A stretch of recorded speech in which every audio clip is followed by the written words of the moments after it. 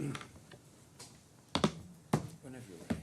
No, please run. The first point I'd make is that we've now found, or Kinderland has found, a soft copy of drawing 301, and we've got hard copies of that for everybody.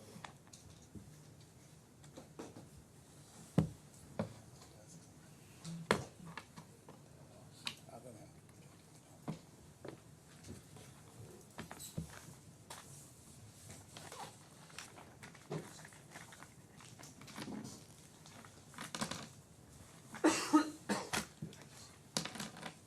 Thank you.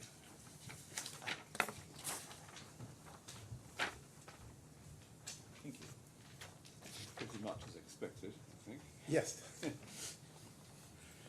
Dr. Affan, in discussion yesterday, before I come on to the AESG report, which I think you've now had an opportunity to read. Yes, I have.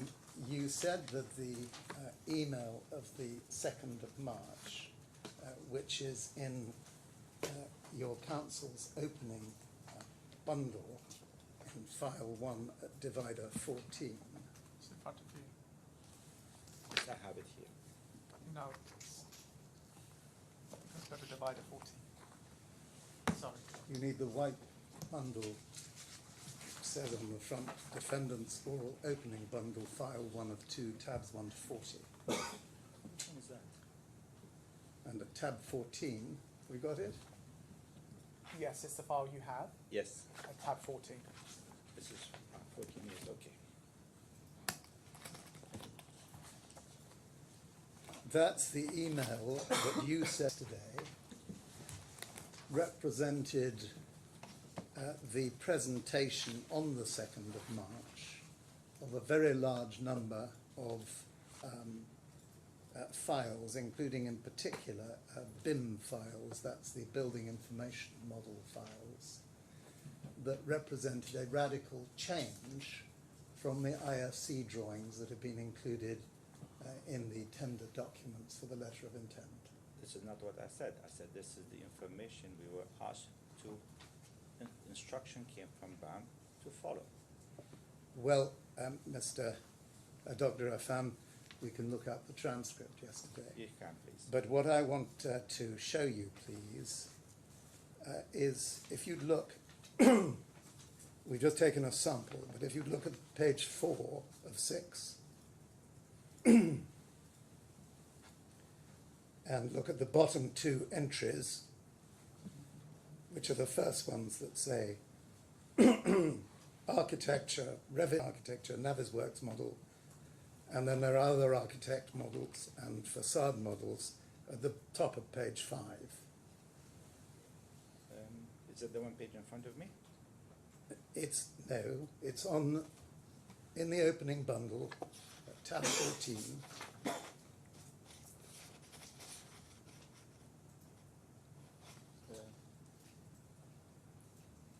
Have you got tab 14? I'm not so sure. Yes, I have tab 14. I'm looking at it, and there are Could you go to page 4 of 6, please? 4 and 6. 4 of 6. 4 of 6, yes. And go to the bottom of the page and go up one to the first one that says in the title, Architecture Revit Models. That's the second from the bottom. Yes. I'd like you now, please, to look at the, oh, this is now on the screen, but I'm going to get another one on the screen, so keep the hard copy open. On the screen, please, I'd like you to have page 1091 in the combined bundle. Which is the, okay, you said on the screen. Okay. That's going to be on the screen. Yes. It is now. If you go to the top of the page, you'll see that the heading of the document. Operator, can we just scroll to the top of the page to see the heading? That's the index of IFC documents. Yes. And that was attached to the letter of intent. It's under index of tender documents at the top, you see. And would you go, please, on that page, 1091, down the left-hand side to 116. And if we can have the bottom half of the page blown up, that's easy to see. Thank you very much. Okay. Do you see that 116 has exactly the same number as the entry on your council's opening note 0121P101 KRC BIM 00010003D? Yes. Go to the next one down in both documents. 117. Not the next page, operator, I'm so sorry, the next line. We stay the same document. Yes. 117 is the same number as the bottom of page 4. That's 0121P101 KLD ARC B 00002 0003D. And just continuing the sample will produce a cross-reference for of all these where they exist. The top 5 of the next one, next page, 5 of 6, are numbers 118 to 122 Yes. in the index of tender drawings. Correct. So it cannot be said that certainly in respect of those drawings, and we'll establish by the cross-referencing schedule that it's all drawings, that these documents in tab 14 of your council's opening note represented any change from the index of tender documents. Repeat that the question again one more time, please. From the samples that I have shown you, Yes. as to these documents anyway, and we will produce a cross-reference so that we can see how far it goes, no change presented by the email of the 2nd of March That's from definitely the not index correct. of tender documents. That is definitely not correct. I definitely tell you why as well. Because the architect on the 21st of February, he said he finished the finalization for 30%. On the 27th of February, he said, I finished 80% of the panelization. So what was he doing? And it was not surprising that on the 2nd of March, he finished 100% of panelization, were given it to us. That was not in those documents. So what is he doing on the 21st of February? What was he doing on the 27th of February? He said it very clearly. Although we were not privy to this Ocunex at the time, but you have it in your statement. Dr. Affan, the difficulty with that suggestion Please. is that these documents were all attached to the letter of intent dated the 2nd of March, and that's the same day as this email. It is absolutely normal, and this is what we get at every single project. I assure you that. I do this business for the last 30 years. That I think everybody in this court understands. It is correct. But your case yesterday was that the 2nd of March email represented a complete change of your instructions. I had received instructions. I did not say it was complete change. I had received instructions which I followed. No more than that. If you don't say change, I did not say do you complete accept change. the characterization of your evidence yesterday as being that it represented a radical change, major change, big change? Whether it's big or small or radical, it was a change. From that, And it was instructed to follow this particular divisions and panelization. And are you going to demonstrate, either in the course of your evidence or by presenting the evidence later today, where the change is from the tender documents provided on the 2nd of March, same day in the letter of intent? I cannot answer unless I have the drawings in front of me, but it changed and we had to follow it. Instructions. If it was in the tender document, we would have followed the tender documents. If it was in our tender submission, we would have followed our tender submission. But it was instructions came from BAM on the 2nd of March based on 3 previous emails whereby the architect said, I am doing my panelization. I finished 30% on the 21st of February. I did 80% on the 20th, and it was quiet close that finished 100%. So the tender document where it says Affan is responsible for the panelization, it is not correct. Dr. Affan, we established yesterday that you accepted the letter of intent by signing and sending back the letter of acceptance. And you said you did that on the same day. That is the 2nd of March. Correct. You're the managing director of your company. I am. You must have read the letter of intent before sending back the letter of acceptance. You might recall the letter of intent is based our tender submission. Would you like to answer the question? Yes, I have read it. And you knew that the documents attached to it, including the register that we see of tender documents on the right-hand side of the page, on the screen now, Yes. that was attached to the letter of intent. The letter of intent included many documents. I could not have read them in one day, and maybe about 100 pages. But you must have checked, oh, well, there's an index of tender documents, and had a look there. Well, Jude, my people would have done that, yes. A very important contract, this. It is very important, but that's why we received the documentation. Did you actually propose that I, Affan here, have been appointed for 5 days, tell the architect how his building should look like? He'd been working on it for 3 years. Dr. Affan, I'm asking you a very simple question. I do understand the question, and I'm trying to answer your question as well. You knew that by signing and sending back the letter of intent, you were accepting that the drawings that underlay it and the models that underlay it were those that were listed in the index of tender documents. I have fully accept that.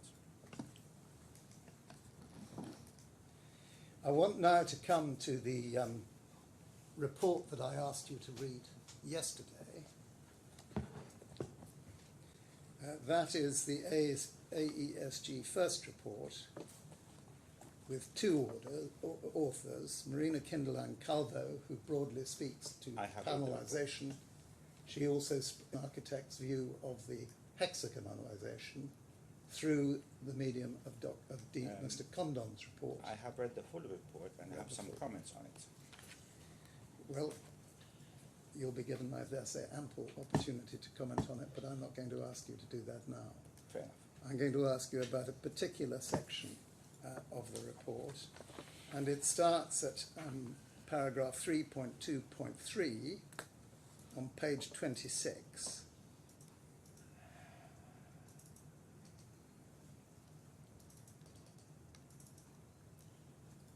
Can I be guided to that report? Yes, it's in folder 9 of the electronic bundle. I'm sorry, I should have mentioned that.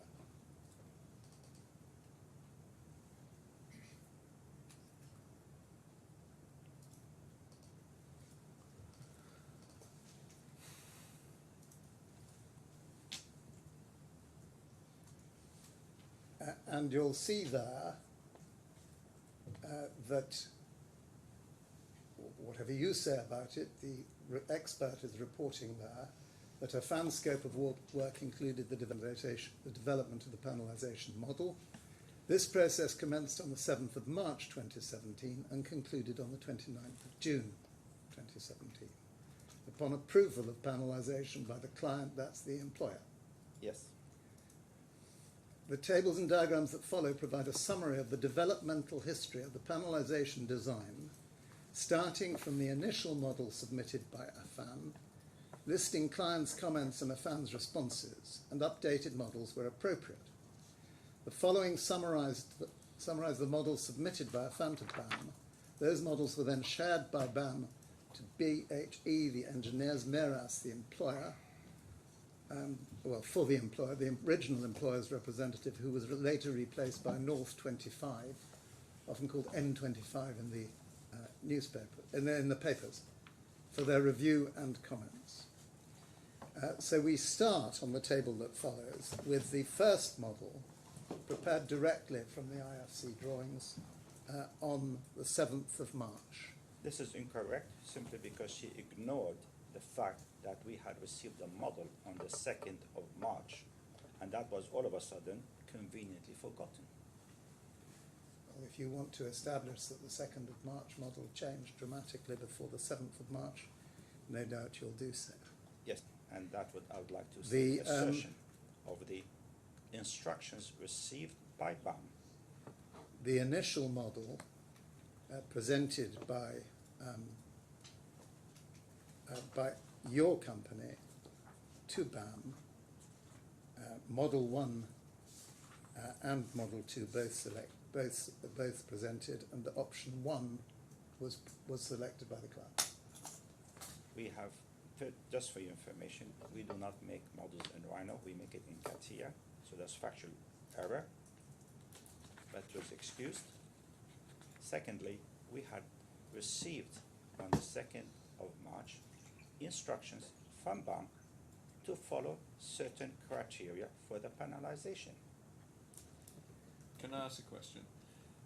Did you have a CATIA model by the 7th of March then of 2017? I did. I started working on it on the 2nd of March, and the initial CATIA model was issued here. Just for your information, CATIA model for this building, it took 14 months to complete. We had some evidence about that yesterday. Yes. You've made it clear that the representation in the tender proposals that there was a CATIA model that you had made. I did not say To that. I impress said very the mistake. Your evidence is now on the record. I have said it very clearly. I remember what I said. We had evidence from you and from Mr. Moranti about how long it took. Your evidence now is that you made a CATIA model sufficiently to produce the first models between the 2nd of March and the 7th of March. Relative to the panelization. And that had to be based on the IFC drawings. No, it was based on the instructions we received from BAM on the 2nd of March. And yesterday you gave evidence that those were the instructions included in that 2nd of March email. Correct. In Very clear. folder 14 in division 4, tab 14. Correct. If it turns out that those were all included in the IFC drawings, not just the sample I put to you, but all of them, that's the end of that point, isn't it? Well, sorry, that's a legal submission. I'm not sure. No, it isn't. Do you want to sort of rephrase it, perhaps in terms of how can I put it? Not in terms of argument, but in terms of the what is likely, not likely. I'll put it a different way in any event. Dr. Affan, Yes. I showed you a short while ago that for the sample that we'd analysed, of a number of the drawings or the attachments to the email of the 2nd of March, the same day as the letter of intent, there was a match between the attachments to that email and the IFC drawings listed in the tender. Your response to that looked through all the IFC drawings, but I did realise that those were the binding documents attached to the tender and that I accepted the tender, subject to those models. I did say as well that if you look at the correct letter of intent based on Affan's tender submittal. What I am now asking you is whether you agree that if there is a complete match that shows that you had all the documents and computer attachments to the 2nd of March email, that you then have them all in the tender design drawings, tender design documents, in the list attached to the letter of intent. I don't have the figure, the document with me. I'm not asking you to correlate them now. I'm putting it on the hypothesis. If there is that match, then you'd seen all those attachments. Yes, and maybe did not agree with them. And that's why I made my submittal. And I have seen also the letter which you said yesterday, the sketches, where it shows very small panels. And the only question that I am putting to you now Yes. is whether the 7th of March CATIA model, made up at great speed, was made up from those attachments. I assure you it was not. So what was it made, what From the was the basis? instructions of the, Sorry, let me finish the question just so it's on the record. What was the basis at your model then that you prepared? the basis of it was the instructions received from BAM to point out this exact model to follow.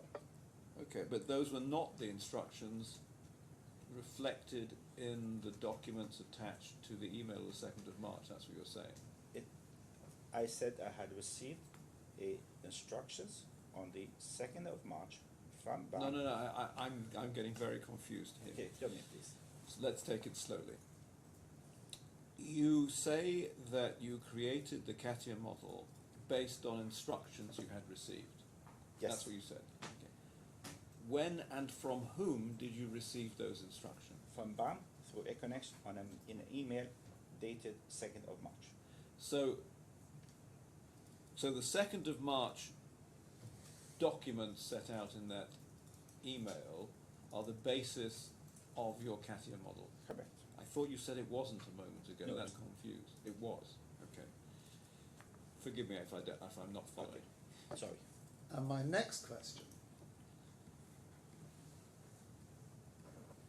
bearing in mind that I've showed you a match for some of the documents with the tender documents, those we've had time to correlate this morning. If there is a complete match, it shows that your first model, the Affan Transmit 506 model, presented on the 7th of March, was based on the tender documents. I assure you it was not. I said to you it was based on that document. I said it to you 100 times. If they're the same thing, that's the end. That answers my question, doesn't it? You asked me the question and I answered the question. What was it? So, Well, I think you're there, but you're drawing a distinction. so let me forget. I'm so No, sorry you- to interrupt. But just so I'm Ronald needs I'm to clear in follow my the own mind. argument, of course. Yes. So, building from where we were a moment ago, Yes. your model was based upon the documents that we see attached to the 2nd of March Correct. email. Your Honour, if it helps, that attachment is also in tab 15 of the bundle. Thank you So very that might much. clarify. But witness hasn't. Yes, thank you. So, what I think is being put to you is that if the documents attached to the 2nd of March email are the same documents as were referenced in the letter of intent, then your model was based upon the documents referenced in the letter of intent. That must follow as a matter of logic, mustn't it? It is logical what you're saying. What is illogical to me is the two emails that were sent in Econex the 21st of February and the 7th of February.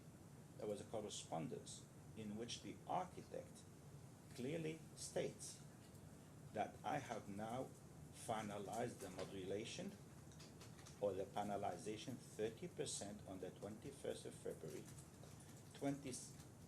80% on the 20th. So if he was doing that work here, how come they showed up 6 months earlier? If it was, what was he doing? Was he doing something different?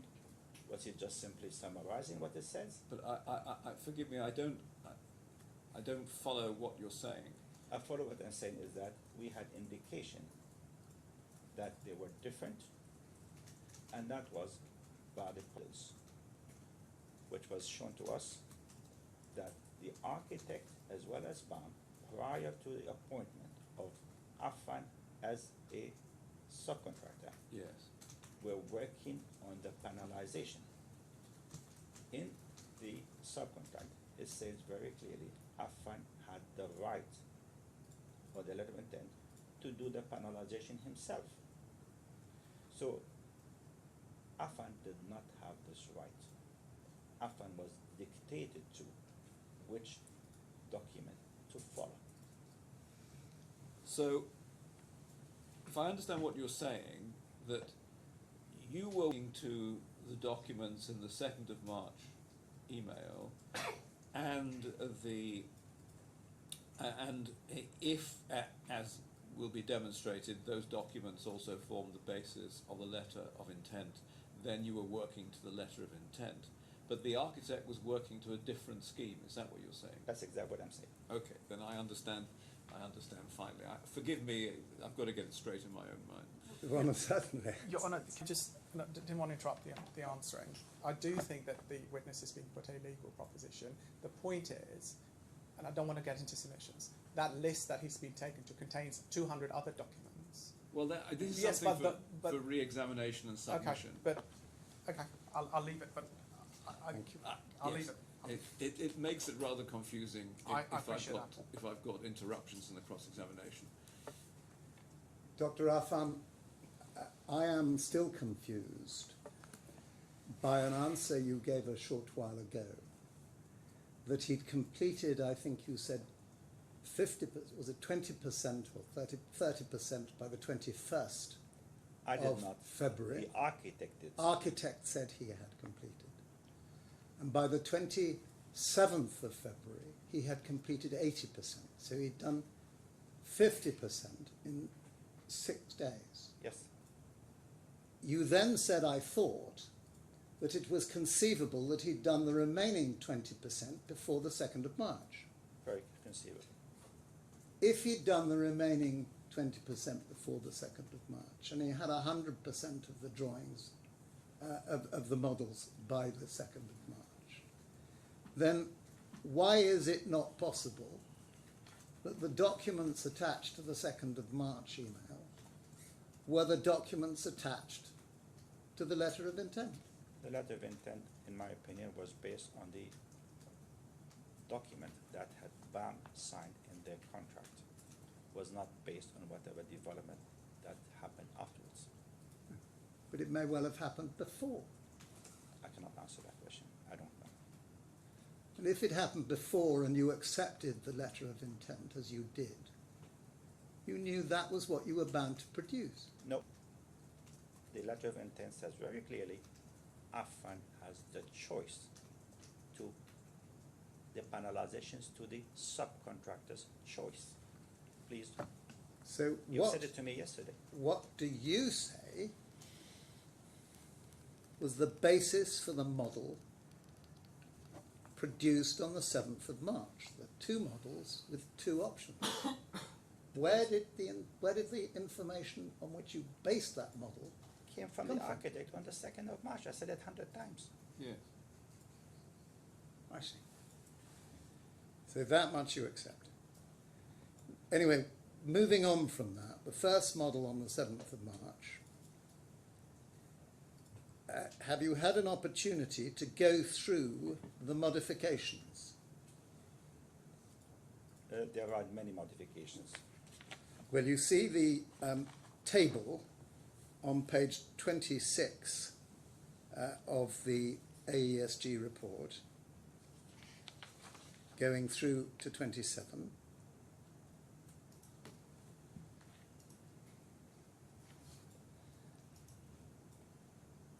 It will be And very demonstrating development of the model from the 7th of March all through the modifications and changes until the final approved model, which was on the 29th of June.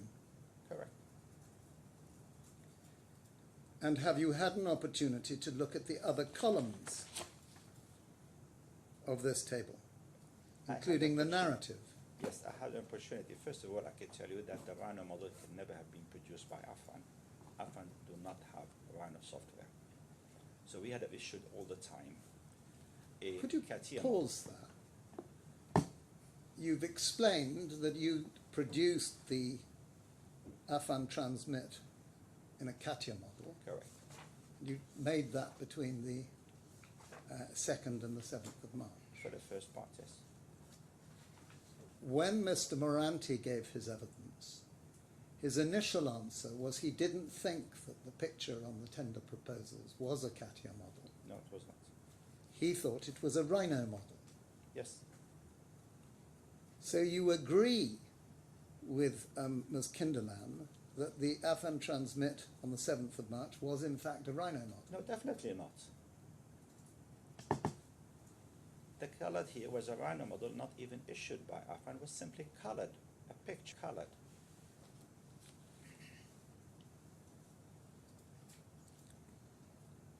Was not a model produced. So the It was simply Any- a picture taken and any colored. match, One at a time, otherwise the transcript won't be able to record it. Repeat that. any similarity between the picture in the tender proposals and the model produced on the 7th of March is purely coincidence. Well, the picture on the received when our tender proposal was taken a copy from some information we had received from the architect. He normally produces all his models on the Rhino. And we colored it. There's no more than that. We did not produce it, I assure you that.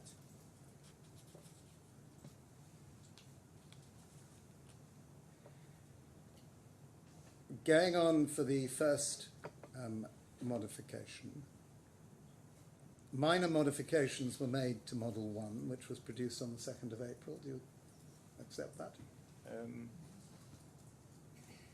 There will be modifications, modification, whether it's minor or major, it is to the opinion of the experts. Well, you've had an opportunity as a highly qualified engineer to look at this report Well, overnight. I'm sorry, these documents in the table are not attached to the body of the report. You want to take it? Mr. Hussain, please. Can I ask a question? Yes. What's the difference between an IGS model and a Rhino model? IGS model is a way of transmitting to translate a Rhino into CATIA. We could read a Rhino model in our CATIA, but the others cannot read CATIA unless they have the CATIA software. CATIA software, very extensive software. Most architects do not even have it. So we have to issue the drawing in a different format. We issue all the time a CATIA model with our standard format, and they will translate it into different information. So They're you able to accept... read it. I'm sorry, I spoke across you, forgive me. So the second entry there, Affan transmit 000029, IGS model, that's a model that you can generate from somebody else's Rhino, is that No, right? the IGS is generated from the CATIA for the others to understand what's written on the CATIA model. Okay, so you are, so that was the second entry was a model that emanated from you. The later entries. No. I just want to understand. Which one is that? We're looking at 29, which is what. If you're looking at on the schedule that you've got. I have the first one, the 24th of April. Yes. So we've got the 2nd of April. It's not on the screen, Your Honor. It's not on the screen. Can you scroll up, please? There. Yes, thank you very much. Scroll up. That's it. Okay, now I understand that Lord Marx is asking you about that second model. Yes, that would have been generated by Affan. I'm sorry, say it again. That would have been generated by Affan. Generated by you. Okay, good. So how do you generate that model? We always work in CATIA Yes. with the extensive software, and if somebody wanted to see what we have, architect, somebody else, we copy this model into an IGS, which is they are able to read it, look at it, but they cannot able to change it. Can I go to a stage back, because it's the one above it, the first one, Transmit 6. It says Rhino models. Those are not you've said that's not generated by you because you don't use Rhino. No. So the second one is a minor modification made. It says minor modifications made to Model 1. So is the second entry here a modification of those Rhino models or a modification of something else? There would be modification of the CATIA model. Okay. And what is the relationship between the CATIA model and the Rhino model? The Rhino is issued by the architect Yes. to Affan to follow, and then we generate our CATIA model from this particular division that were given to us as instructions by the architect. So the IGS model is a model generated by you using CATIA software, and it shows modifications to the original Rhino models produced by the architect. On the 7th of March, actually, we had produced a CATIA model. Yes. I don't understand why they said Rhino. Maybe it's a misunderstanding. So I just want to know whether there's one work stream or two work streams. Whether there's one work stream coming from the architect in the form of Rhino models, and a second work stream which may or may not be saying, well, I'll have to hear from the experts, from you using CATIA software. It can happen. I'm not saying that it cannot happen, but it is very unlikely after the first initial one that the architect will continue working. Now he has somebody to work for him. Why should he go ahead and make his own work when it is a subcontractor? Understand all that, but I just wanted to know whether there are two models which are the same or two models which are different. Could well be. I cannot answer that question. Okay, well, we may have to investigate that with the experts. Thank you. I'm sorry to have interrupted your cross-examination. Not in the least.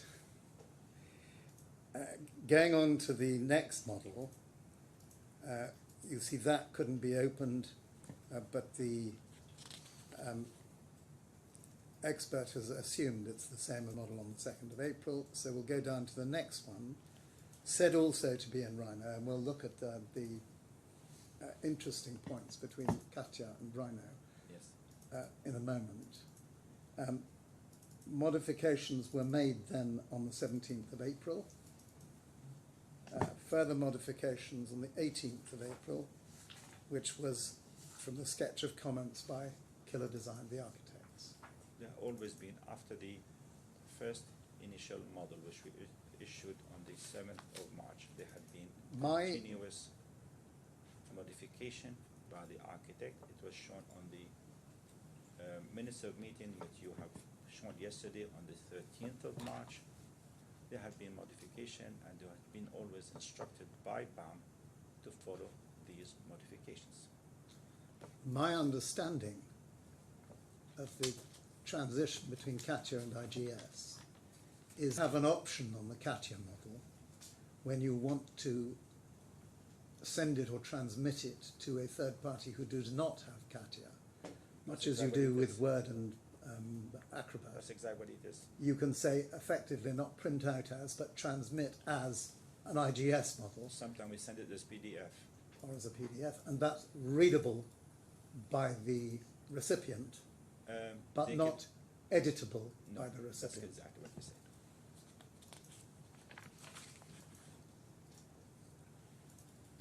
But if the recipient has Rhino, the recipient can translate it into Rhino and then work on it. Yes, they can.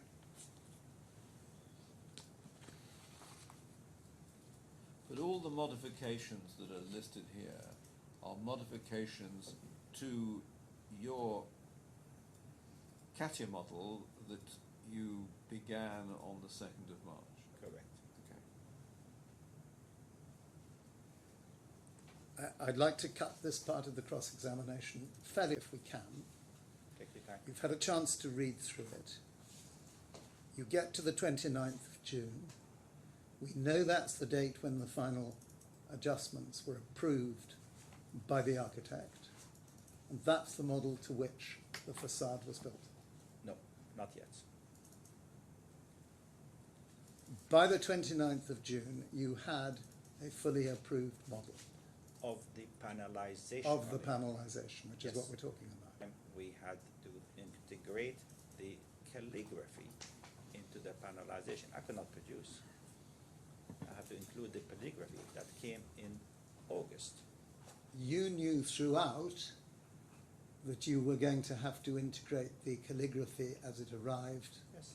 with the sayings of But the it ruler was the of changes Dubai. in the calligraphy that was made by the architect and the person who did it. It was, I think, issued to us sometimes in August 2017. But that of itself made no unexpected difference to the final model. No. And have you had an opportunity to look through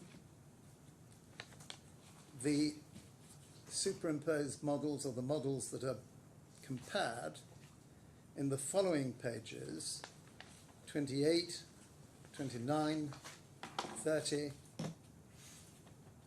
30 including the comments regarding Model 5 from the sketches made on the basis of Mr. Killer's comments,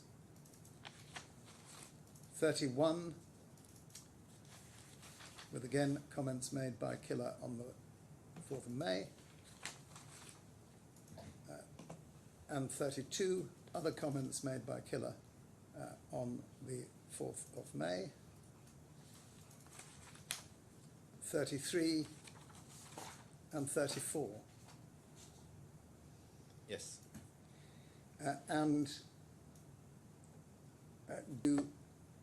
Have you had an opportunity to read the paragraph on the middle of 34? Following the review, I conducted an in-depth analysis comparing the initial model, that's the 7th of March model, produced by Affan with the finally approved model, to ascertain the precise effects of modifications on panel dimensions and the overall model. This analysis was performed using Rhino modeling software. In line with what you said about it being very expensive in architects and even not often had. AESG doesn't have CATIA software. No. So they looked at everything on Rhino. I would expect that. Focusing on changes in horizontal and vertical dimensions to determine alterations in panel width and height and their cumulative impact on the design, refer below for summarized tables and accompanying graphics. And then she's done analysis 1 and analysis 2. Analysis 1 involved a comparison between the initial and final models, that's 7th of March and 29th of June, regarding the length of the vertical elements. The results of the analysis are based on the model's line data, making it somewhat approximate, as it does not allow for a comprehensive panel-by-panel assessment. Nonetheless, it provides an overview of the change's impact. According to this analysis, aimed solely at determining the effects of the modifications, approximately 10% only of the facade panels were enlarged from the initial model to the final one. If we then go and look at the table below, before I ask my question completely, you'll see that the line length of the panels, those panels that were less than 9, some were affected, 71 panels, but that was by way of reduction. 9 to 14 metres, some were affected, some 6%. 57 increased in length. 14 to 16 metres, and the percentages on the left show the percentages of the numbers of panels. So in other words, 50% of the panels were less than 9, 43% 9 to 14, and then the bigger ones, just 6%, were 14 to 16, 1% 16 to 18. That is your opinion and your report. Yes, I'm asking you a question which will follow in a moment. Then the approved model is set out the number of panels. Panels affected is set out. So 14 to 16, 21 panels went down in length, 16 to 18, 19 panels up in length, and 18 to 22 metres, 2% went up in length, that was 17 panels. That follows that analysis. Have you any reason to doubt that analysis? Very much. Well, would you tell His Honour what it is and why you doubt it? She compared it to a model that was instructed us to do, did not compare it to the tender return, which was we are based our price on. That's one issue, and that was dealt with our technical experts. I want you to be very careful about this answer. I have said it very clearly. Your- Our tender return was 9 meter by 2.2. Your tender return, you mean your initial tender proposal? Not initial, the final one in which the letter of intent was based. Did you base your analysis at all on the documents attached to the letter of intent? I cannot answer that offhand. My technical expert had checked it together with your technical expert, and he was of a different opinion.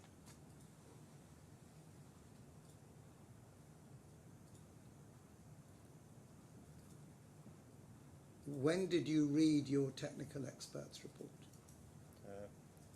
Last week, Did you read the joint statement? I did. How did the joint statement make any sense to you without reading Ms. Kinderland's report?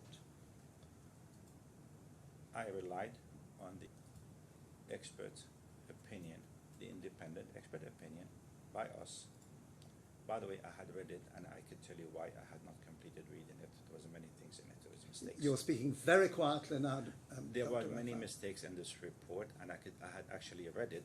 It was pointed out to me. I just found out, and I found out where the mistakes were, and I could point them out to you later. But nevertheless, for the purpose of this question, my technical experts sat down and made the analysis together with your technical experts, and they have different opinions. I'm at the moment investigating your evidence report and when you first read it. I read this report, and I tell you, there were many factual mistakes in it. That answer is in two parts. Yes. The first part is I read this report. I have read it. When did you first read it? I read it at the time when it was issued, and I read it this morning. So you read it in May. Yes. And then did you not read it following the experts' joint report? I left it to my technical experts to deal with it. But you did read the joint report. Yes. Did you read the second reports, both from Ms. Kinderland and from Mr. Smith? I did. When Maybe they I were have read issued, it. I I think September. would not tell you exactly what paragraph, but my technical expert was independent. He made the assessment, and I have to accept whatever assessment he made. So why did you give the court the evidence last night that you had not read the AESG report. I did not think I had read it, but when I read it this morning, I realized there was some comments, and I actually had my comments from that date. It was not an evidence. I said, I don't believe I have read it. You gave me the permission. I read it again, and I've noticed that I actually had read it. When you say you had the comments on it, had you written those comments on a copy of it? Not on the report, in my diary. In your diary? Yes. So the comments were in your diary? Yes. You can see them.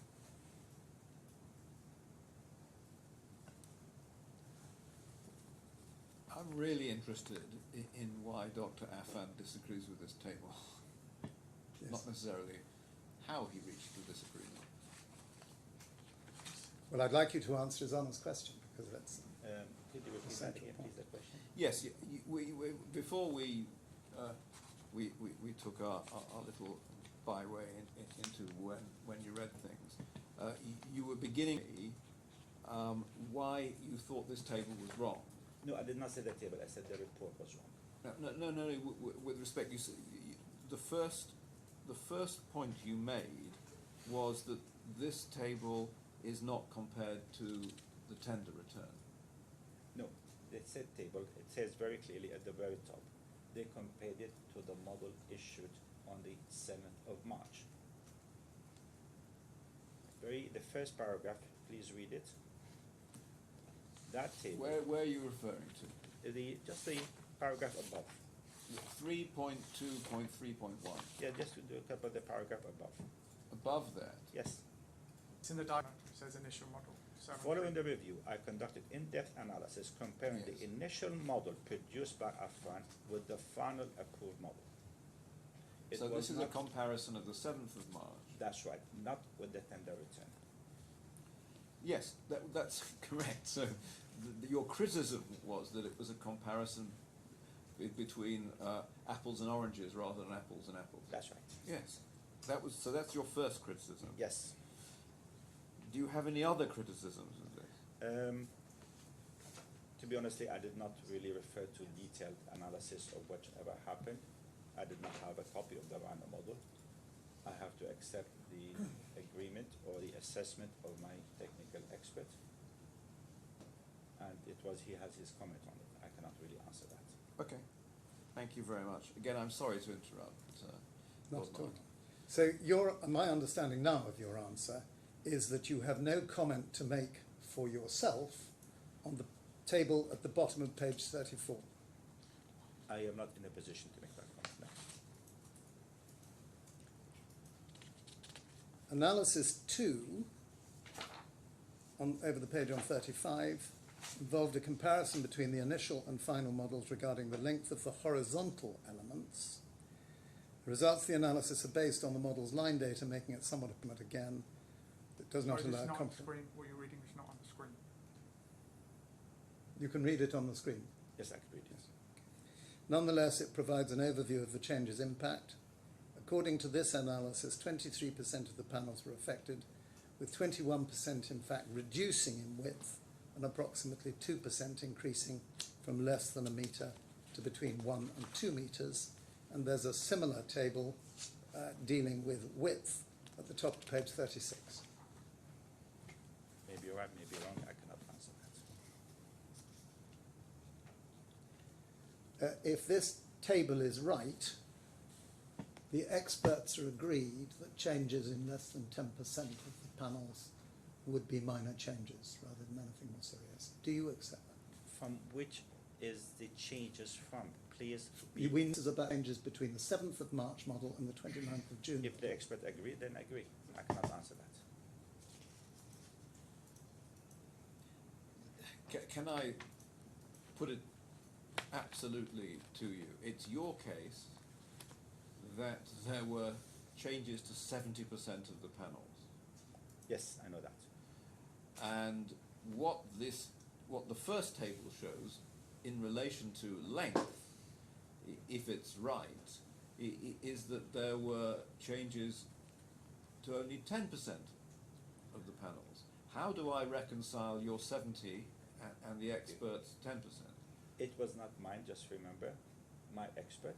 It would be very helpful to address it to the expert directly. The expert was independent. So you'd prefer to leave, I left that question to the expert. I wanted to give you an opportunity, particularly as an I left engineer. that question to the expert. It may be better to answer it. Your Honour, can I assist without help? Just to assist you, the 70% is based on if you take as the comparison the 9 by 2.2. The 10% is based on if you take as the comparison the 7th of March. It's just where you start from that leads to the difference. Yeah, I understand all of that, thank you. But I just wanted whether the witness, who is, as I said, a highly qualified and experienced engineer, if he has a comment on it, I want to hear his evidence on it. But you would prefer that I ask that question? I prefer that my expert answers that question. So be it, thank you. I want now to move on. On the 8th of January 1918, so a long time after the events we've just been discussing. Yes. 2018. Yeah. Sorry. If you give me the date, the year as well, would be very helpful. Did I say 1918? Yes. Very yes, sorry. yes. The 8th of January 2018, the subcontract was executed. That is at page 1422 in the combined bundle. Yes. Okay. And you knew, it's being put up on the screen, from the letter of intent that that was to supersede the letter of intent. Yes. And you knew, therefore, that you were now bound to produce the panels shown in the subcontract documents for 125 million AED. It would have been very difficult to do so simply because of the changes were instructed by BAM prior to signing the contract. So why did you not throw your hands in the air and say, this is not a contract I can sign because the design has changed radically? We did actually say that verbally, and BAM knew it. But you did sign the contract. We were coerced into signing it with the expectation that there would be changes introduced by BAM. Could you please explain how it is that you say you were coerced into signing the subcontract? They had to sign it. There was nobody else could do the project except Affan. It was a prestigious project in Dubai. We have already established so many variations, BAM words, sign it, and we will give you the here. It was a mistake by me, by anybody's standard. So your case is that Affan was the only person who could produce this facade, We knew and that. so BAM had to sign it. No, really. They did not have to sign it, but they had selected Affan, knowing very clearly there was only 3 contractors in the whole Middle East that have actually produced this facade. One of them declined to make an offer at all. It was too small for them. The other one was called Arabian Profile and Affan. You could see it from the returns of the tenders, which I had privilege to see. So there was not really much choice. See, Dr. Affan, this is something that has been troubling me. Again, I do apologise, but this is something that's been troubling me. Go ahead. What you just said resonates with my understanding of the evidence, that in fact you had quite a bit of commercial leverage. And indeed it's BAM's evidence that you had commercial leverage because they'd already gone down route with you this far. Now, against that background, as I understand your case, you had realised that the contract sum was too low, it couldn't be done. After they made the changes. Yes, but by March of 2018, we have 2 facts, as far as I'm concerned, unless I'm persuaded otherwise. One, that you did have leverage because you were the only people who could do it, and they'd gone down the route with you. And secondly, you had realised that after all of these variations, the contract price or subcontract price was unrealistic. You then signed this contract. Just a minute, please. I did not know the price at that date. They were still making changes even after we signed the contract. But as before January 2018, you did you not have a growing realization that 125 million dirhams would not cut it? I did not use my leverage as That's monopolist. not the question I'm No, asking. really, to be honestly, we did not even calculate it at that stage. So you didn't know No. by No. 2018 No, we did that the contract price was too low. Is that your evidence? That's correct. Okay. You gave evidence a moment ago, as I heard it, that you were coerced into signing Yes. the subcontract. Because there was many changes, not price-wise, but there were changes, and they were essentially said, you have to sign it now, we have to move on.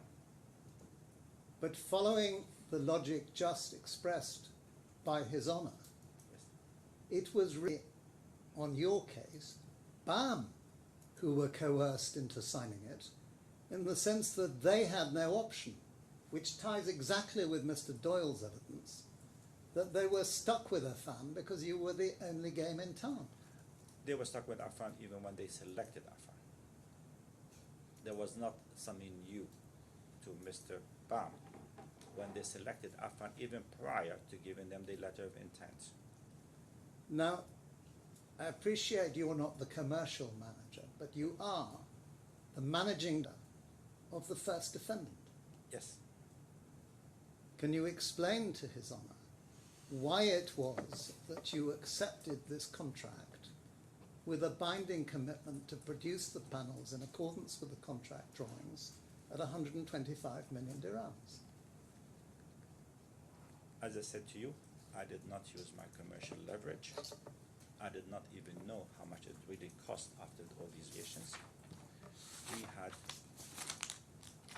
a good feeling that BAM were acting on our behalf to get the variations. And it was nothing special about it. We had done that in many occasions. People were honest with us, said yes, it did change, and this is the evidence, and we were happy to give you the variations. So is this the evidence? You accepted the contract, I did accept the contract. with all its clauses and stipulations, I did accept that. on the basis of all its documents, Obviously, yes. and you took any risk that the price may turn out to be wrong if it did. And we will get a variation.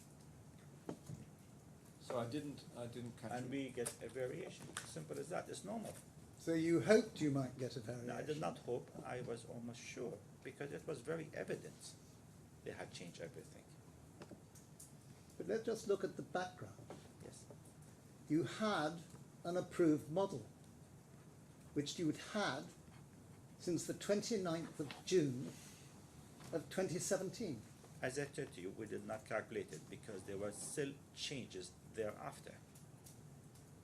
And when you sat down on the 8th of January 2018 to sign this document, you knew the up-to-date position with the model, the proposals, the work that was to be done for the contract price. I knew that. But I did not know that how much extra is going to cost. And the hexagonalization were not introduced even at that point. I appreciate that what I am saying relates, what I'm putting to you relates to the pre-hexagonalization position, Yes. but it's the panelization position. Yes, it was.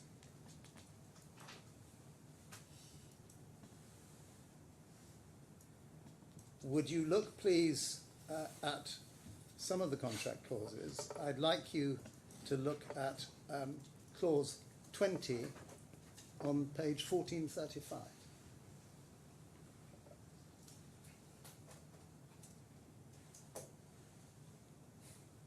This deals with variations. You say you hoped you might get some variation. I did not say I hope. I was sure I was getting it in bound. I think you said actually. almost sure. Yes. And there is a procedure for variations. The subcontractor shall make such variations of the subcontract works, whether by way of addition, modification, or omission as may be, to get ordered by the engineer or the employer, and look at little b, auditing by a contractor's instruction. Which is exactly what we got. After the 8th of January 2018, is there any single document that you rely upon, apart from the agreed ones in relation to the LEDs and the omission of the GFRP reveals and the omission of the sandblasted etching, that you rely on as a variation instruction? Yeah, the panelization was every day we were receiving instructions by the contractor to vary the panelization. We've heard an awful lot of evidence about the period leading up to the letter of intent. Yes, to the This letter of intent. document that we're looking at now is dated the 8th of January of 2018. Yes. Nearly said 1918 again, but it's 2018, isn't it? There's no document on which you rely in relation to a variation relating to panelization post this date. I was not to be aware of it. It was had been dealt with by my commercial manager. And your commercial manager has not been called to give evidence. She's left the company. And there is no document in her name or anybody else's name dealing with a variation instruction.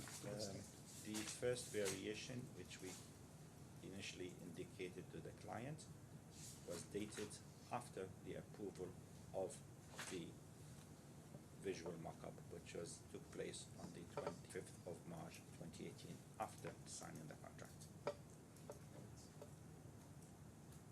You say that was a variation instruction. No, I said to you, the first time we informed the client of our request for variations. And you didn't get any variation instruction from BAM. Prior to that we did, and prior to that, after that we did.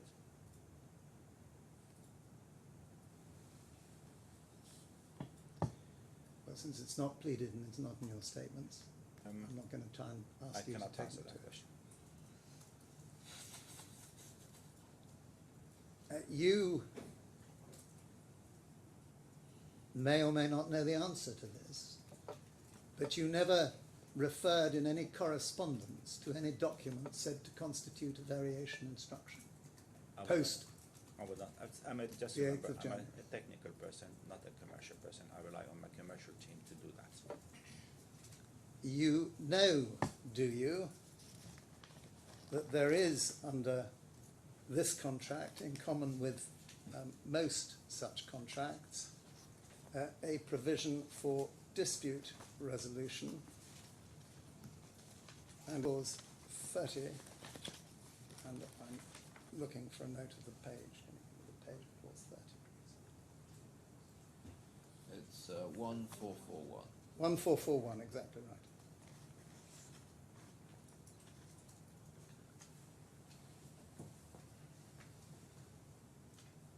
Can you go down towards the bottom of the page?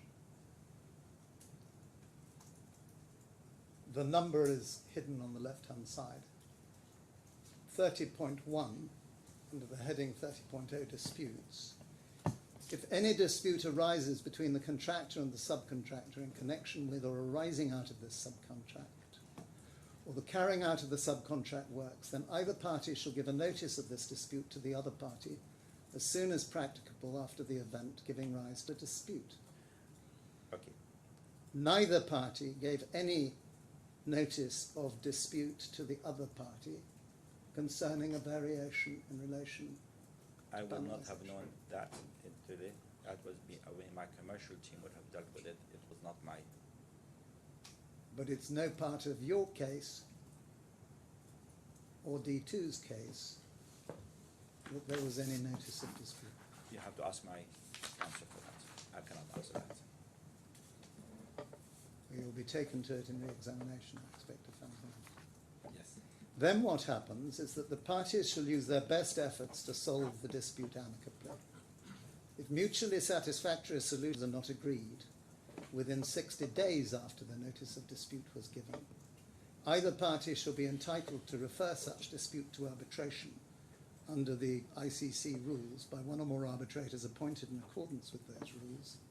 The award of the arbitrators shall be final and binding on the parties, and then there's a certain amount about the proceedings. There was no attempt to solve the dispute amicably, was there? That was the purpose of the addendum, to show BAM that we were not asking them for too much money. This is what actually the costs were.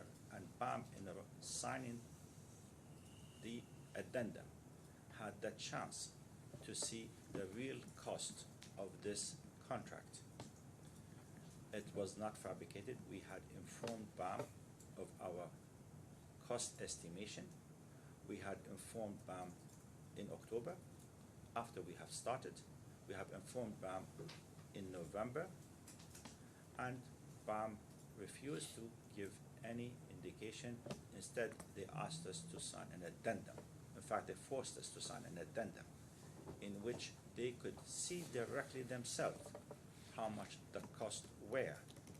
And it did cost them just as much as it did cost us. Well, we're coming to the addendum in due course and the Yes, effect but of the you are addendum. asking me a question.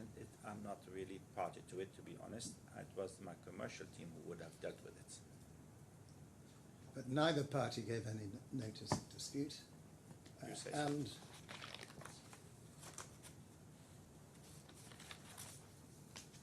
the differences between you, because BAM wanted this contract to continue, didn't they? So did we. And that's why there were discussions that led to the addendum.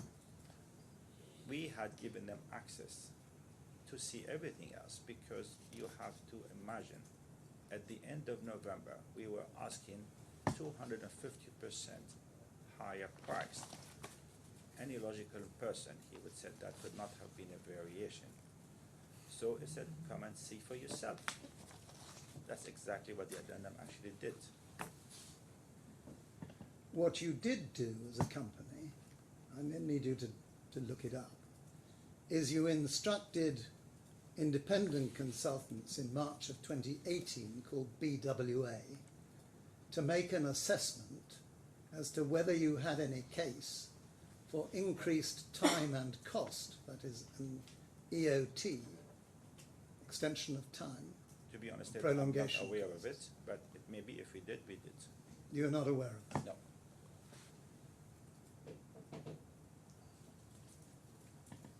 Well, I'm told that the transcript has frozen and is going slowly. Don't know whether Your Honour would like to wait for Terence to sort that out. We have noted that, so we are fixing it in a few seconds. Okay, I'll continue then. I'll simply go slowly. You have no knowledge of the instruction of BWA as independent consultants, No, as I don't. BWA of Middle East. The commercial team would have done that by themselves.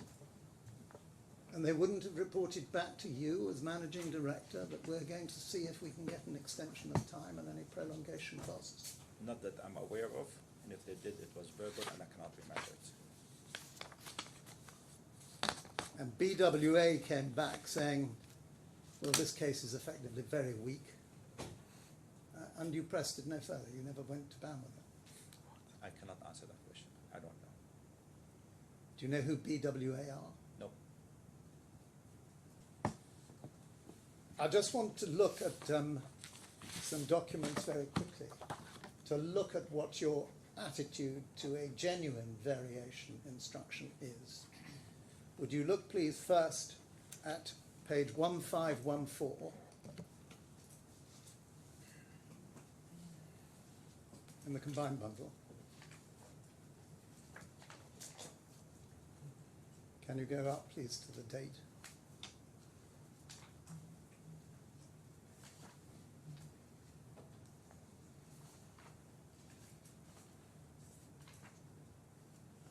So that's the 28th of March. I think we need to go to the 27th of March as well. But go down and we'll see which one this is. The 27th of March from Mr. Kuman first, which is the one we're looking at now. That's it.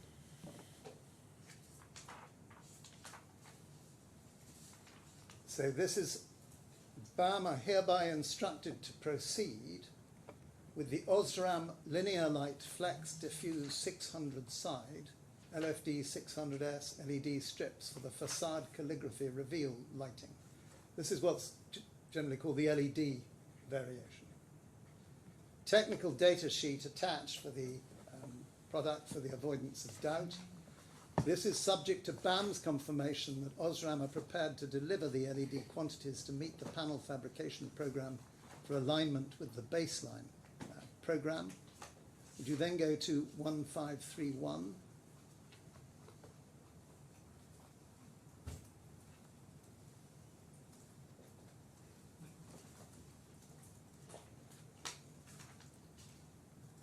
That's the same document. 1532, please.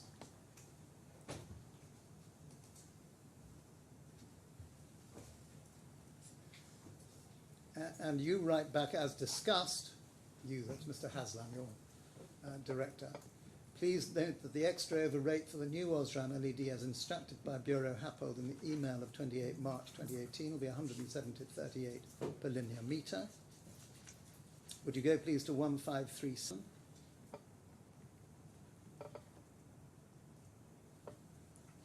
Fourth of April. Dear Magid, further to your email notification reference number, we notice of today BAM have not formally instructed the above change.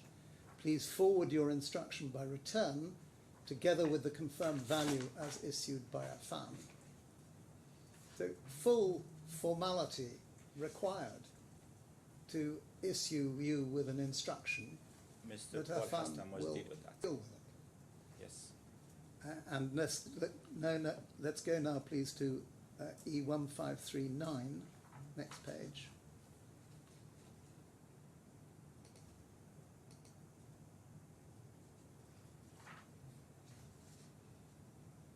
Sorry, can you go to the top, towards the top of the page first?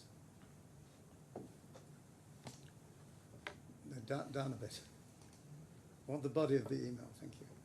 Dear Paul, that's to Mr. Haslam, Thursday the 5th of April. Affan were formally instructed under the letter issued on the 28th of March, which we've looked at. Affan should proceed with this instruction in accordance with clause 3.2 of your subcontract. Costs will be determined, next line please, in accordance with clause 21 of the subcontract agreement, which is the clause dealing with valuation of variations. So your company certainly knows what a real variation instruction looks like and what's required. We knew it beforehand. I don't understand what the point of this one. So could you keep your voice up, please? I do not know what are you trying to say, but if you say that this we know, you know. What I'm saying is that when there is a genuine variation instruction and a genuine variation, your company is extremely careful to be clear that they have a full instruction in writing in accordance with the contract. Yes, we do know that. And that the valuation mechanism is agreed. Yes.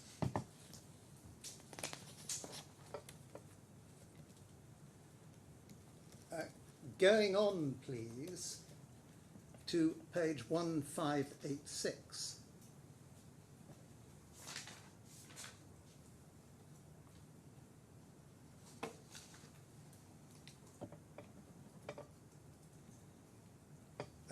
Can you get on the page a little?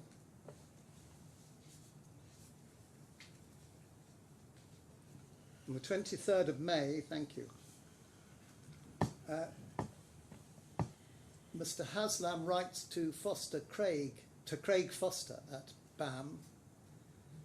This is the list as we see it today, in no particular order, and this is a list of variations because it's headed Subject MOTF Variation List. Yes. And under additions, by this stage, he's added in the hexagon pattern to the stainless steel, and we'll come to that in a little while. Then LED type, LED cables, LED spares requested by North 25, glass restraint clips, museum shape, that was very small clips that were used to restrain the glass that were going to have a logo on, is that right? It was small clips, yes. Visible brackets not clad as per the drawings, viewing platform, add and omit, ad hoc fire test roof, ad hoc facade test, BMU still under design. Omission was the sandblasting to the glass and the reveals. That's the GFRP reveals. We'll start working up the details for the first meeting. Let's plan for one morning next week. What is important there is that as at this date on the 23rd of May, there was no suggestion whatever that panelization gave rise to any variation of your subcontract. By that day, we had not actually work in cutting. We had not produced a single panel. When we started production, we informed BAM immediately that of the extra cost coming from panelization. So you cannot say, did not say that this is the only variation we're going to apply for. It said very clearly, these variations which we could see today. There were other Look at variations variation that say one, that did not please. exist. Look at variation 1, please. Yes.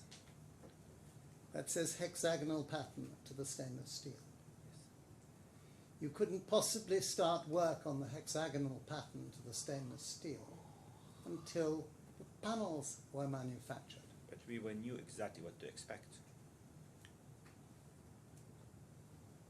And so Mr. Haslam set out that as a variation. It is. But he didn't set out anything in respect of panelization. By that time, he did not know. In relation to the omissions, you knew the value of the omissions Yes, because because they it was were written in the letter omissions. of intent. In relation to these other variations, you did not know the exact costs, and No. indeed Mr. Hasman isn't purporting to set out the exact costs. Maybe not. So there was a flux of variation. We're just estimating. And there was I'm sorry, had you finished your answer? Yes, I have. There was, as we have seen, a perfectly operable process within the contract, subcontract, to value variations. So is the only answer you can give in relation to the lack of a panelization variation notice in this letter, or mention in this letter, that you didn't know the cost? Correct.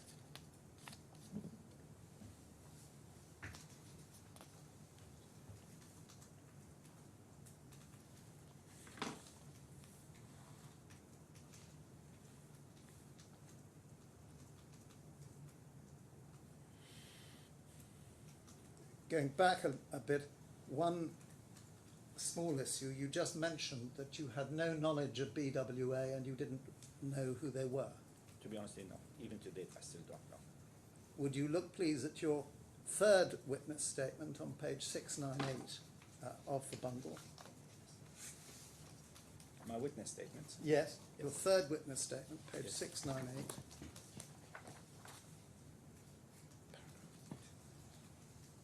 Paragraph 2.4.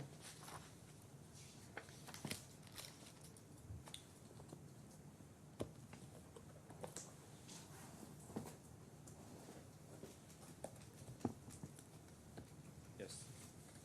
Got that?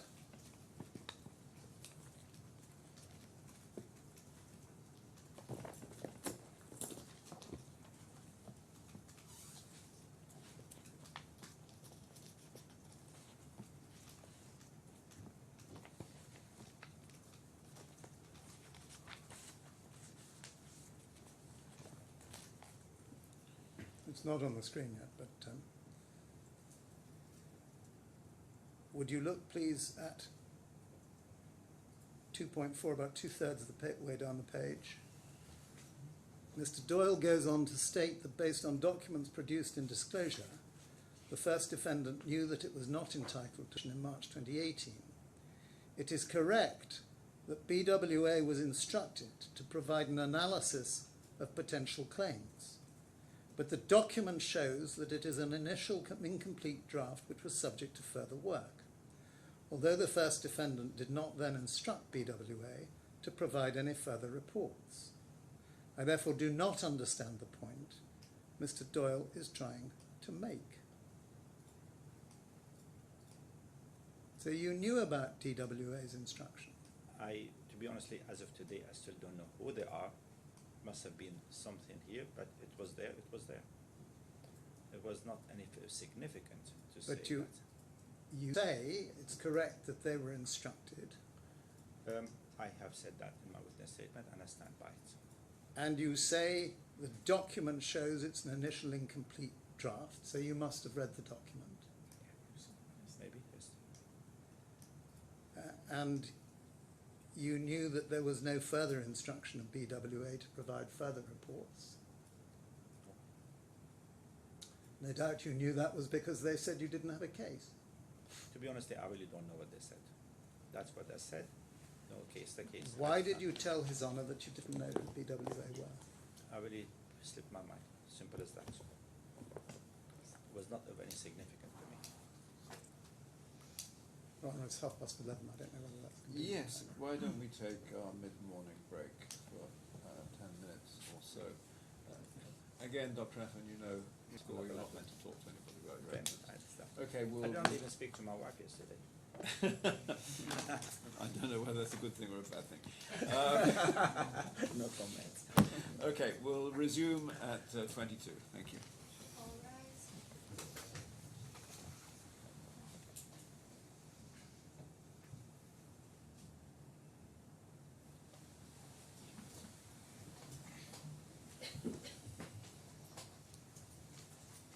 Dr. Affan, I want now to move on to the question of hexagons. Would you look, please, at page 1598 in the combined bundle? It's written in front of me. 1598. And I'm the not seeing page, it. please. It's not. Okay. That is a letter sent by Graham to That's yes. Affan. Okay. Okay, and if you turn to 1599, you'll see an email from Mr. Sullivan to BHH.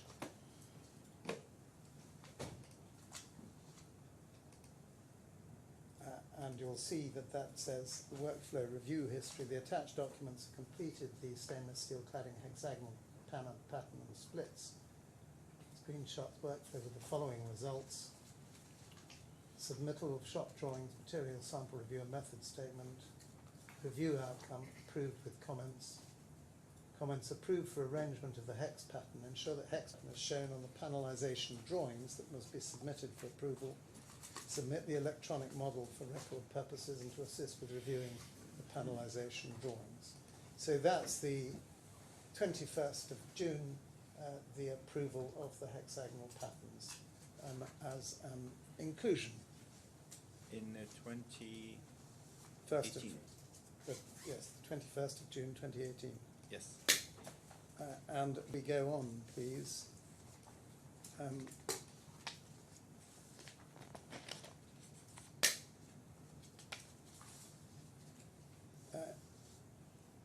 I'd like you to go to the 23rd of, well, go to 1577, which goes back slightly.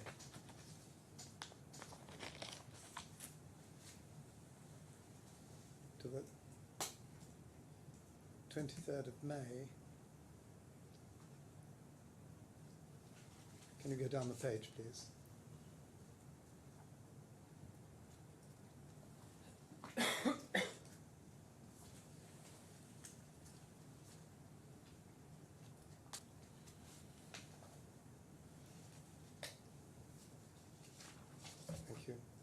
please find attached the panel drawings presented to us at the meeting pre-approved for the hex pattern.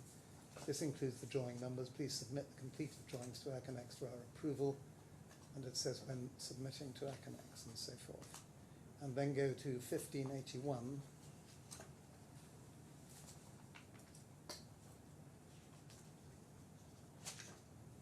It makes sense to, I don't think they're the main number.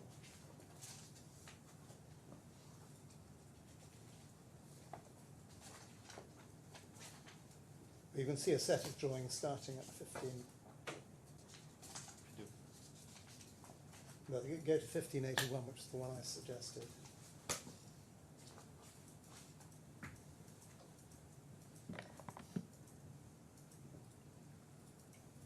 You see that is a drawing of the hexagonal patterns imposed on the panels. And you see at the top of each hexagon, the tops are flat. Repeat that again.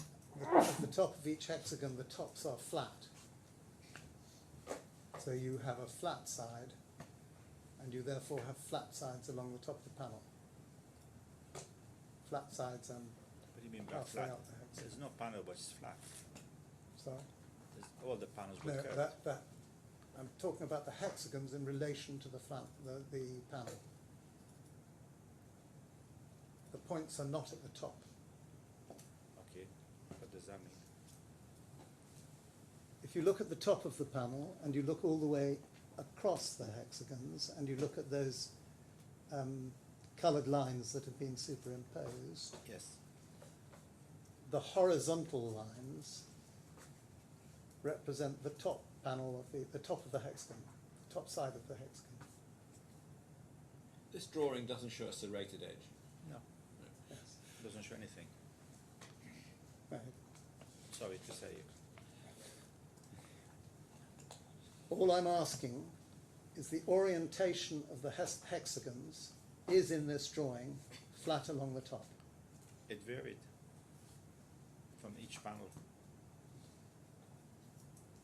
You know that's in dispute. Well, no, you don't know that that's in dispute. You know that is not the accepted position. The accepted position is that there were pointed edges at the top, which was changed in consultation with the architect to flat faces at the top. That was the Fernando's work, not my work. Fernando's work, not your work, so you can't comment on No. that. Okay.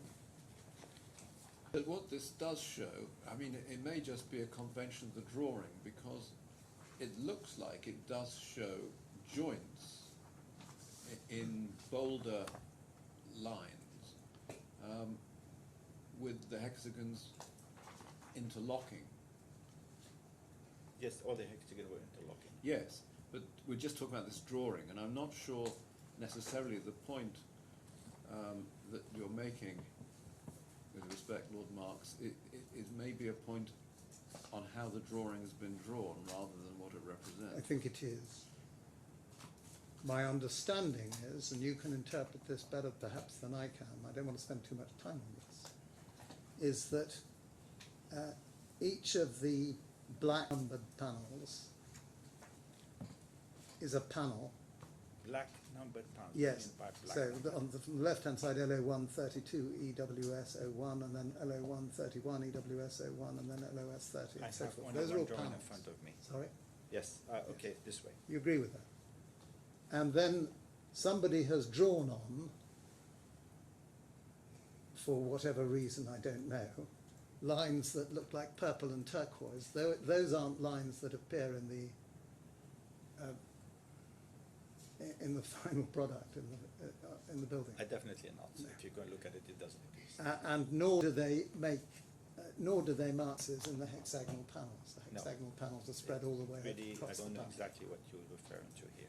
And I think it's common ground now, although that wasn't the way it was pleaded, that the idea that these are all separate hexagons in some way stuck onto the panel individually is nonsense, isn't it? No, it did not say that. That's not correct what you're saying. They are separate hexagons stuck on the panel individually, or they made aren't? in sheets, and they were cut into separate hexagon, and they were stuck on the panels, and they were left to be jointed at the sheets by 1 or 2 millimeter to make sure that we could be easy to install them. They were scored, weren't they? No, The sheet was scored. no, cut. I show you. I have some sheets in the factory still. Come and look at them. Well, we'll come back to that because it's very easy to see from a picture that we saw yesterday. That You the, can look at it in the museum. It's very easy. It's not far away from here. well, I've done that, but I'm no expert. Fair enough. I understand that. When you say you've done that, that does, I'm sorry to interrupt, but I have been thinking that at some point it might help me To take a view. Yes. You can see how difficult it was. Well, I'm Can I leave very it with happy the parties? to do that. Well, Would Your Honour be happy one evening, perhaps tomorrow after court, to go then if that's convenient? I don't know whether it is. well, it depends on the museum authorities. Yes. Can I leave it with you and Mr. Hussain to liaise and also to liaise with the museum Of course. itself? Yes.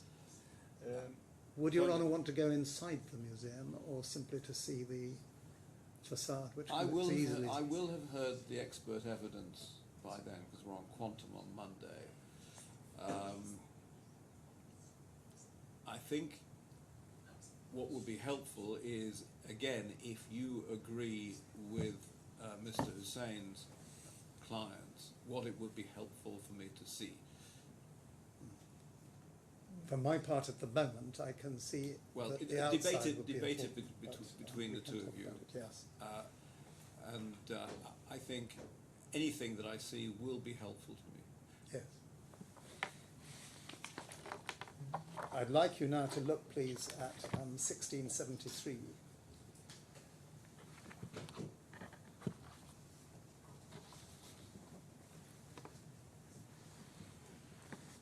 This is a letter from Mr. Haslam to Mr. Fares, the operations manager at BAM.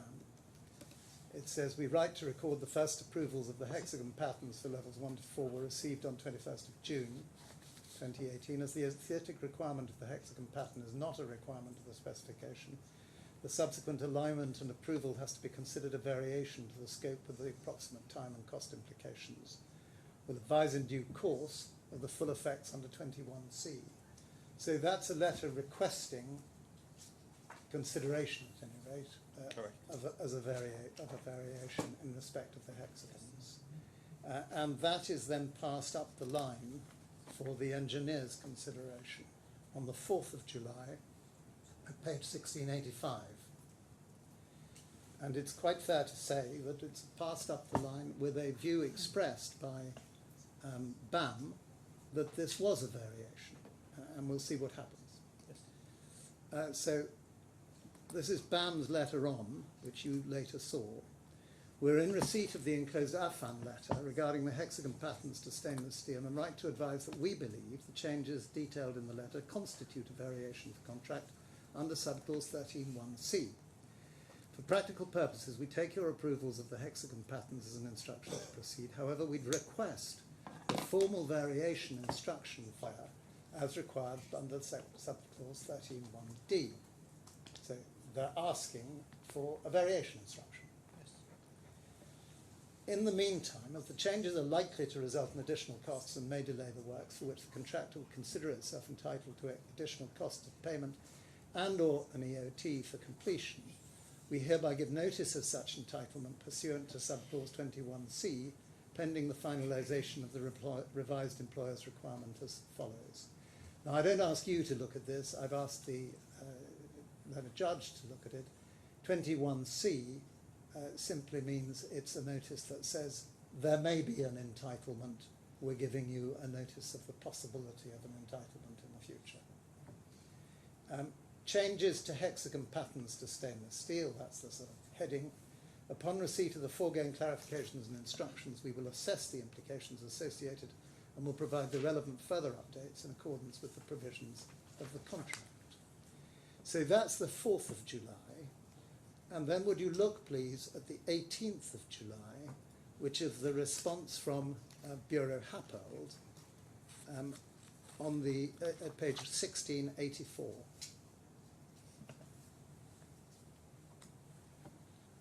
So Bureau Happold don't agree to this suggestion. They say, we refer to your letter and respond as follows. The hexagonal patterns were not part of the specification, so they agree that. They were introduced to assist Affan due to their inability to resolve the curvature and bonding issues of the stainless steel to the GFRP that was evident in the original VMU5 mock-up. The hexagon patterning has provided Affan with the means to achieve the fundamental design intent of stainless steel bonded to the GFRP of a doubly curved surface, and to do so in the required robust manner. This has mitigated a significant project risk for Affan. Also note that Affan have had every opportunity to assess any solutions they wish to resolve the related issues, and the hexagon pattern has been expressed and readily adopted by Affan as a favourable option, i.e. it has not been forced upon Affan by the design team as the only acceptable or required solution. Having been adopted by Affan as the solution to the curvature and bonding issues, the development of acceptable pattern arrangements for the hexagons was a consequent necessity in order to have an acceptable visual appearance of the facade panels. It is not accepted that the development of the hexagonal patterns is a change instigated by the client consultant team, and it, please go down, operator, is considered that there is no basis for an entitlement for this event. So what Bureau Happold were saying was this was a solution that was not forced upon you, but that was necessary to deal with the problems of curvature, that is what's sometimes been called drapeability in this case, Yes. of getting the sheet to bend suitably to deal with the curvature and the patterns, and of bonding, that is broadly to get the sheet to stick. Yes. And Just when you in mentioned there was no bonding, just for your information, but let me continue. in the, well, you better say that. You say there was no bonding, No. or there was no bonding issue. No, there wasn't at all. There was no bonding issue because it was mechanically fixed. Was it not- mechanically fixed with no adhesive or with an adhesive? We used adhesive, but it was not relied on. We could not rely on the adhesive. You used adhesive, and we Okay. actually heard from Mr. Moranti, let me finish the question please, that it was necessary also to use a mechanical fixing to deal partly with fire requirements so that you could avoid any of the panels coming off and falling on I something. think you misunderstood him. Did I? Yes. It's very clear, his evidence. I will explain to you what it is. The adhesive was not a reliable solution for bonding. The only reliable solution for bonding or attachment is a mechanical fixations. Affan introduced rivets as the preferred mechanical fixation, and we would have achieved it.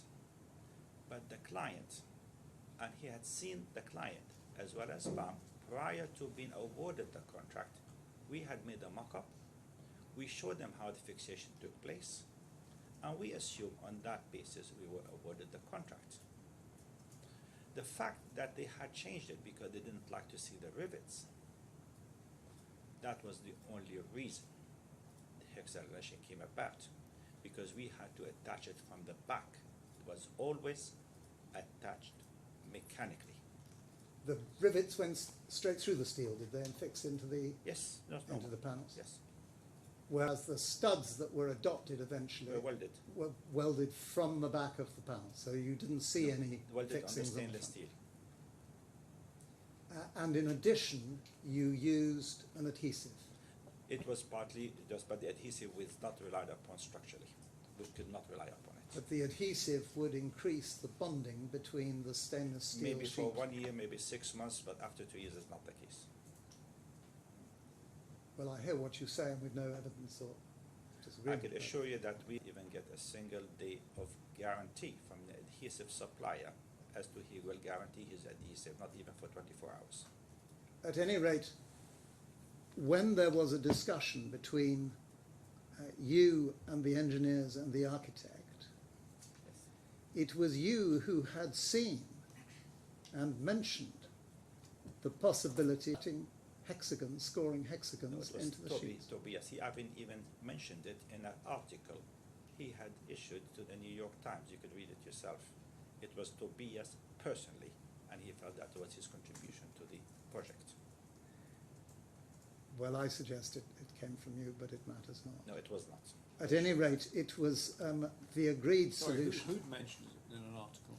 Tobias Bowley, at the time he was working for Bureau Happold, he made an article about the Museum of the Future, and it was mentioned in here.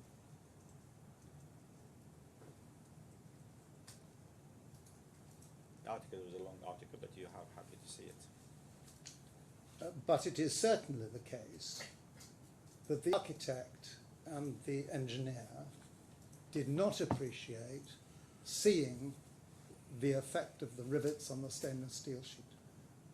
They did not indicate that when they awarded us the contract. I'm not talking about that, I'm talking at this stage. Obviously not.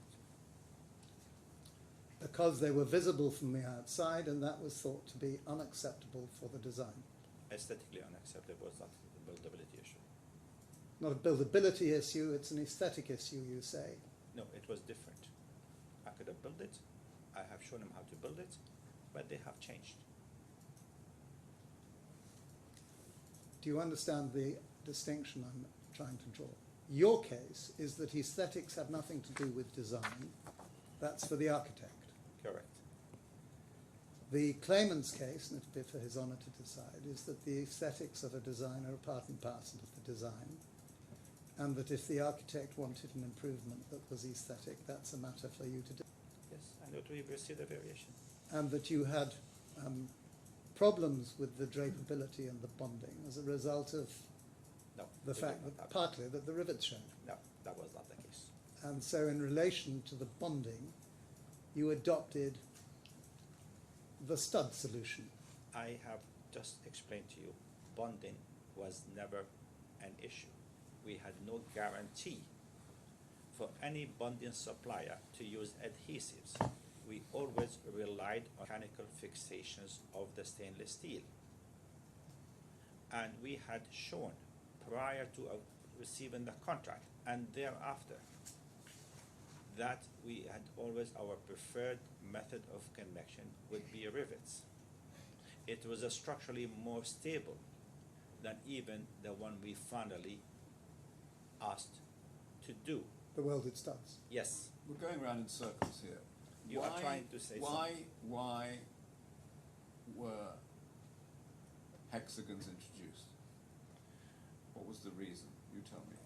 Aesthetic reason, they didn't want to see a hairline joint of a panel. The panels were large, whereby the stainless steel sheets were limited in size, 1.5 meters by 2.4 So you meters. say the only reason was aesthetic, it had nothing to do with the jointing, the mechanical jointing of the panel? Okay. That's your evidence.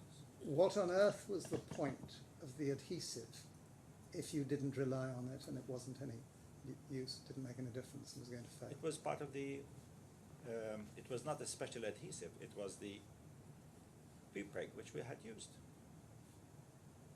It was an adhesive. Sorry, don't want to interrupt. The witness's answer to the judge's question didn't make the transcript. To be fair, he just shook his head. So after it says that's your evidence, the answer didn't come in, and I noticed the witness didn't actually articulate the answer. So what he did, I think he shook his head. So the transcript should say witness nods. I think not shook his head. The answer just to is- make it clear, your evidence is that the hexagons were introduced purely on aesthetic grounds, so that you didn't have a horizontal joint between the panels, that it was visually broken up. Yes, that's correct. That's, yeah, I That's the understood only reason. that. Well, how does that tie in with the architect didn't want to see the rivets? It's a totally different point, isn't it? No. We The needed to- rivets were visible above the surface of the steel. they That were was visible. what you said. The rivets were visible above the surface of the steel, but from 3 meters, as Mr. Ada yesterday, you cannot even see the rivets. And that was the condition. But they wanted to have hexagonalization. We did it. Whatever the position about Mr. Fernandez's evidence, the architect and the engineer did not want to see the rivets. And That's what coupled with that, there was also the issue that where the rivets were placed, that caused a depression in the stainless steel, which was visible. That is the architect's position. It was an aesthetic reason. It was not a buildability issue.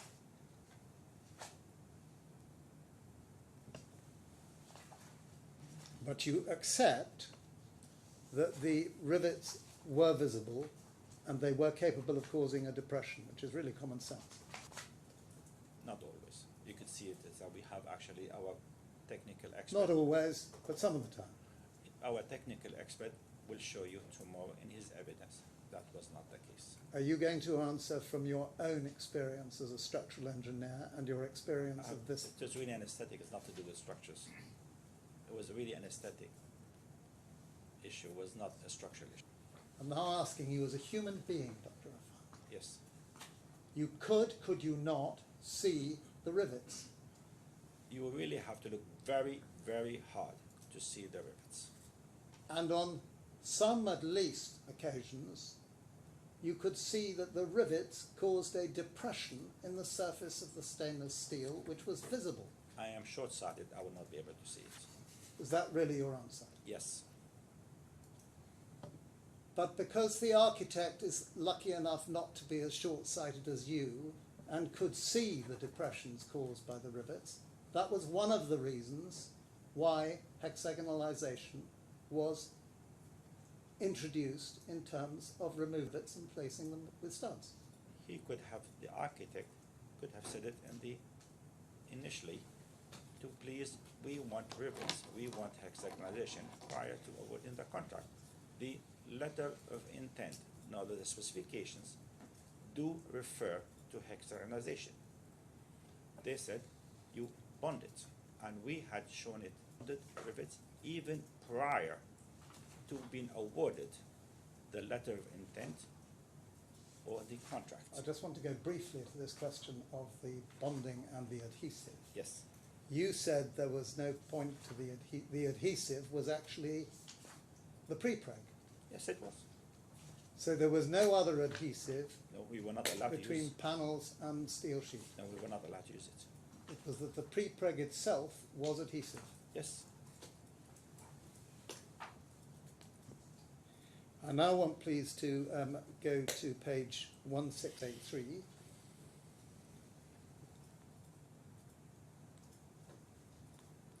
This is an email dated 23rd of July. Go down the page a little.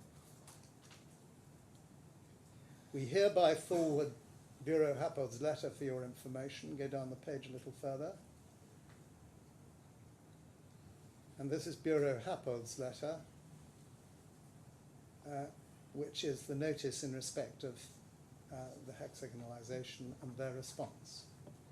They write the hexagonal patterns were not part of the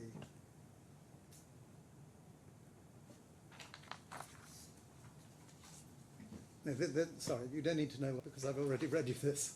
But you got the copy of this letter. That's what happened on the 23rd.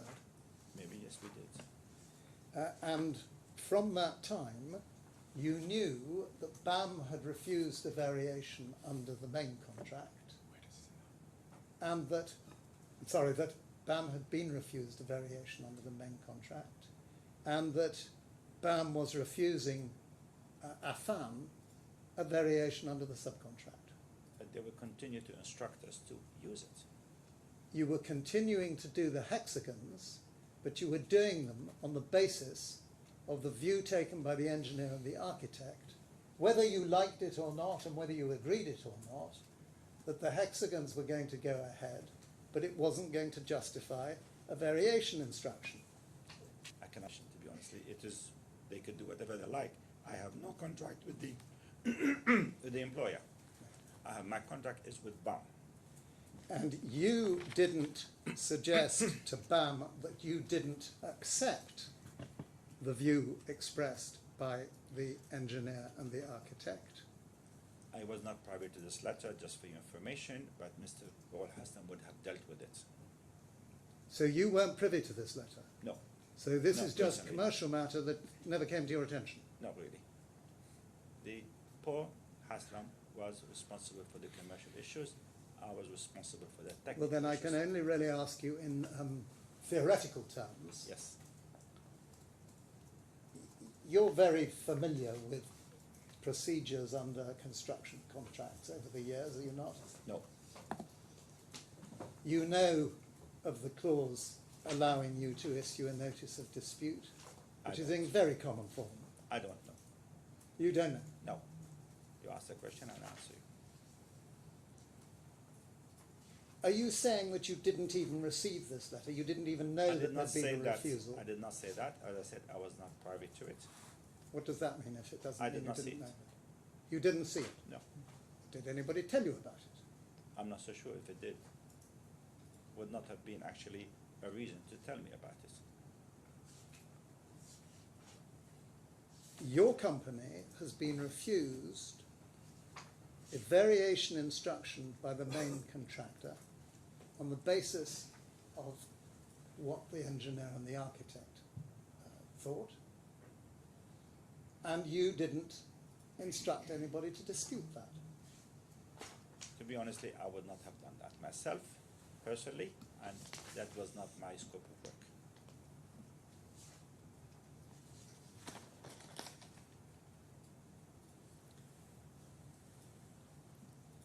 Was the whole of the question of the hexagons commercial matter as far as you were concerned? Aesthetic and commercial materials, nothing else. Would you look, please, at page 2128?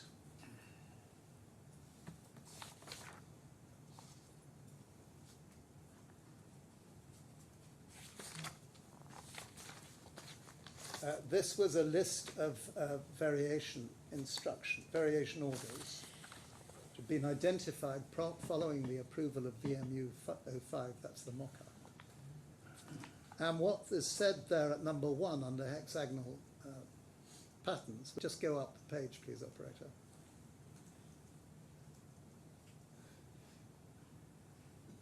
So this is your letter, your company's letter. Mm-hmm. And perhaps we ought to go to the top of page 2127 just to see who you're writing. You're writing to Mr. Farrows at BAM, the operations manager. And you tell him you're working with claims consultants, DGA and consultants. Consultants House were the company that later prepared an EOT application. is that Correct. right? Let's go down the page then back to where I got to. Hexagonal patterns, it says there, were introduced by the employer's design team to enhance the malleability of the specified stainless steel sheet thickness. Yes. This has in turn increased the required engineering design time required to align and detail the said patterning within the differing planes and locations. Enhance the malleability is another way of saying increase the drapability, isn't it? It increases, but it's not necessary. Just so you have a car which runs at 200 kilometers an hour, but you drive it at 120, doesn't mean that you need to have 120, 200 kilometers an hour to drive it. But I thought there was a problem with, well, what I might call, not technically, delamination in one of the mock-ups. No, that was not the problem. I thought I saw in the evidence They somewhere. wanted to have rivets there, and there was no, but not actually laminated. It just No, I'm using the wrong word. They did use the same- Debonding. that's- There was a problem with debonding. That's what I'm trying to tell you, is that there has never been a bonding or relied upon a bonding between the stainless steel, what was not even legally allowable to have a bonding to rely on a bonding to put the panel in place. We had to fix it mechanically. But That was the choice between rivets and studs. That's right. But there had been a problem of debonding on VMU5, and that was one of the reasons, because of the lack of drapability, one of the reasons. You keep saying the word bonding. Bonding That- refers to adhesive. Yes, That's what bonding is. Well, let's it's- not talk about bonding. There had problem, hadn't there, on one of the mock-ups, and it was VMU5. VMU 5. Do you accept that? If there had been a problem, we'd have put another rivet in that location, would not have been a problem. So you don't know about that? You said if I there am had been a aware problem. that they wanted to get rid of the rivets, and they weren't trying to find any excuse to get rid of the rivets. Yeah, no, that's not an answer to my question. My question is whether or not you were aware that there had been a problem on VMU 5. There was no problem, it was an aesthetic issue, they had made it up. Sorry, that's... So, can I ask the question again? Were you or were you not aware that there had been a problem on VMU 5? I was not aware. Okay, thank you. And if there had been such a problem, then that would have been a problem that could be relieved by making the whole sheet more drapable. There are many different ways of tackling this problem. But you Not- can, Not one of them. Well, This you is just one potential, that is one. the one that was chosen here to enhance the malleability, in the words of your company, was the hexagons. No, I can assure you that was not the reason. So, Just for your information, we enhance the memorability and such by reducing the thicknesses of the stainless steel. There are many different ways to enhance it, not this only way. So can I put it to you bluntly, if I may? You disagree with what's in your letter here, My letter what? your company said. the company's letter. No, I did not say that. It was enhanced, that's correct, enhanced it, but it doesn't mean that it was the reason. You're picking on the wrong word with respect, Dr. Affan. It's the malleability we're concerned about. I'm working about the enhancement. Yes, everything else enhances. Yes, it's correct. It enhances the malleability. Yes, it does. Of course it does. Now, the position is that this never taken any further, was it? I cannot answer that question. And when it came to your letter of October 2018, this is page 1710 to 1711.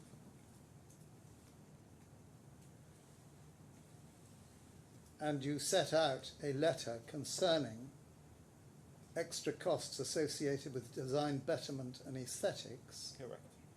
some 19 months after the panelization workshop. You had it design betterment and panel aesthetics. And you talk about cost overruns related to the design of the panel. Would you look down, please, to the letter at 1711? Further down. And 1712. Stop there, please. That's the 11th of October 2018. So you write further to our letter dated 26th March, discussions during the meeting 8th of October. We write to advise of significant cost escalations on the design and production of the facade panels. Productions commenced in earnest, installations proceeding essentially at risk in an effort to mitigate the above issues. By at risk, you mean you're taking the risk of cost overrun. However, we're experiencing significant cost to develop and deliver the panels at the levels now finally accepted by the client. Anticipate being able to provide further and better particulars of all the issues related to the betterment by the end of next week, with an estimate of time and cost involved. Meantime, we're continuing with production and installation as per the current approved details. Can you go down a little further, please? There is no suggestion there that your company is entitled to a variation in relation to panelization? This is in October 2018. We had said that there was cost overruns because of the betterment, and it was clearly stated that we will come to you with the actual cost. What's more, there is no mention there of the hexagonalization. It was a betterment altogether, panelization, hexagonalization, many other things, not just one. There was And many other issues. that suggests that you had accepted the decision of the engineer back on the 18th of July, passed to you on the 23rd of July. I don't see how you got this to this conclusion, but please. You hadn't done anything about it. Well, we did not know.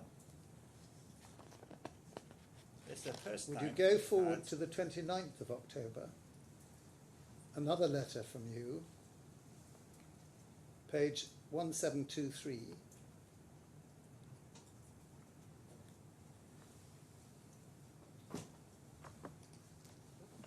Further to our letter dated the 11th of October, which is the one we just looked at, in respect of the above, this is supply design, supply, delivery and installation of stainless steel composite external facade subcontract works. Now completed our initial assessment of the forecast cost to complete the facade production installation, based on time and materials taken to complete the first 100 panels.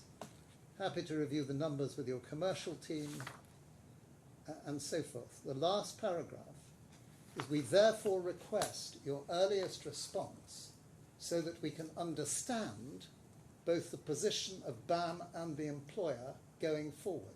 Yes. So again, no claim for a variation, no suggestion of a dispute. You're just hoping that you might have a sympathetic ear No. from that the is not employer. case. Yes, that's the position of our letter, but I assure you, I had the meeting, and BAM said, please raise a variation, and we will discuss it with the employer. I actually even met the employer at that date, just for information, and the employer said, we have a 64 days period to assess any variation brought forward by the BAM. So in other words, when we raise the concerns to BAM, a provision cost, BAM will take it further forward. We had no direct contract with the employer. We had only instructions from BAM to further do the work as per the additional betterment. Let's go on, please, to 1725.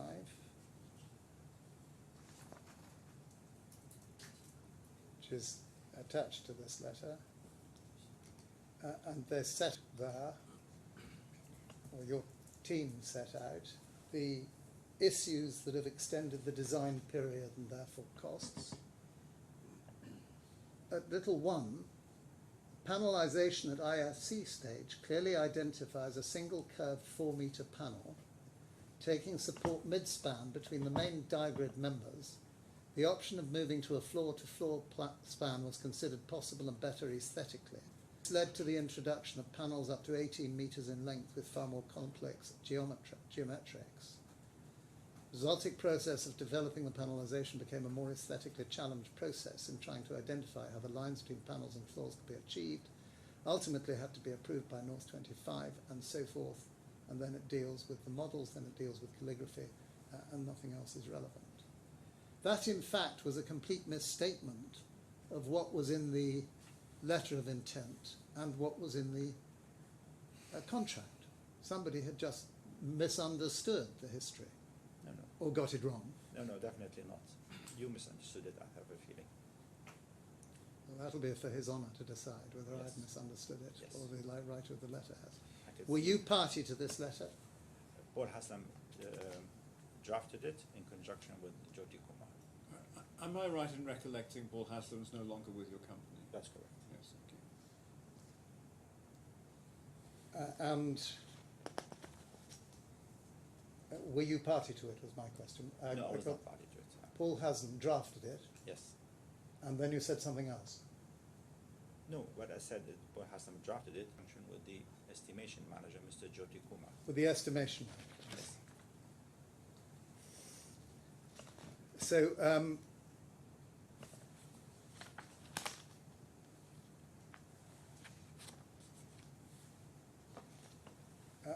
the letter, please, at 1724 to 1744. Sorry, can you say Sorry. it again? I think I need something actually in the letter that we've just looked at, but I'll... So, In the terms of your letter of the 29th of October, which I think we've just looked at, there was also an acknowledgement that the letter identified significant increase over and above the contract sum agreed. Yes. But there was no suggestion in the letter that you were entitled to a variation. It was not to suggest that we were given the variation at a later date. We were just informing the contractor that there had been huge cost overruns, and we were coming back with the variation. Well, would you official look, please, application. at what the contractor then said, 6th of November, at page 1745.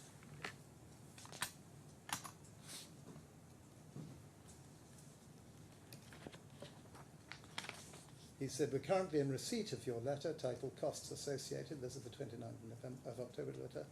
Firstly, we'd request you provide details of which clause of the subcontract you're issuing the aforementioned letter, and it's a claim pursuant under the and if it is a claim, that means whether it's a claim pursuant under the contract, pursuant to the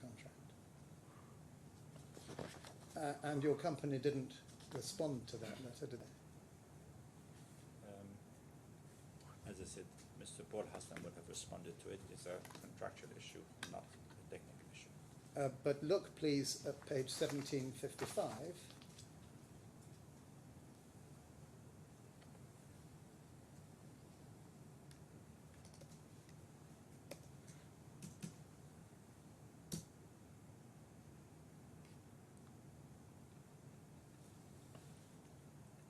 This is the 12th of November.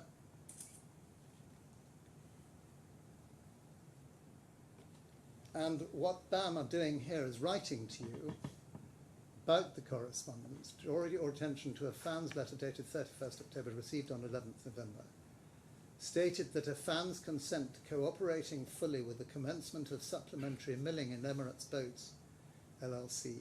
That was a set of premises, wasn't it? No. What was Emirates Boats?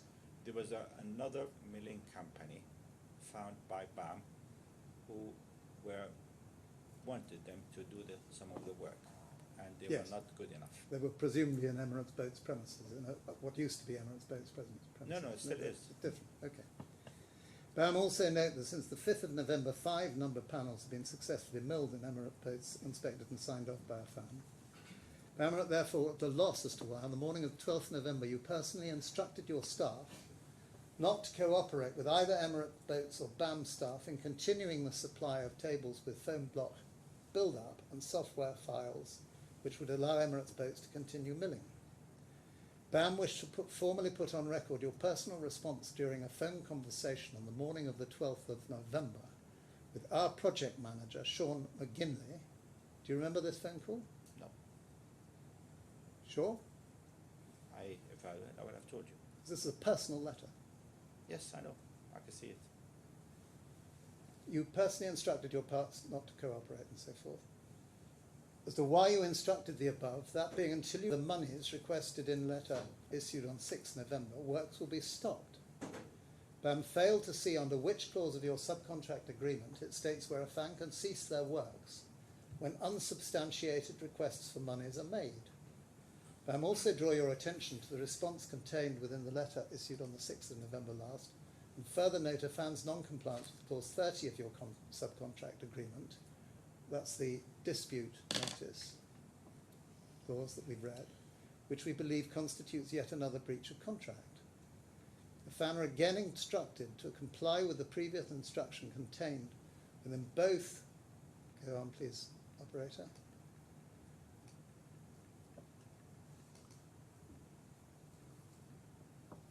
Can you go down, please, operator? It's down the page. Both the letters on the 29th of October are reminded of your full liabilities in failing to observe the same. The position was here that you were effectively withdrawing part at least of your work. We had no more money to do the work. We were starved by cash. They had not paid us. You didn't just threaten to stop work, you did stop work, didn't you? No, I did not. Otherwise, we could not. You instructed Emirates Boats to stop work on the milling. The Emirates Boat were not contracted by us. Is that your answer? The Emirates Boat, they did 4 panels, 5 panels at a very high cost, and was not even satisfactory. We were responsible to assure satisfactory completion panels. They So were not- where's your letter explaining that? I did not have to explain it. This is a personal conversation referred to you in the letter under reply. I have many personal conversations with many things, but that personal conversation, first of all, I don't record, but if it did, I would have told him no.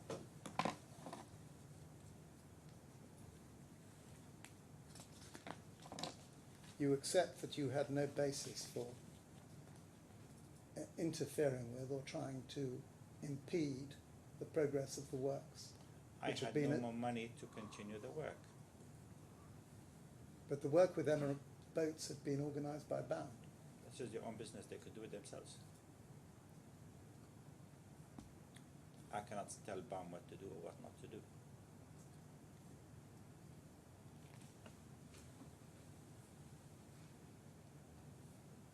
But you agree that you can't threaten to stop work just because you don't get an unwarranted payment.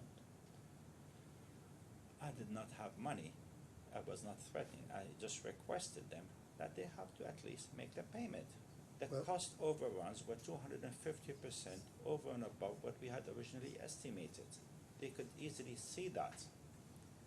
They were privy to it. They were with us every single day.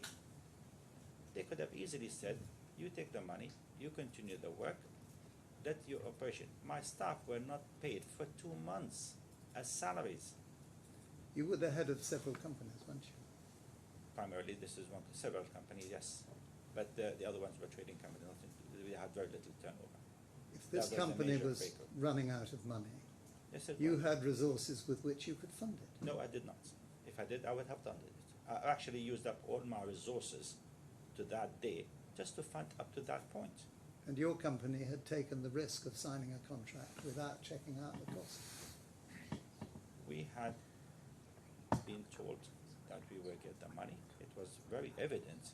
It was a change, a variation, and I was surprised, even to date, that BAM did not go ahead. It actually cost them eventually more than what it actually did. We'll go on, please, They to the could have actually 25th. easily rectified the situation, paid the money, and let's move on until we find a variation. We'll go on to the 25th of November, Yes, and the letter of the 26th of November. yes, The 25th of November, you had a meeting with Mr. Doyle, yes. and you told him that you wanted 15 million AED on account, To proceed the work, yes. and you said specifically to pay a list of contractors. Correct. Including the salaries, just look at it. Would you look, please, at 1757A? I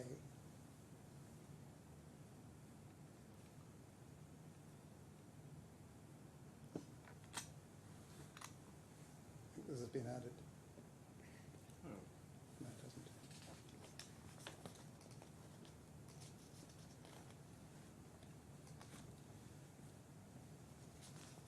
not to my bundle. No, nor mine.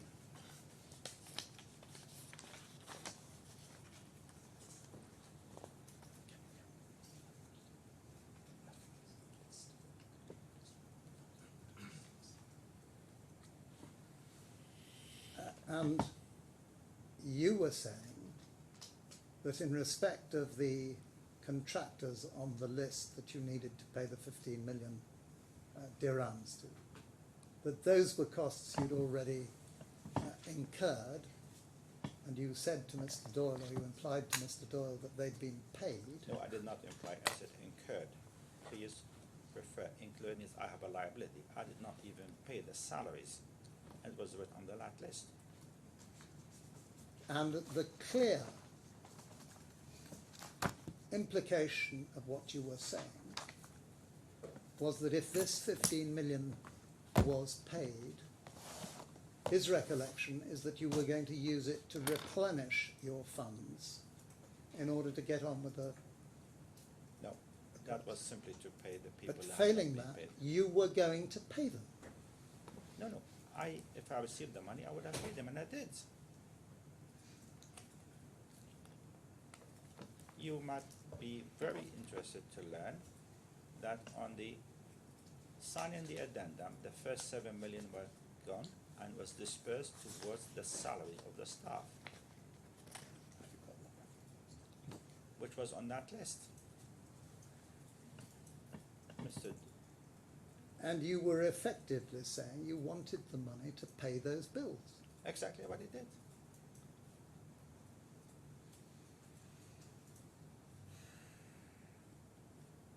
I had to pay the staff their salaries. And you had to pay Qanun, for example, for If they their had, yes, I had to pay Qanun. And old we- invoices. Yes, I have. If I had received the money, I would have paid him. It's 4732 is the list I want. Yes. 4372.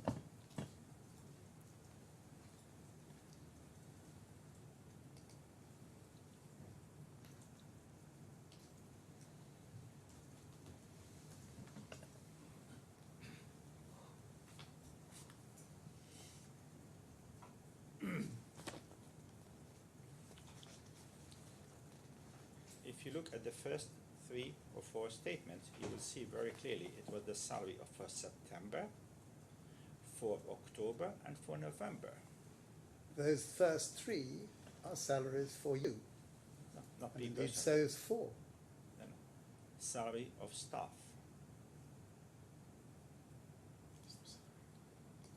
You're saying that's just staff and you call a fan salary. Yes, that's Affan salary, not me personally, I assure you that. You're paying group medical insurance, general insurance. And And then they were you're paid asking, with asking for WPSSB. money to pay for Qanun labour outsourced at 9, Yes. Al-Waha labour outsourced at 10, various visa renewals, consultants, down at 17 Transworld, Diab for foam. Continue down, please.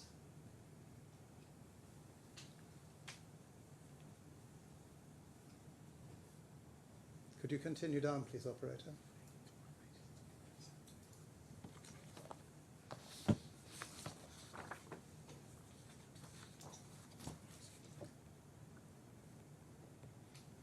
Is it possible to continue down the page?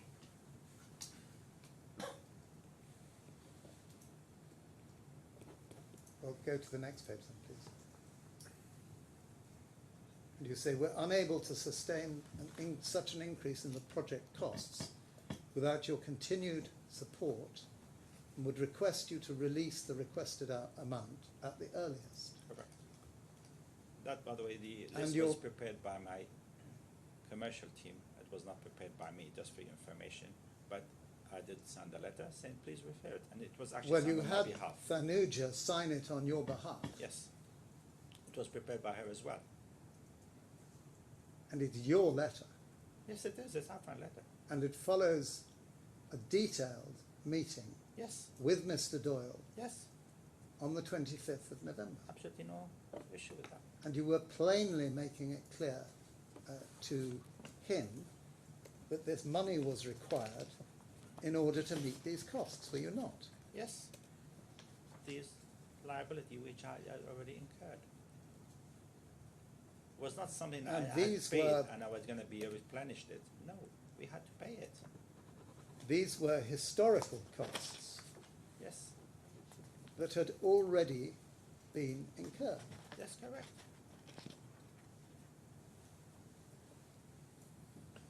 Liable for it, and we had to pay it. So when you got the costs, why didn't you pay? I did. I received 7 million on the 18th of December, and I paid it. And then another 4, And I paid that whatever it was there. and then Tanuja another was- 1.5. Whatever it was in, that's paid. It was not me who decided the payment. The disbursement was actually Tanuja's job.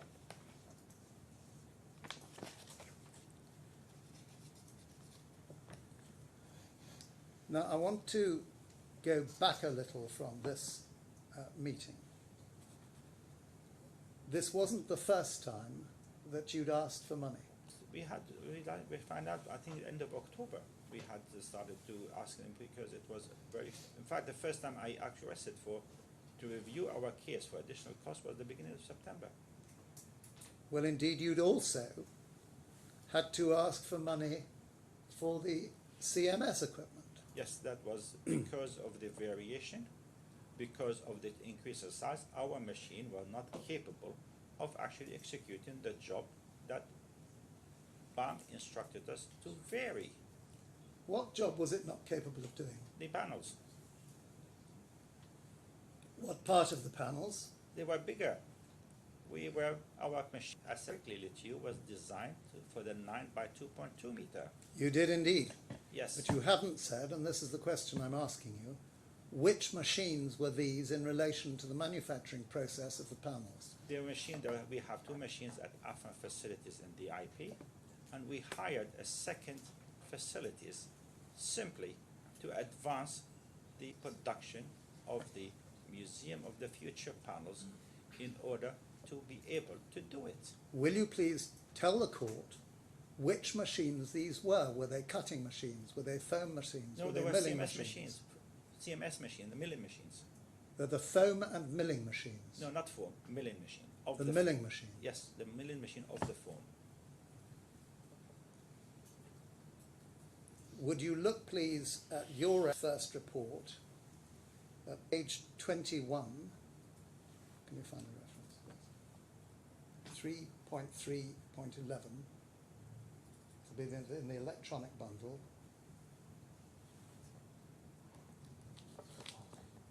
Mr. Smith's first. File 10.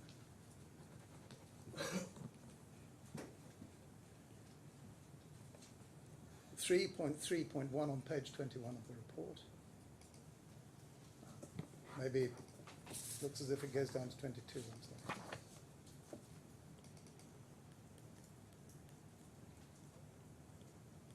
Page 22.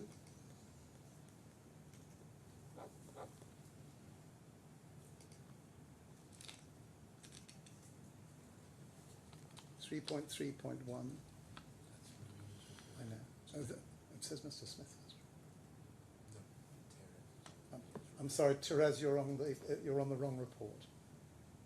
We want file 10. I think this is file 9. No, it's correct. Can you? File 9. Would you forgive me for a moment? So this is the first report of Mr. first Smith, report of Mr. Smith, which is file 10. You're absolutely right. and we want page 21, and we want 3.3.11.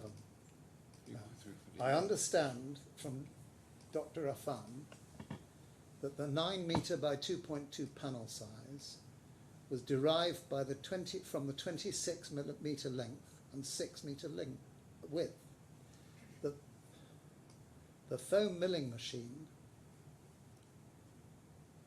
would allow for 2 rows of 3 panels to be in the machine for milling at the same time. Yes, And this dictated the rate of production. correct. So the machine, the foam milling machine, would certainly allow for panels as big as you could take, as But big as not- were designed, But not at the same rate, but not at the same rate, please. because not so many could be included at the same time. Correct. So the purpose of the new machines was not to make possible what was previously impossible. It was to make faster the rate of production so that you could do the foam milling A with bit of more both. panels at once. A bit of both, Well, how do you say it, bit of both? because some of the panels were very large. But none of them were greater than 26 by 6. No, it's not, the length was not the issue, it was the width. Okay. Any bigger than 6?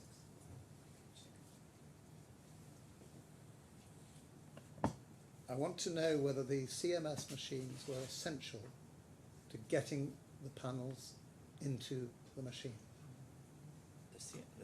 The machine is, I don't know whether we have seen a CMS machine, obviously not. It's a very huge machine, and where you put the model inside as a form, and it mills it. There is a photograph of this one here if you want to see it. And this scene is essential to create the mold to which each panel is done.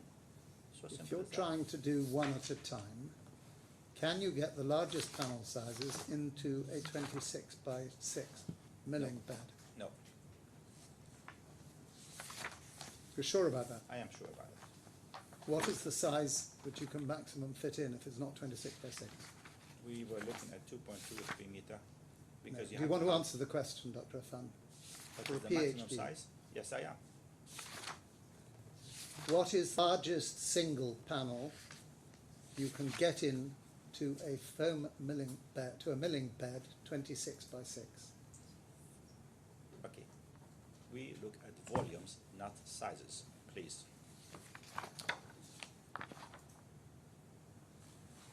And the dimensions of this machine are theoretically 6 meter, lengthwise 26 meter, height is 2.5 meter, I believe.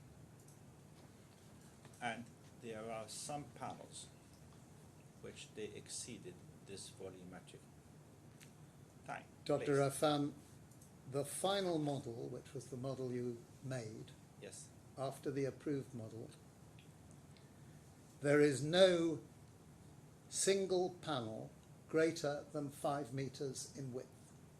and height, And there is certainly no single panel greater than 22 meters in length. will you be able to tell me what curvature was?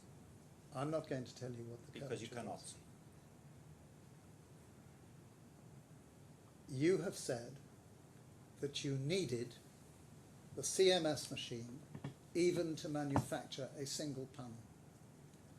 I The needed- experts can get together and They work can- out what the height They can't do was. that here because the other machine had a different height, 3 meter, and there were some panels, they had a different height and different curvature, and I can tell you which panels they were.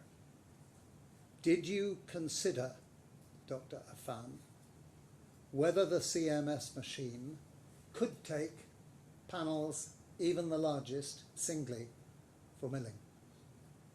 Some did, some could not. I want you to answer the question Yes. very carefully. Yes, This is going to be checked. yes. Did you consider whether the CMS machine could mill a single panel at the largest size that there was on the job? Can I answer that question in a different way? No, I want you to answer the question first, then you can We have an cannot, we can explanation. mill it, but we cannot get it out of the machine. Because there was no space around the machine to get the panel out. Did you check that? Yes, I did. Where? In our factory, we only have 12 meter length. Which factory?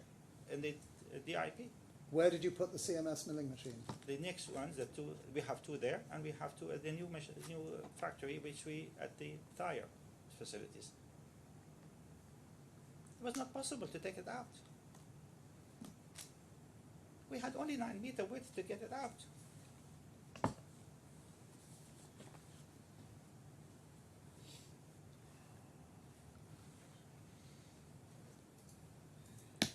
At any rate, back to the financial position. You entered into the memorandum of agreement, which we have seen in May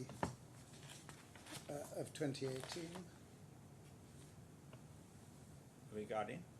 regarding the purchase of CMS Yes. machine. That had come from Italy. Yes. You didn't have the money to pay for its I final paid for the importation. first 10%. And it had therefore been stuck in Jebel Ali port. Yes. And you presented BAM really with no option, but that they would have to pay for the CMS machine. I did not say that. I requested them for this one here, and they agreed. What choice did they have? That is, you have to ask them, not me. No, I'm asking you. They would like the project to finish as quickly as possible, so we assist you. Because otherwise you couldn't get the machine into the country. No, I could not even mill the machine was not operational. I could not even finish the job on time or even quickly. They wanted to finish as quickly as possible to get out. And so you entered into the memorandum of agreement and you promised to repay in accordance with a loan recovery schedule of 276,000 euros a month Yes. from July to October. If they had paid it, I'd have paid them back. They did pay this. They did not. They were Are you saying BAM did not advance the money under the memorandum They- of agreement? no, they advanced the money at the memorandum agreement, but they had not paid, so I could be able to repay them. Sorry, I want you to say that again slowly. They had paid for the machine. We imported the machine. We started the work. And I was supposed after that to repay them. And you didn't No, repay I could them. not. And you had given them, at the time they agreed the memorandum of agreement, a security check Yes, I did. for 4,322,177 dirhams, Correct. drawn on the Arabic Commercial Bank, Correct. and that was expressed to be as security until such time that Affan has repaid BAM the full amount of the financial assistance, which was the advance to pay for the CMS machines, at which time BAM shall return the security check to Affan. Correct. That's clause 13 of the memorandum of agreement. Yes. The security check was undated. Yes. You knew of the practice of issuing security checks in the UAE, did you not? I know the practice, and I definitely did not date it, and they did not want to date it, and they had no right to actually put the dates. You knew that security checks and the use of security checks is very common in UAE, Yes. and you know that they are always undated. Not really. Would you give your evidence about when they are undated and when they are dated? It depends on the customer, what he thinks is the security for him. So you know that the purpose is that they should provide security for the creditor. Yes, that's what he thinks, and that's what he gets. And you know that if they're not very short term, they're left undated so that the beneficiary can insert the date when he presents the security check. That is interpretation and your interpretation.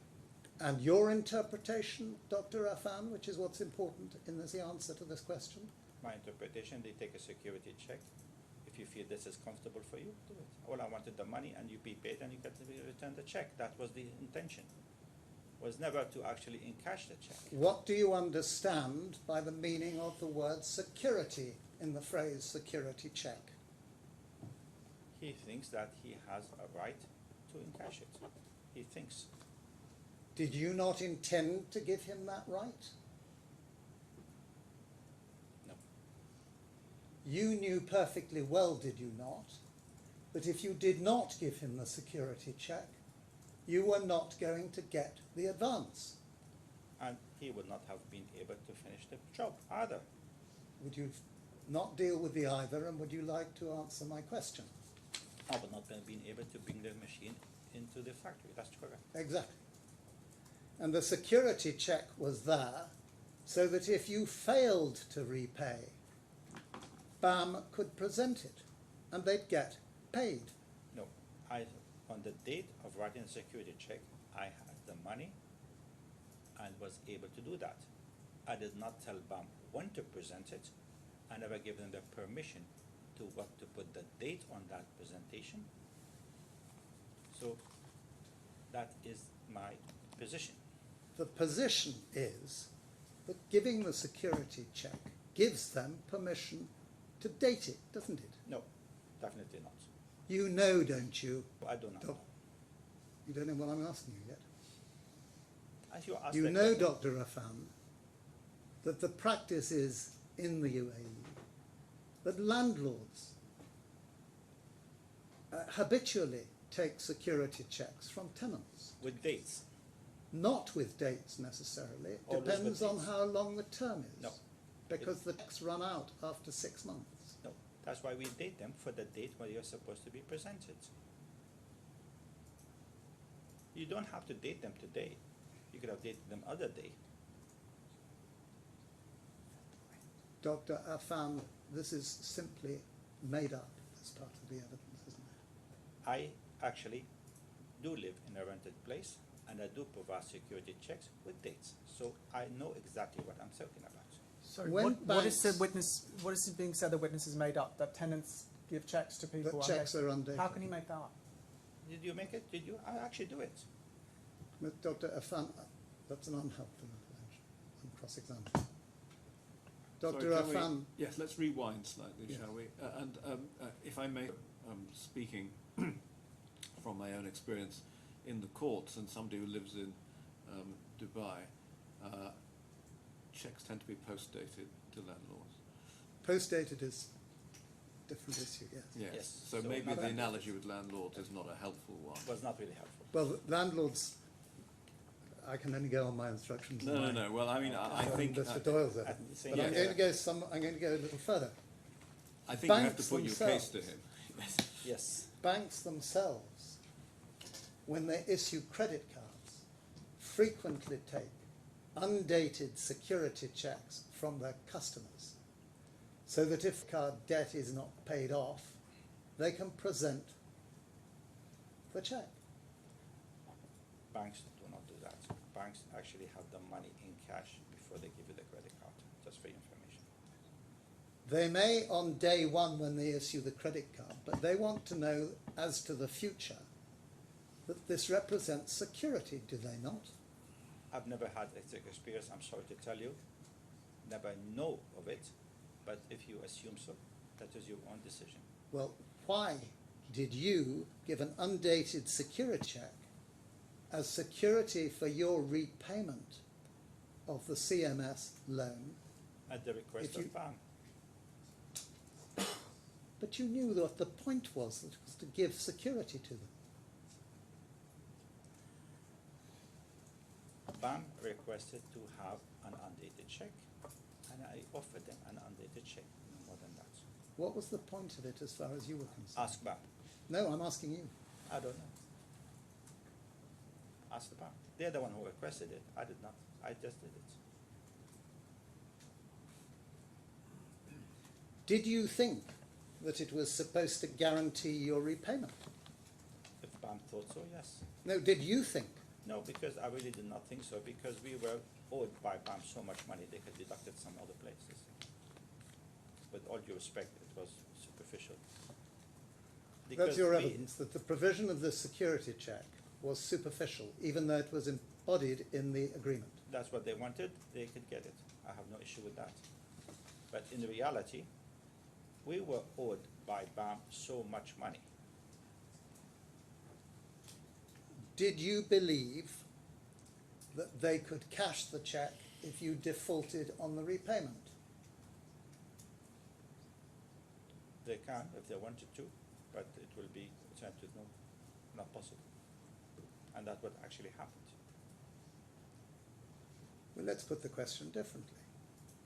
Had the money been in the account, and had they dated it because you failed to repay, would you have expected them to cash the cheque? I would have expected him to inform me to date it and give it to them and they pay the money. If the money were in their account. So Say that simple as again and explain it. I would have expected them to return the check and say, please make the payment.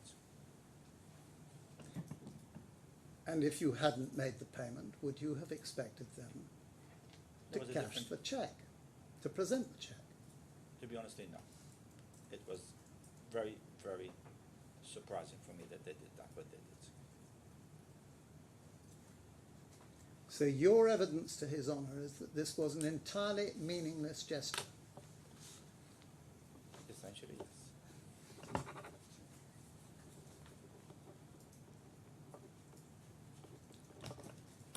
I'll go a little further with what I suggest to you is the general practice. Just for information, we had beforehand received money from BAM with a dated check and they encashed it on that date and it was fine. With BAM itself, The point of the undated cheque is that cheques run out after 6 months. we had an agreement. That's what they wanted. That's what they received. And that meant that they could date it and present it. No, definitely not. So did you think to yourself, well, this is a cunning ploy. No, I did not say Cheque's that. not dated, therefore they're not going to be able to present it. No, So they it's a had- meaningless gesture. I expected them to pay the money. That's what I expected. I expected them to pay me. Security checks are conditional, aren't they? The whole point of them, that is, that if you don't repay, they've got some cover. They had a date on them, the security checks. It was be superficial to have a security check but undated on it. It was something which is BAM wanted, they got.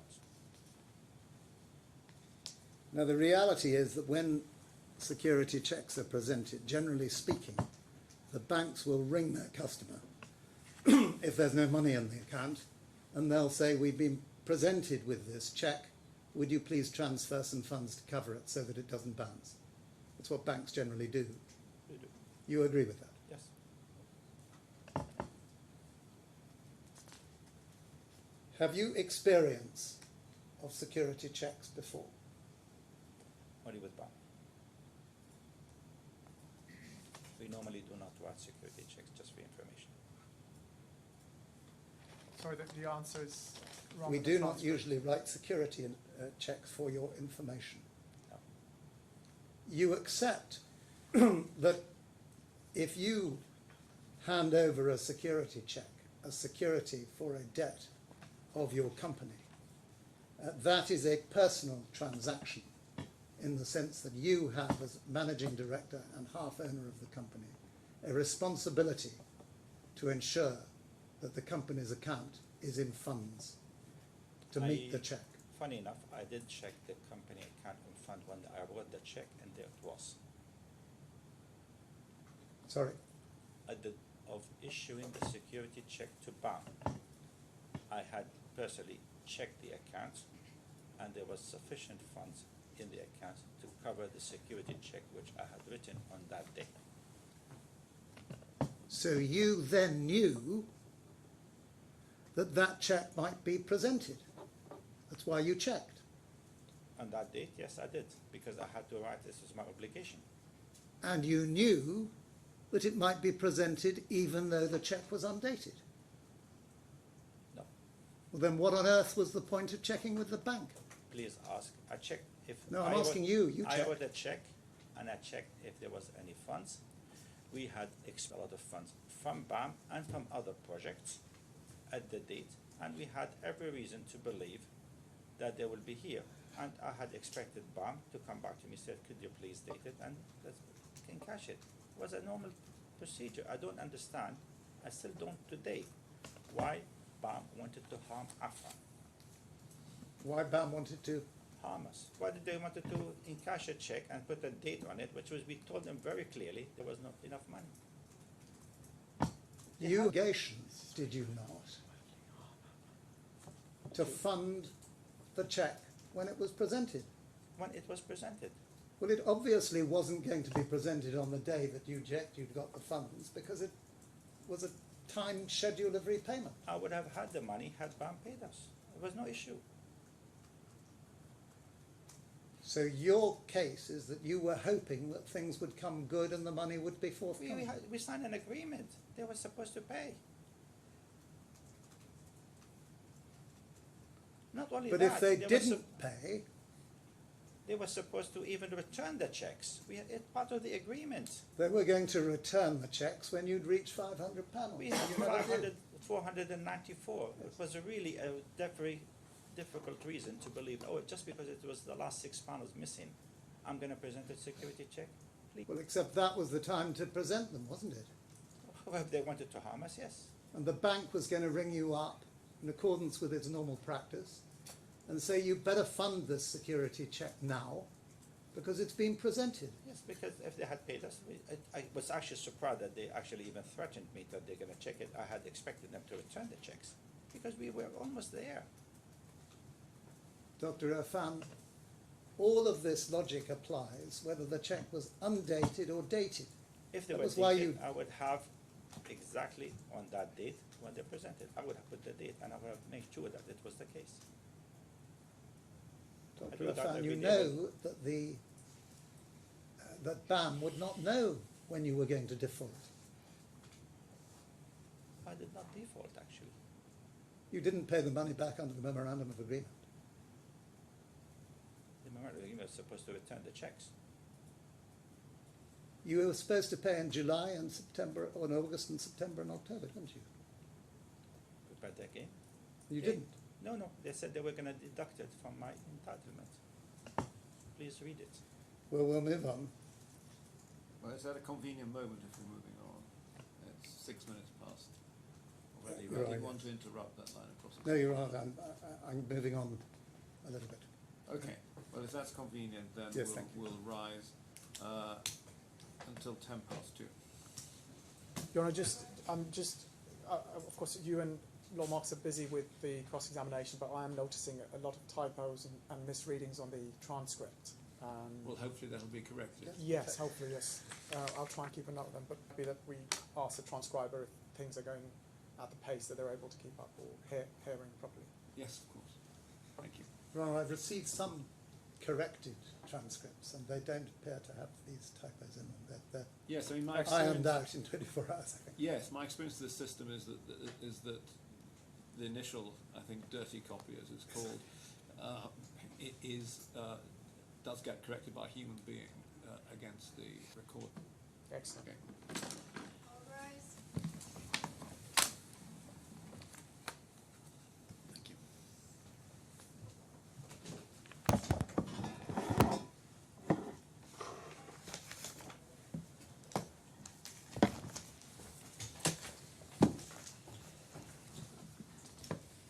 Your Honour, may I just, before I resume, deal with some minor housekeeping matters? Yes, of course. Well, this cross-examination, as Your Honour will have appreciated, has taken me rather longer than I'd anticipated. Yes, I thought that. Hope to finish this afternoon, and I think I will, and I hope to finish by about 3:30, 4 o'clock. My learned friend has been kind enough to that if Marina Kinderland wishes to do her presentation this afternoon after that, if there's time, then she may do that and not be in Purdo overnight, so that we can discuss anything we need to with her, which will be very helpful. That's fine. I have no constraints this evening in terms of timing, so Well, that's very helpful. I mean, if we could get those two things in, that would help. yes. We're then hopeful that we'll be able to deal with the technical experts, all three of them tomorrow. Okay. Well, Maybe ambitious, yes. but then we can see with quantum. The question then arises as to where we fit in the view, as to whether you think it would be sensible and whether you would prefer it before we have the technical experts in the witness box, which would mean possibly tomorrow morning, or afterwards, which might be easier to arrange.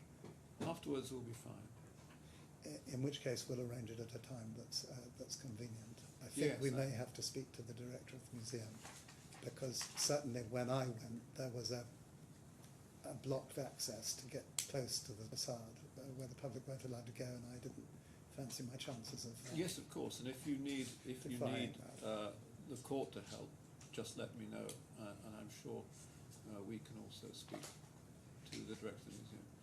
I think that would be very helpful. I don't know what the difficulties may be. When I went, they were delightful. Well, look, you pick a suitable timing. I have literally no constraints on my timing at all in the coming few days, working days. So Your Honour, that's enough. I'm at your disposal. If you need the assistance of the courts, I'm sure I can ask somebody here to speak to the museum authorities. Right, I think that would be very helpful as well. Maybe we'd discuss that either. Yes, of course. Immediately after the hearing. Dr. Affan, So good before we afternoon. start, Good afternoon. So can I the just transcriber, I make think- one request, sir? Yes, you wanted to Yeah. ask me. So, yes, sir.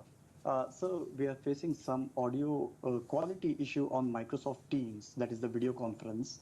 However, the audio quality is much better in the live stream that court is issuing. So I was proposing we transcribe using the audio from the live stream instead of the Microsoft Teams. The only problem with that will be there will be a 5 to 6 seconds delay in the transcript appearance. I don't know whether that gives a problem to anybody else. It doesn't. I didn't catch the last bit. The suggestion is that the audio quality, when the transcribers hear it over Teams, is not as good as the audio quality on the court's live stream, Yes. because we live stream to YouTube. So the transcriber is asking whether or not they can use the live stream rather than the Teams audio feed. What that means is that you're not getting an instantaneous live note. There is a 5 or 6 second delay. I don't think 5 or 6 seconds is going to matter because we'll be able to deal with that, I think. Mr. Hussain, Thank you is so that a much. problem for you? No, not at all, Your Honour. Okay, well, transcribe, I don't know whether you heard that, but we're all comfortable with you taking it from the live stream. Thank you, sir. That's very helpful. Not at all. Dr. Affan, good afternoon once again. Now, in voluntary disclosure, you've given disclosure of a number of documents, and it appears from those documents that the purchase order for the new CMS machines was signed in April of 2018. The purchase order was signed on April 18, but the new machines were ordered in March 17 or April of 17. Is that right? That's correct. And presumably the order was signed just to secure delivery. That's why It takes that a was long it. time to procure a machine like that. Yes. And it took rather more than a year to make. But it was quite clear at that stage that that was what you were going to get. That was because of the variation imposed by BAM on Affan, and we had to be able to actually do these panels, and we knew very clearly at that point we are unable to fulfill the variation imposed by BAM on Affan to manufacture those new panels. Well, I want to explore that, if I may, please. You were planning a new factory from a long, long time ago. That was a totally different issue. And you were planning a factory that you were going to get built by Amana Contracting. Correct. And construction, I think, started on that. They did the foundations, yes. And then, without wishing to go into details, you and Amana fell out and that contract lapsed. I would like to correct you. I did not fall out with Amana. In fact, I stayed with the owner of Amana every single weekend. The owner of Amana is a friend of yours, isn't he? Yes, very good friend. And then you leased a new factory from Altair. Correct. And the lease for that was signed on the 20th of December 2017. Maybe yes. And to give us an idea of what the factory looks like empty, we have some photographs here, and I'd like you to identify this, please. Could that be passed to the witness? Are these on the record anywhere? These aren't on the record, but there are some on the record as well, but these are rather helpful because it's the size of the factory. One for the judge. Would you just confirm that that is a picture of the interior of your new factory? Yes. And indeed the machines are on the right and the left. Yes.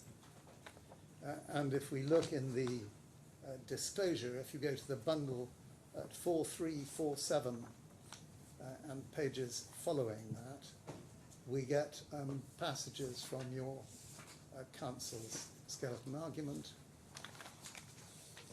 4347.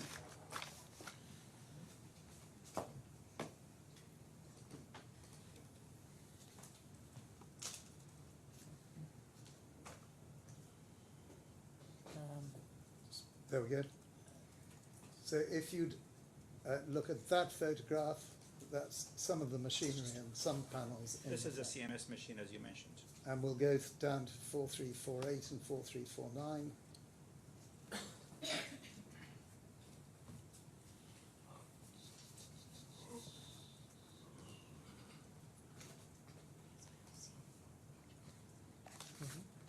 Can we go to 4348 and 4349?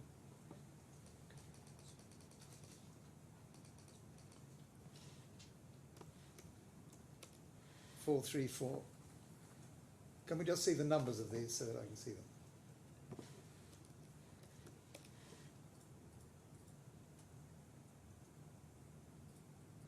At any rate, that's a large panel. Can you go down, please? No, I'm sorry, up, please. There's one very large panel. Doesn't matter, we can all look at this. Those are panels in the factory. And Which factory? the Altara factory. Altaya. Altaya factory. That's the new factory Yes. for which you contracted in December 17. Correct. And since March 17, it had always been clear that you were installing the new CMS machines somewhere, whether it was in the Amana contracting factory, which didn't in fact get built, or ultimately in the Altaya factory. You were going to have CMS machines. Yes. And if we look, please, at the tender, page E938, your tender proposals, 938.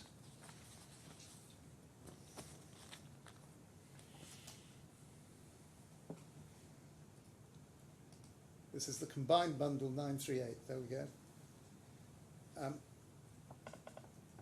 While we're there, before we go down the page, you'll see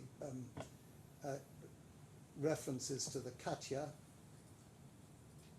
just past them halfway up, which you were referencing liberally in the tender, even though Was not correct. it was not correct. But at the bottom of the page, at 243, the last two lines, stop please. Affan will be implementing a new production.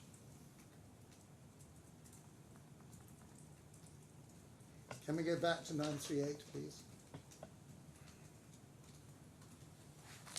Affan will be implementing a new production line in a new facility, specifically designed to suit the production between 60 to 80 panels per month. Yes, I did say that, but it was, you have to understand about the implication of it.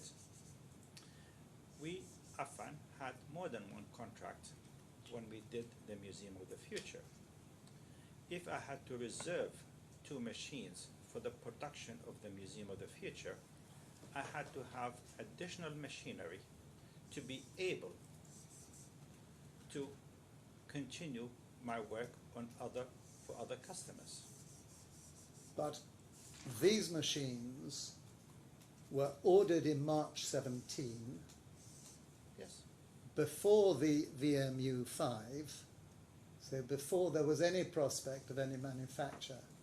No, I was getting other contracts. I have many other contracts, not as this one here. Not suggesting that you're not. But ultimately, every single panel that was put onto the Museum of the Future was manufactured with the CMS machines, not every single panel, every single large panel, of the CMS machines and in the Altara factory. There were others which were manufactured, smaller panels, in your old premises. You might refer to our tender proposal. We restricted to 9 meter by 2 meter for the exact that purpose, that we were to use those two machines, reserve them in the future, and we had all the possibility to do that. Other projects, we could do it in the new machines. It was never considered that these machines were purchased for that until the last minute, when we had no option but to use those machines for the museum.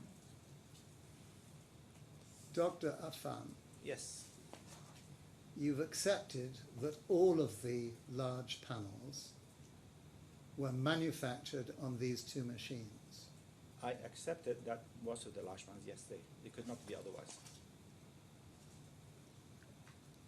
Am I to understand your evidence, and is the court to understand your evidence, that had it not been for the use of the machines for these large panels, you would have used the machines for larger panels for other jobs? Yes, definitely.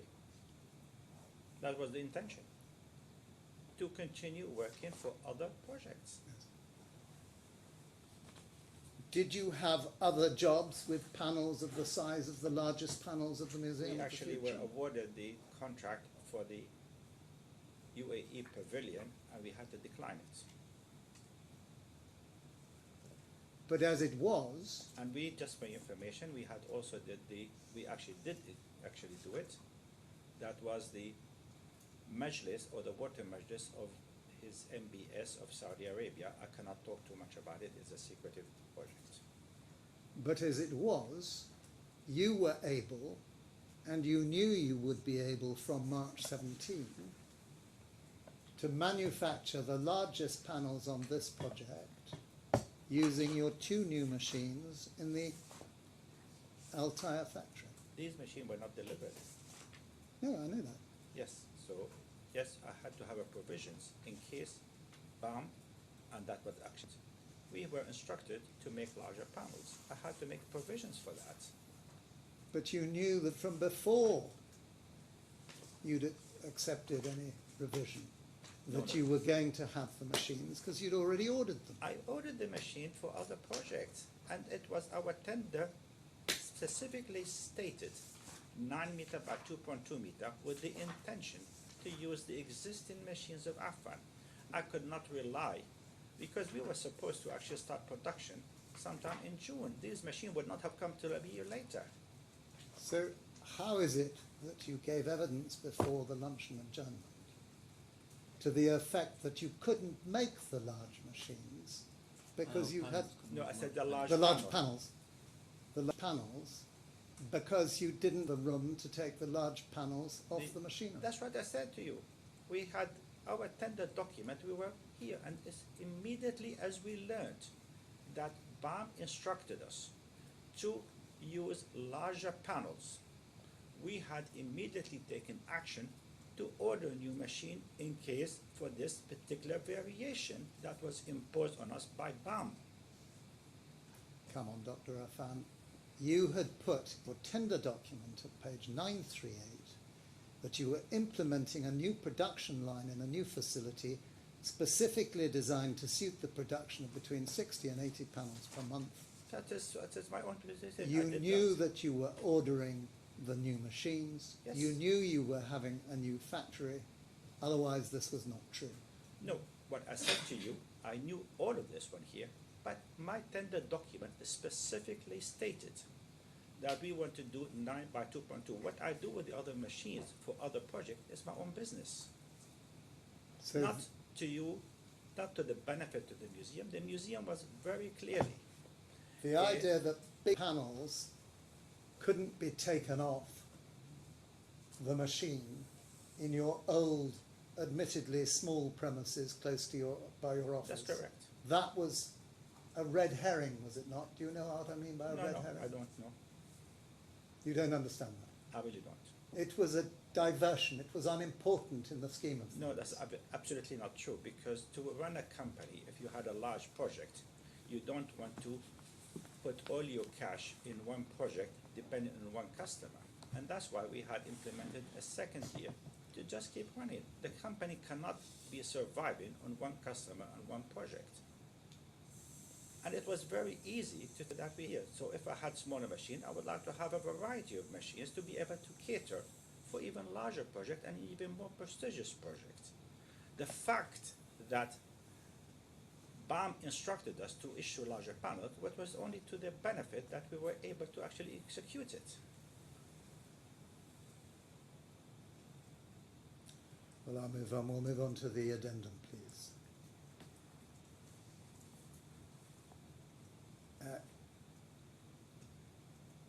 Come December 2018, Yes. your financial position was dire. Correct. And I'd like you to go, please, to the addendum at 1965 in the bundle.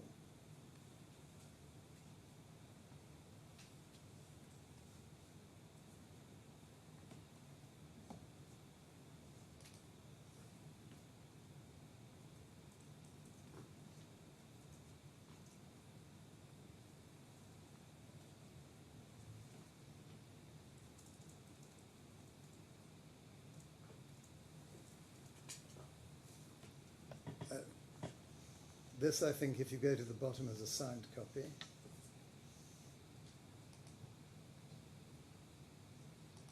You see your signature there, and it appears, I It think, is, on yes. the page. And the DD is Mr. Doyle. Yes.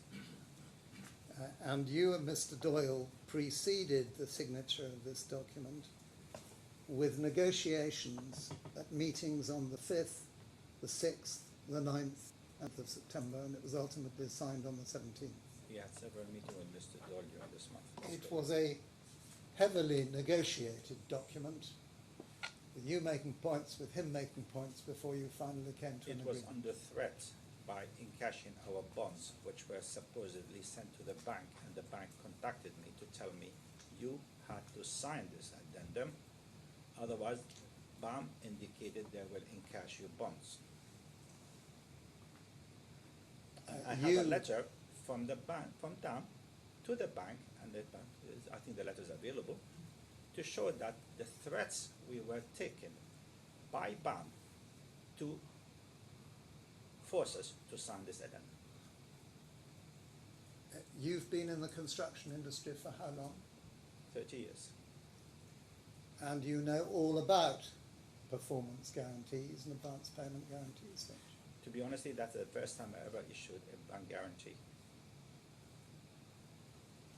Are you seriously asking His Honour to accept that your company has never given a performance bond or an advance payment guarantee before? No, because we were suppliers all the time. This is the first time we became a contractor. And all our customers never asked for our performance guarantee nor advance payment guarantee. And I can say that on record. You were one of the few facade contractors in the UAE. I had a very specific, exclusive business. I could actually tell the client, this is what I could do. The reason for that, just I could explain to you, what we do, you cannot be implemented by others. Not only that, if we do something, we cannot even rectify it. It is actually a waste of money. So that's why we never give, actually. And was never expected from us to do it. But that was a big contract, and we had to issue it. You've just given evidence a few moments ago of how often, Dr. Affan, you got bigger jobs, more prestigious jobs, jobs in I Saudi did not say, Arabia. I said I tendered for just as many jobs as possible. I did not say I got it. This was the biggest job we had received. And to ask me that whether I had inquiries, I could assure you, recently we had just completed the yacht club and the golf club in Saudi Arabia without even a performance bond or advance pay guarantee. Had you ever done a contracting job before where you had supplied and fitted panels? Of this size, no. But we had different sizes. Not of this. Are we talking about jobs of this size or panels of this size? Panels were bigger or smaller. No, actually not bigger, smaller. Smaller panels, smaller jobs. Yes, most of the time. That was the biggest job we had. And the biggest panels. Yes. So the point we just made about panels was an important one. Yes. That was the biggest panels we made Those were the biggest panels you made, for the museum. were the ones for the museum. Yes. I think each panel cost approximately $250,000 dirham. And the panels, as we know, came to 121 out of the 135 original quote.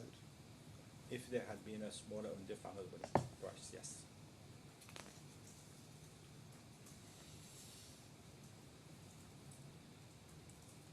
At any rate, the effect of the addendum, would you go to the top of the page on page 1965?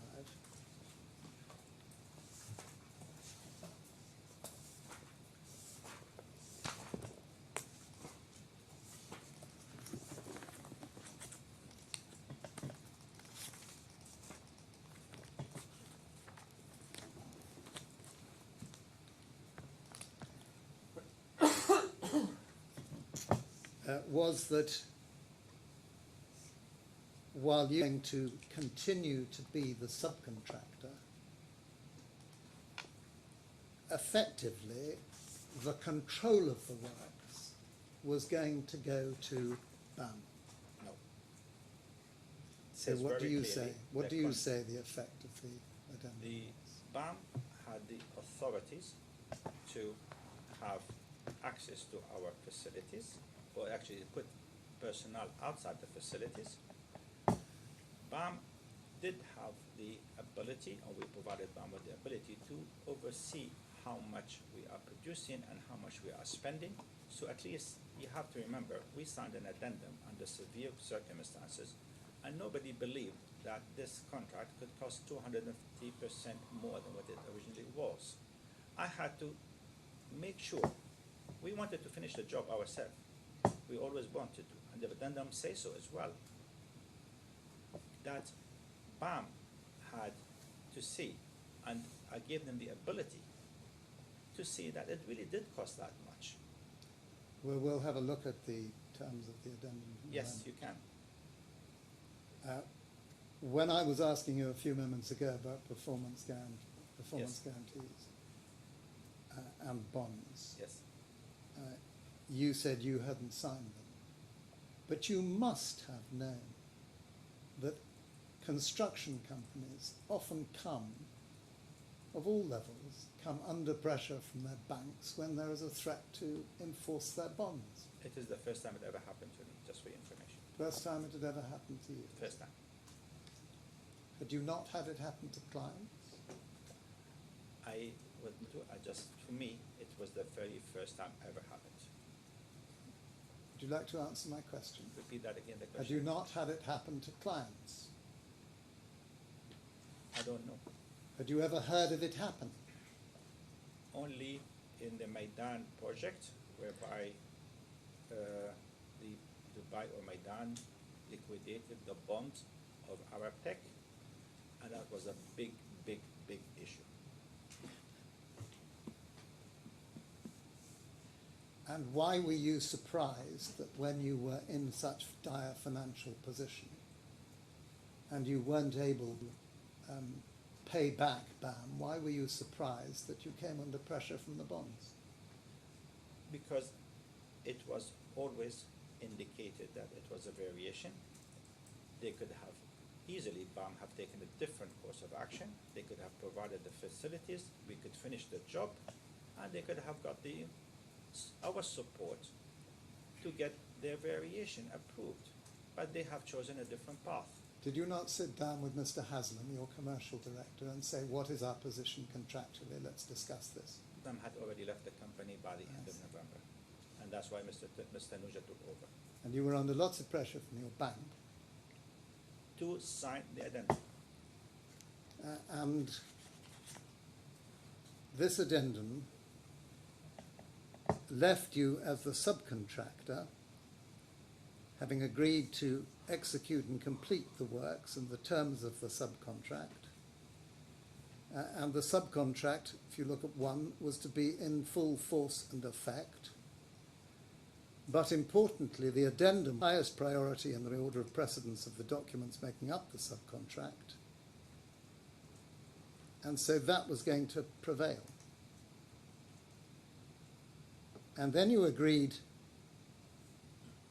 that 24 hours prior to the signature of the addendum, the contractor will be allowed to place security staff and management in the facilities and regulate the movement in and out of the facilities of any asset or material necessary for the successful completion of the subcontract works. Yes. There's nothing special. That's about not just an auditing matter, checking what it's all costing, is it? it. No, it does. That is essentially to make sure that the panels come in and the material came in and cut out of the factory were related to the Museum of the Future. Simple as that. No more than that. You were not permitted to remove any asset or material relating to the project from the facilities without the prior approval of the contractor. This is normal. We were working on this job, and every time we took a panel, the contractor checked it and took it out.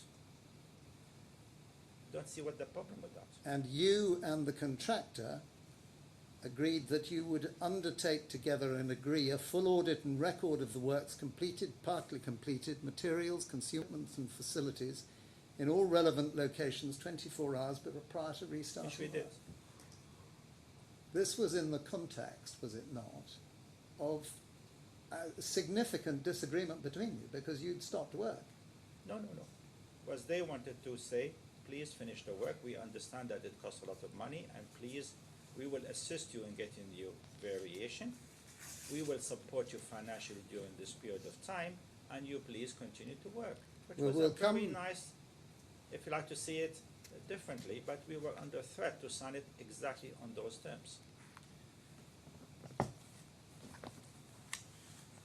There was a great deal of toing and froing in these negotiations, wasn't there, between you and Mr. Doyle? There was not really much. They dictated they dictated the terms, and they told me they were the ones who sent the text. I did not even make the text. And There it were- was somebody came from Holland to sign it or actually dictate it. Seen Mr. Doyle's evidence on this. Mr. Doyle was assisted by some management from Holland who came over and dictated the text. But none of this was challenged with Mr. Doyle. It wasn't put to him that you were not negotiating it at all. I could not really, there was not much to negotiate. Let's look, please, at clause B1, which is your first undertaking. Yes. The subcontractor will allow the contractor. Free. Can you help? Could you please put it on the screen? It's page 1966. So next page, please. You have to wait 6 seconds. No, that's the That's transcript. the transcript.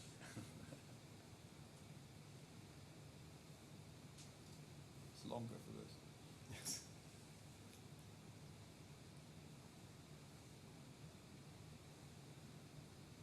There we go. Go down to B1, please, which is halfway down the page, or about roughly.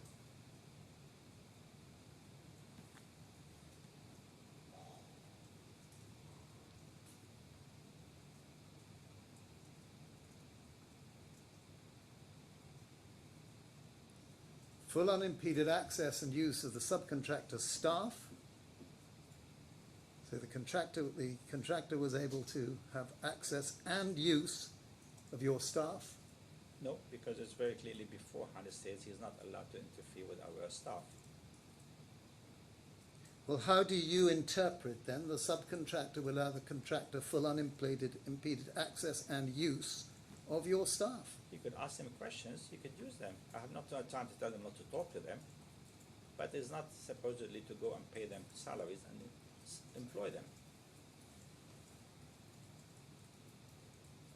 Will you please explain what you thought was meant by unimpeded use of your staff? The fact my staff were actually fully committed to the Museum of the Future project, which was the case. And that the contractor could use them to do the work? No. Whatever happened? No, the contractor was not allowed to use them to do the work. He had access and used the labor and the other things required for the fabrication work. The Well, we'll fabrication was move still on. to be done by Affan. We are the subcontractor. You understand that some of this is disputed and it's a matter of the plain It's law. up to you what you think. I want to get your take on it. Okay. The contractor will take full benefit for the scope of works related to the Museum of the Future, only in terms of the facilities and resources until completion of the works. But you'd remain liable to obtain and maintain all legal and regulatory approvals. I have done that as well. Then at 4, the quality of the panels and any necessary approvals to satisfy the subcontract was going to remain your responsibility. I've always done that. But at 5, the contractor shall control the facilities. Yes, he can. He said he had his own people outside. He had security guards outside the facilities. That's not the only means of control, is it? That is what I understood it. That's And what he did. he did. That he could control your factories. He was in charge.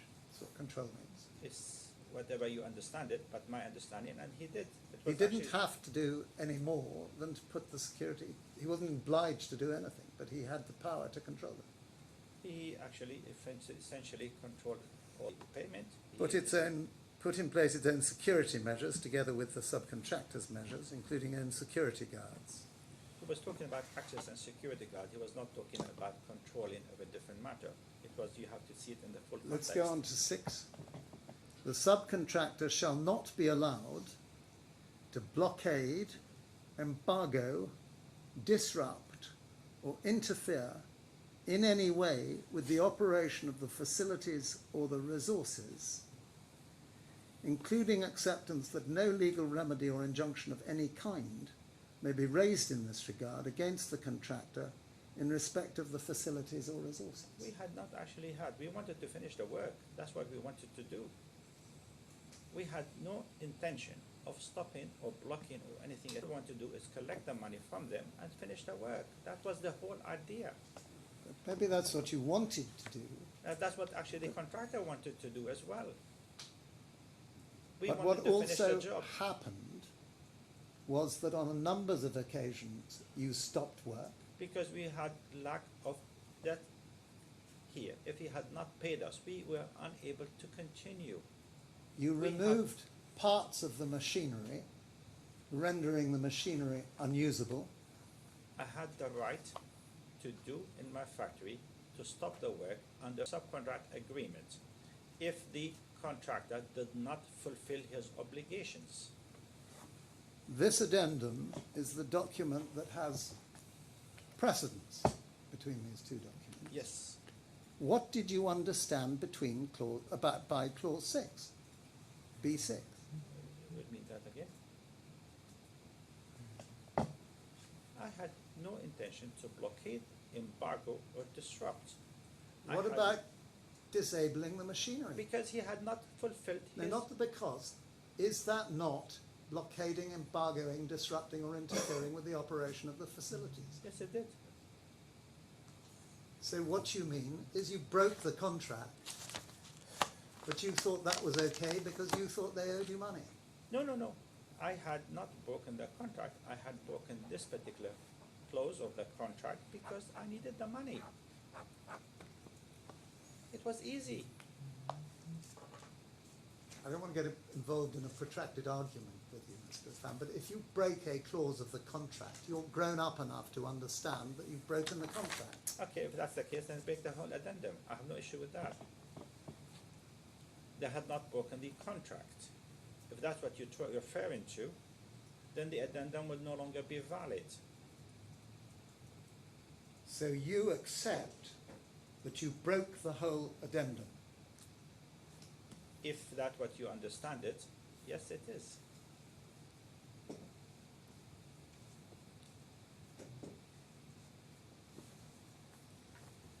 I'm going to go to clause 7. I'm going to take this briefly in view of your last answer. But Well, I'm sorry, I don't think a witness can be asked if he breached the contract wording of a particular clause. I'm not sure what the point He can be asked what he did, and he can certainly be asked whether he believed that was compliance with the contract or not.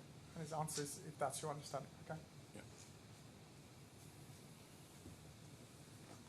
the management of the subcontractor, that is you as managing director and others, As your other managers. directors, Yes.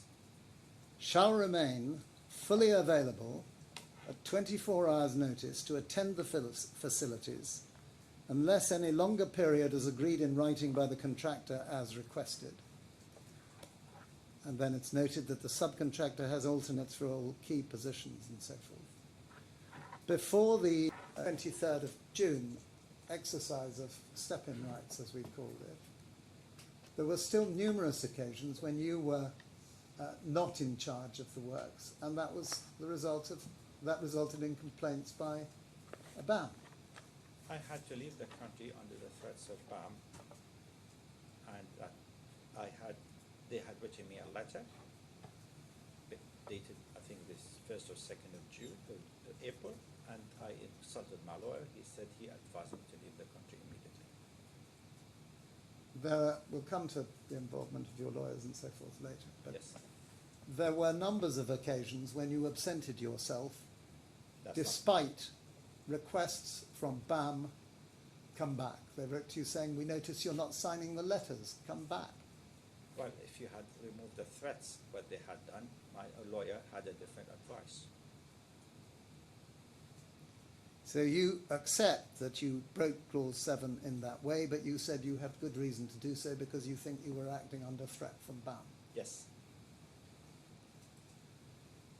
And then there's the point about employing at your own expense a claims specialist quantity surveyor from a recognised and reputable provider of such services to work on substantiation of entitlement for variations and change to the subcontract works on an intensive and continuous basis, thereby seeking to secure payment for such changes and variations as have been instructed by the contractor and employer on the project.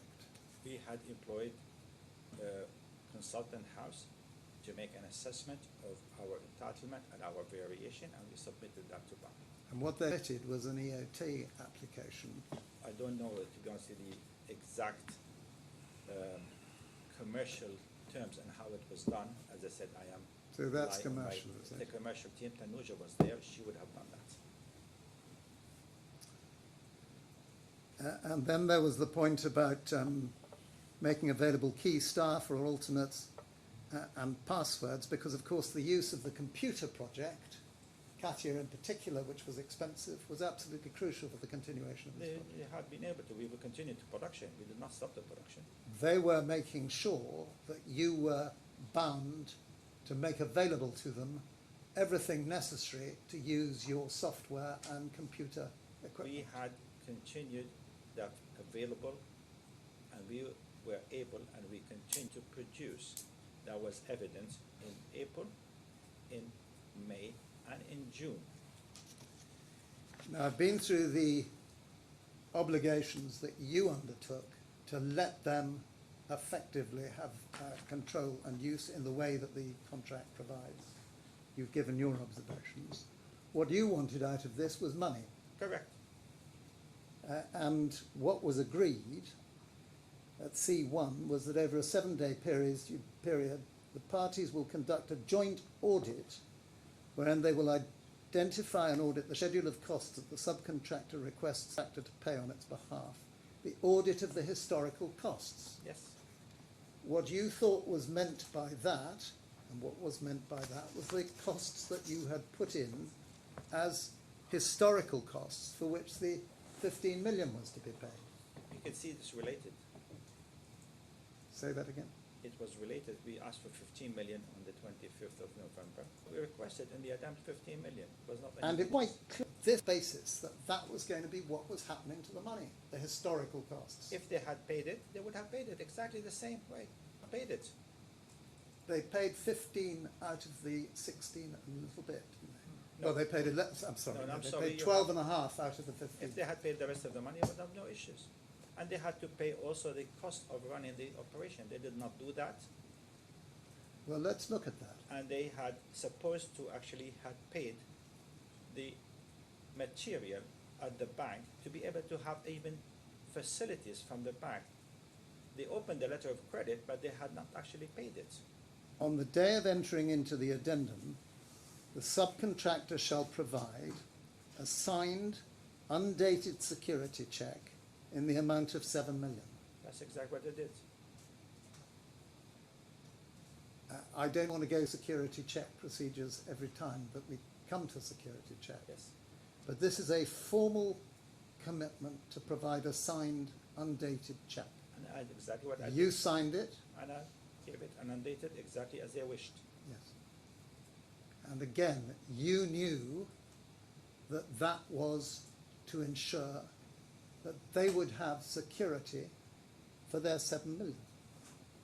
That is their interpretation. Now, what was your It interpretation? was supposed to be returned. And if you did pay?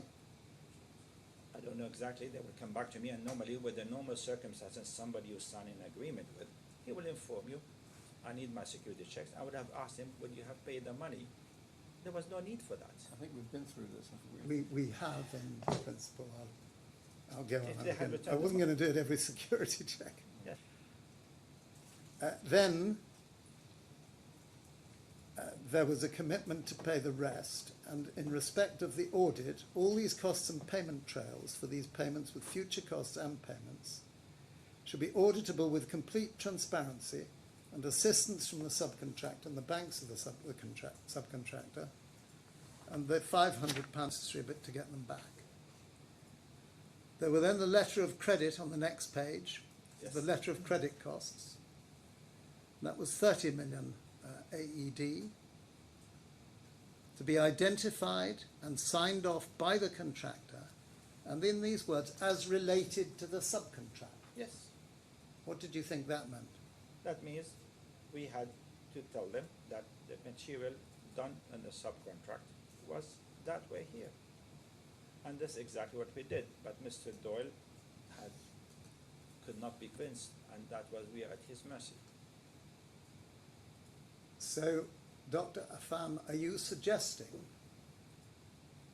that all of the letter of credit substantiation that you submitted to Mr. Doyle genuinely referred to items that were used for the Museum of the Future? I do say that all the money here that we have submitted related to the Museum of the Future, we had sometime purchased material on other projects, but it was used for the Museum of the Future, and it was explained that to Mr. Doyle on several occasions. And your evidence on this is that you had been in delay on a project in Jumeirah. Nakhil Mall, that's the project. And that project was in delay, so you'd used some of the materials that were generic materials. That's correct. Not Bought only for- Dubai Mall, also Dubai Mall as well. Bought for Jumeirah, this is your witness evidence. Yes, And you used at the Museum of the Future. 100%. So the substantiation was good for the Museum of the Future. I am of the opinion he could come and check the material that he been used, and he could have checked that we had used it, even if it was not on the invoice say that I had purchased it for the Museum of the Future. And then at 4, in addition to the payments that will be made in accordance with C1 and C2 from the date of the addendum, the contractor shall on a monthly basis any further legitimately substantiated costs for the staff, labour, services, materials, consumables and other things provided for the completion, benefit and advancement of the subcontract works and subcontract works only, the production costs. So we've got so far that your historical costs for those particular invoices were going to be by BAM. Yes, The letter of credit costs, which would deal with material. future purchases against a letter of credit. Purchases were already made, invoiced to BAM, not future purchases. These are incurred costs. And they were going to be identified and signed off by the contractor as related to the subcontract. That's correct. And you had to prove that first. And I did. And then there was production costs, which we've seen, and then the running costs covered subcontractor-owned equipment, rent, maintenance, utilities, insurance, software, computing and owned transport, substantiated in support of any claim made in respect of the subcontract and at financial audit. Which we did. And the contract legitimately substantiated running costs on a monthly basis, subject to audit for scale and credibility.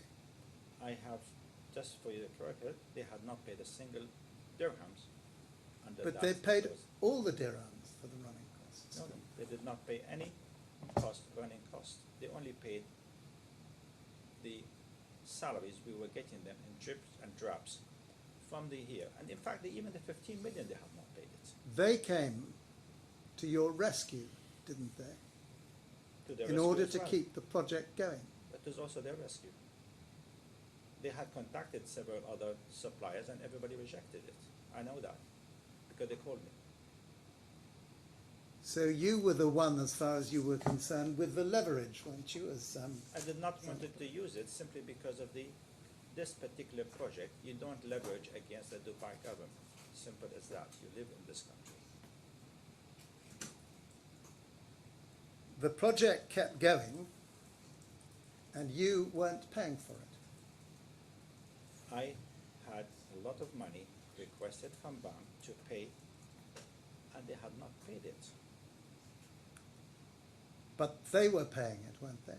At one time, they paid some of the money. The running costs they did not pay. We could not even maintain our machinery. And you were getting certificates monthly with all the contra charges. The contract charges, because they had refused to accept that there was a variation and it does cost a lot more money, but they insisted that for their clean bookkeeping, they would still use the original price of the contract as opposed to what the actual really costs were.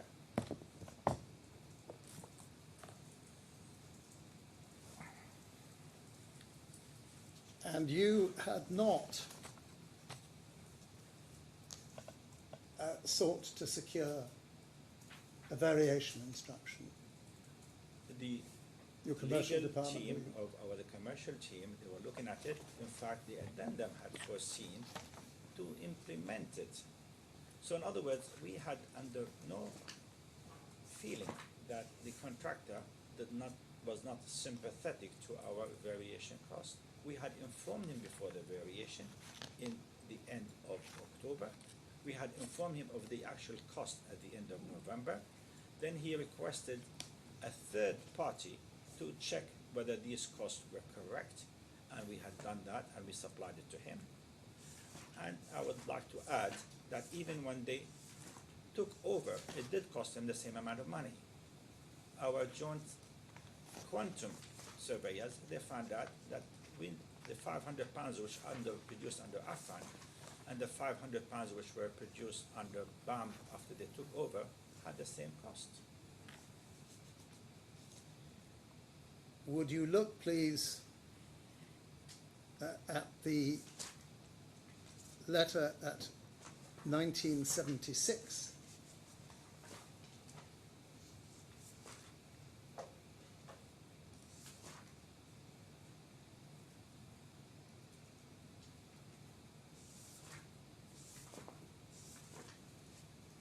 and the schedule attached to that. Yes.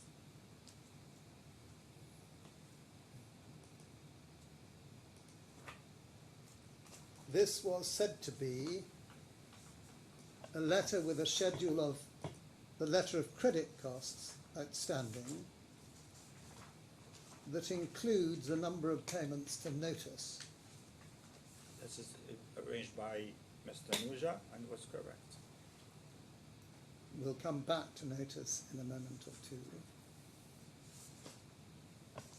On the 19th of December, the same day, you got the second payment.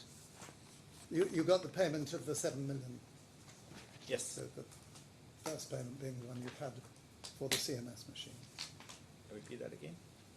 You had one payment for the CMS machines back earlier in the year, and then you got the 7 million on the 19th of December, 2 days after the signing of the No, we addendum. had also in between that another payment we had received that from them. That's not correct. At the end of October, we requested a payment from bank and they paid it with a dated check and they collected the check. And we had actually said it.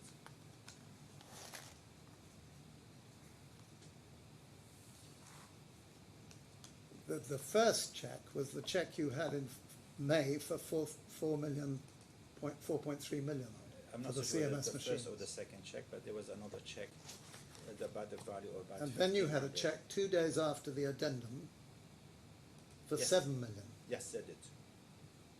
There wasn't another check in between. No, not in between. So why did you just say there was? There was another check, but in between or after or beforehand, I don't know, but there was another check. Would you look please at 2054?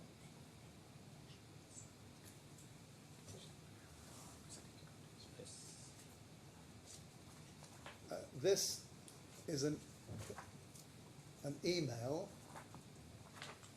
relating to the second tranche of the money that you expected, with reference to the addendum to the subcontract clause C1. Yes. Kindly find below summary for the payment of 8 million Yes. expected to be released by the 15th of January 2019. Yes. On there we see Qanun Labour outsourced, Al-Waha Labour outsourced, Transworld and Diab. In relation to Qanun, you'd said April to July invoices. You must there have meant April to July of 2018. Yes, must have been. So at this stage, very nearly 6 months after the last date, Yes, what are you trying to say? Al-Waha, July to September. Just for information, Mr. Nuja had actually prepared these tables. I do not prepare these tables. If you were asking me individual payments, I would not have known. But you'd negotiated the terms of this, and this was the substantiation that you were purporting to give Yes. for the Mr. Nuja- payment for historical costs. Yes, that costs means costs already is incurred, but we have not been paid. which was to justify the 15 million demand made That's on the exactly what it 25th was. and 26th of Yes. November. This is very clear. And are you asking His Honour to accept that this money, this email, written on your company's behalf, Yes. was not representing that this money would be paid, this money would be used to pay these... No, I said they were paid, and that's what we did. Whatever money we had received, we paid it in accordance with this letter, but we had not received the full money. You received, Part of you'd it. already received 7, That was and done of the beforehand. 8, Sorry, can the witness be shown who sent this email? yes, we know it's Mr. Affan. We had received 7 million and we dispersed it. That was even prior to signing this email. You know perfectly well that this was copied to you, and you were very much a part of providing this as substantiation of your historical costs. If the Nuja said it was substantiation, she's the one who disperses the money anyway. So if it is that is not dispersed, if we had paid it, it would have been dispersed. We had received the 7 million and we dispersed it accordingly. If if you look at the 16 million on the 25th of November, and this is some of it did not show up here. That means we had received it and we had dispersed it in accordance with the commitment we had made.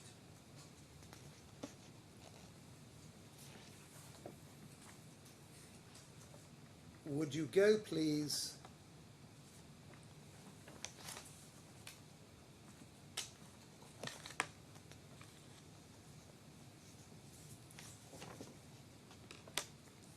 to page 2129?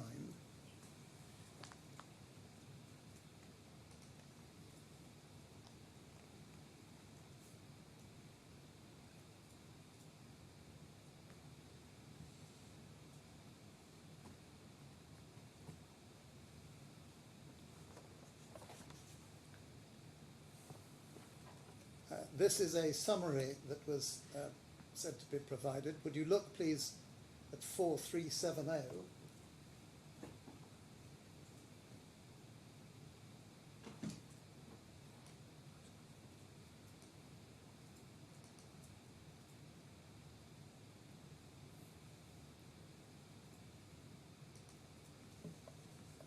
This is a response to the substantiation that you had attempted to provide, and they'd been through it. Your email of the 8th of January was the email we just looked at from Tanuja. Yes. You then provided further documents, it was said, on the 17th of January. Teres, could you please reduce this so that we can see the whole thing if we can?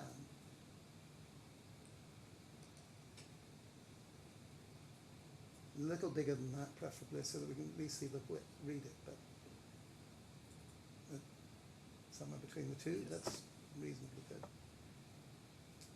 And then, very much. So if you see the Affan salary point, Yes. the comments are there on the 27th of January, and then there are additional comments on the 31st of January. And go down, for instance, to Canoon Labour Outsourced. Yes. They had asked for signed, stamped and approved time cards, which is pretty reasonable, isn't it, in respect of Tanuja would have done that. They in were not respect of expecting to Canoon do that. Labour? Not provided. Go on to the right-hand side, not provided. So The red are all comments by Ban. I really do not follow these letters. Please understand me. I have You're run just a saying- bigger company, but I have Tanuja to do that, and I have no reason to believe that she had made a mistake or otherwise to substantiate. But there's no suggestion that these ever were provided, and that they're perfectly reasonable requests for substantiation, of which you were supposed to provide complete substantiation. If we had it, we would have done it. There was nothing sinister about it. We were paying people. I could see that the canoe was working in the factory.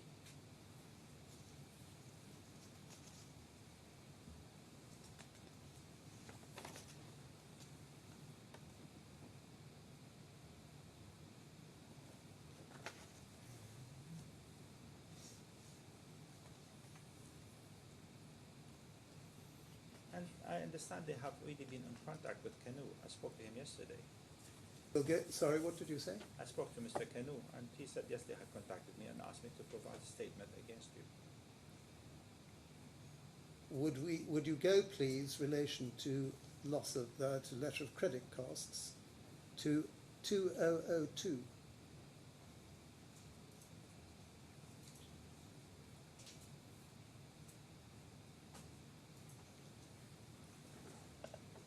This is the 30th of December, and it's an attempt to provide, or it's dealing with the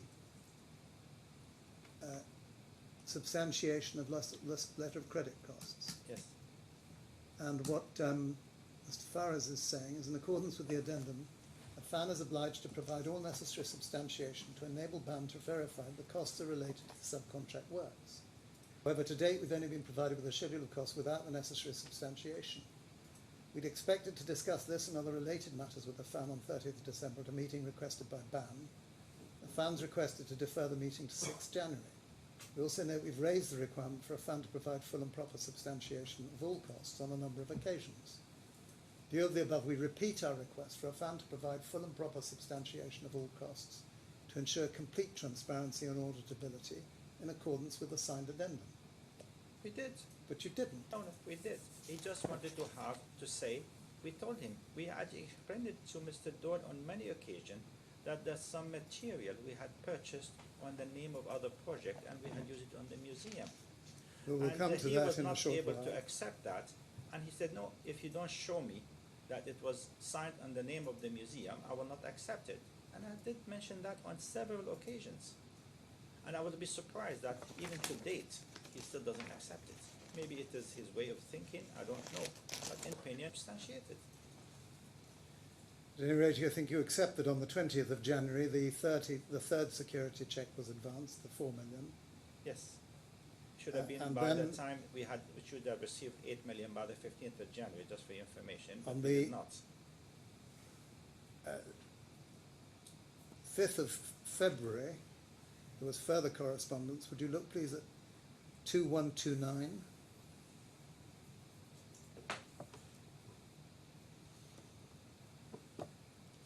BAM's writing to you. Can you carry on?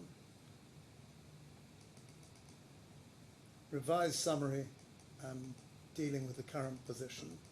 That is the summary at 4370, which we've looked at.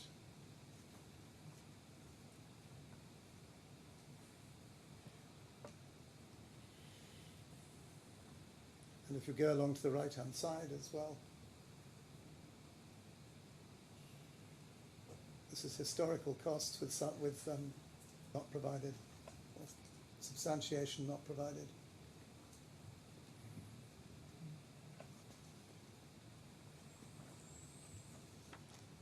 But nevertheless,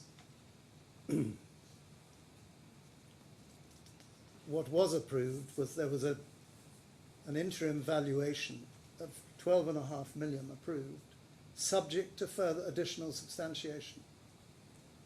But from this document, Yes. you knew what was approved, subject to further substantiation. I would not have known. Your Honour, we are now dealing with a very serious allegation. The word Yeah. you is thrown around without suggesting who the you is. This is a personal allegation against this person. So can that just be clarified? And if it's being suggested that he saw this document, that Are should you be trying to contained. suggest that I knew of every single disbursement? I do not. So It are was you the saying Nuja. that you didn't know that substantiation was being attempted of the historical costs? No, I said Tanuja dealt with this issue. It was not my job. Never has been. Even payment of the salary has never been my job. And are you claiming not to have known what Thanuja was doing? No, I said In I rely relation 100 on to her, these and I documents. think that she had provided all the here. It was Mr. Doyle who was just simply stalling. If it wasn't you if it wasn't you responsible for this, how can you say it was Mr. Doyle who was stalling? These Tanuja- requests for substantiation are perfectly Tanuja, reasonable, aren't they? I think she had provided it. She had told me to provide it. And she is the one who provided here. And she is the one who disperses the money. And she is the one, whatever money we have received, it will be dispersed accordingly just to keep the project going. Are you challenging the words "not provided," where BAM said they hadn't received the substantiation that they sought? BAM could think of whatever they wanted to seek, and we think that we have provided it. It was their opinion that it was not sufficient. I'm asking you, because of the way that Mr. Hussain just put his point, and it was a fair Yes. way, whether you are challenging the proposition that documents that BAM has said not provided were in fact not provided. Are you challenging their position? I really cannot answer that question.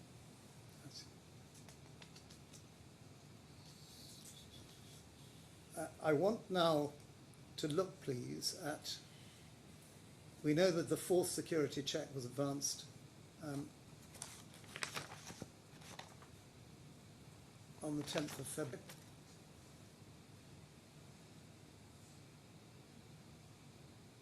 And I want now to ask you about your witness statement at page 648. Which one? It's your second witness statement. Paragraph 1.4. So, I also understand Mr. Doyle alleges that I committed a fraud in issuing guarantee checks under the addendum. Although the checks were undated, meaning that it was unclear if or when they would be presented. Pausing there, you were never saying that they couldn't be presented. You were saying it was unclear if and when they'd be presented. I would have had sufficient money in the account when they presented, and actually, to be honestly, I had expected that the checks to be returned. It was in the approval, in the agreement, that when we had 500 panels, please return the checks. Under no circumstances did I ever expect that BAM would actually go and encash a check, particularly when they knew that we had completed 494 panels out of the 500.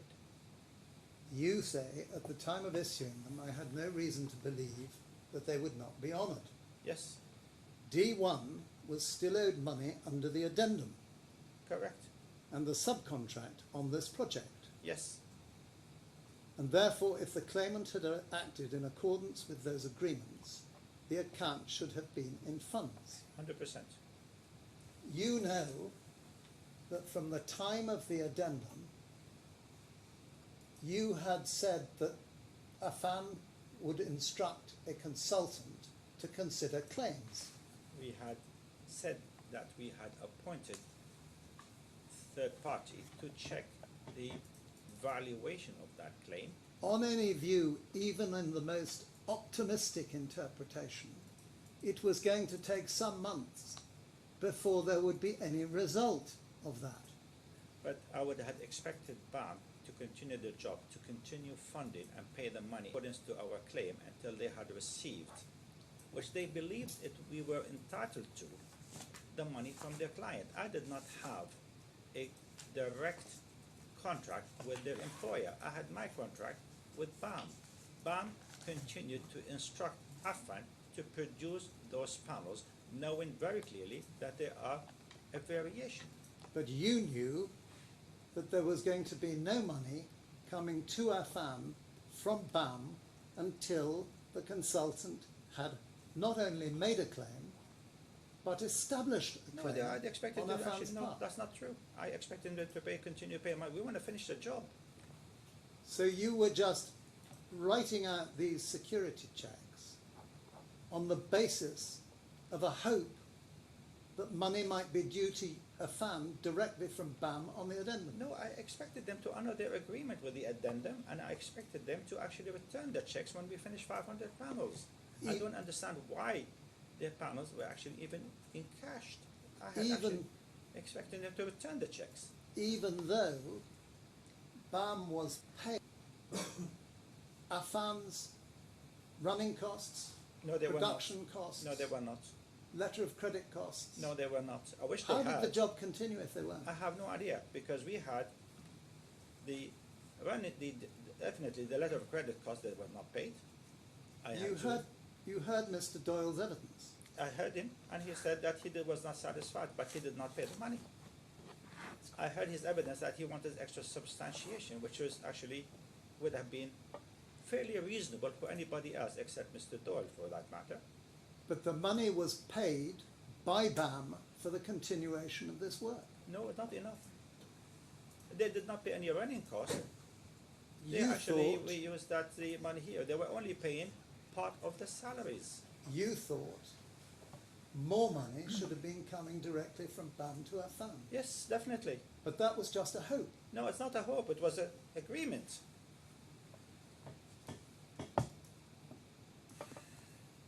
If they did not And- honor their agreement, If you didn't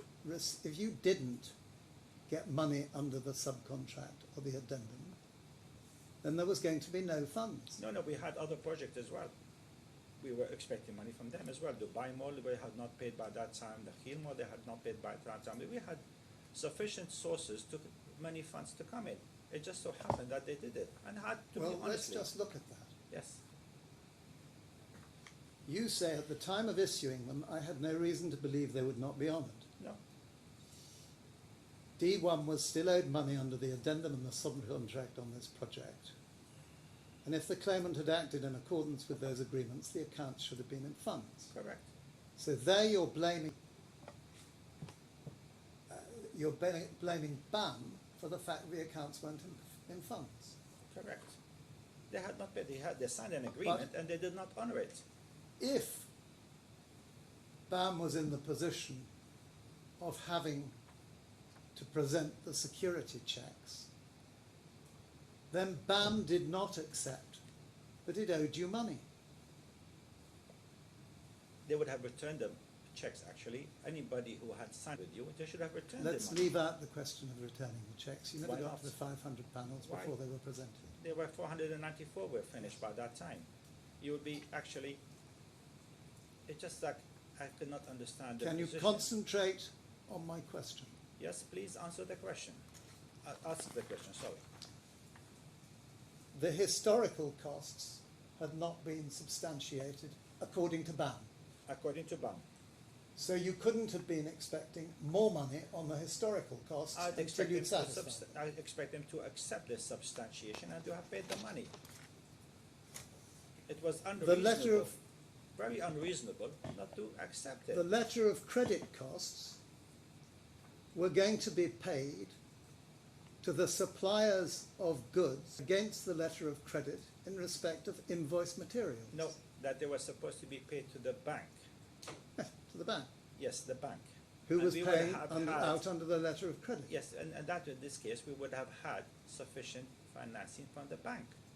With 30 million dirhams, sufficient financing would have had. The money was not coming to you,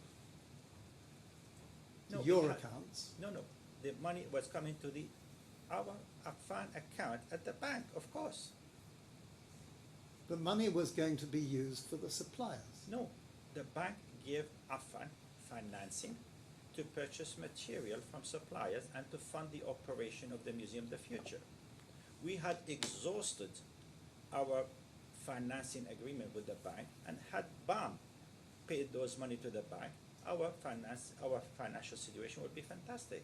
We had 30 million, at least financing from the bank to continue running the project.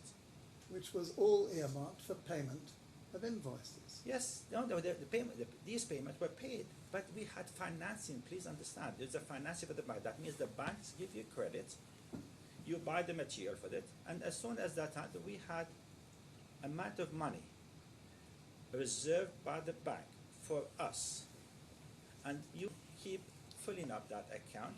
So had BAM paid these costs, we would have had 30 million dirham At any rate, available from the bank to finance our operation. if your substantiation didn't work, that money wasn't going to be forthcoming, It was actually, I was surprised and the that checks wouldn't be on.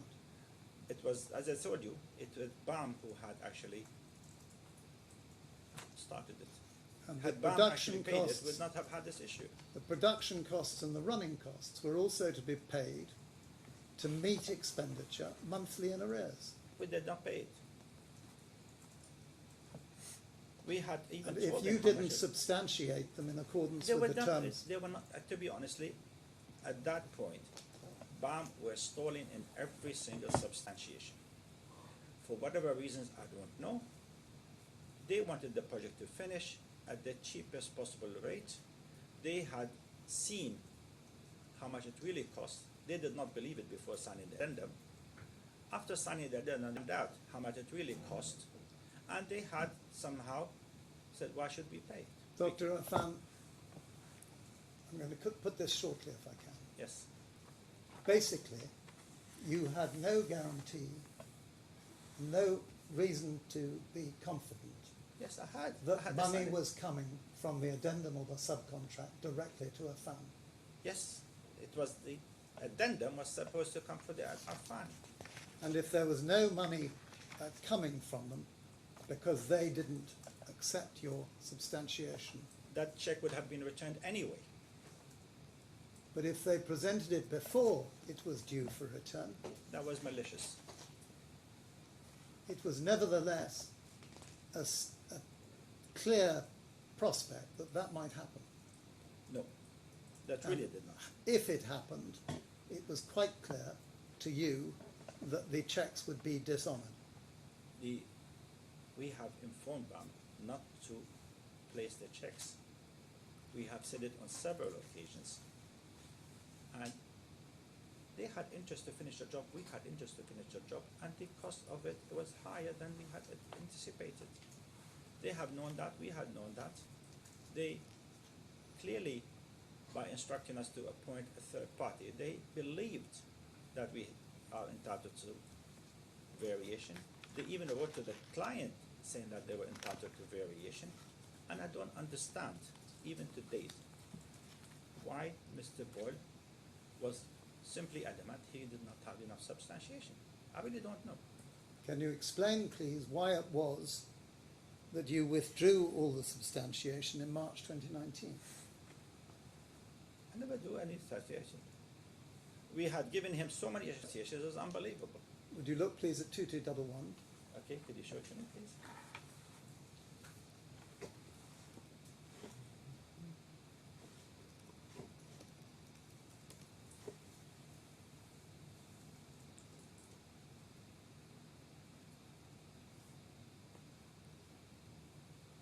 This is a letter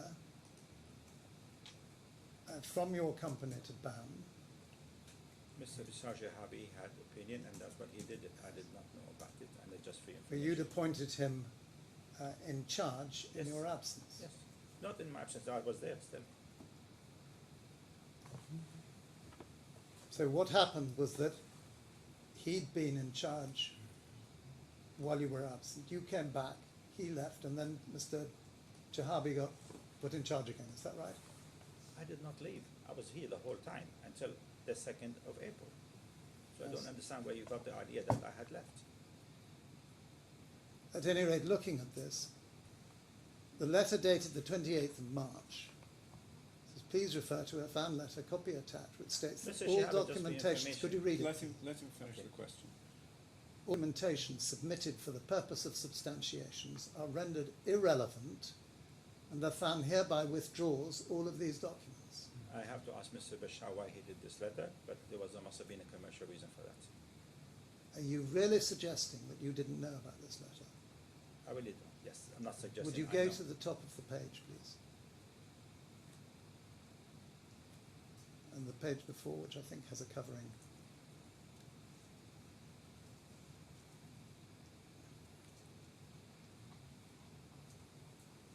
Stop, please.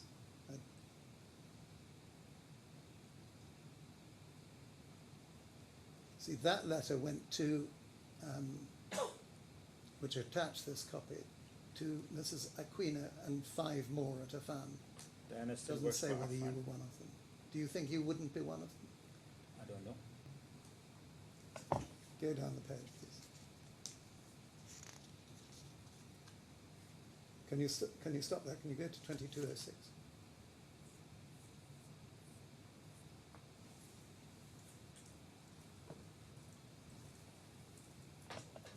This is BAM saying what you weren't doing.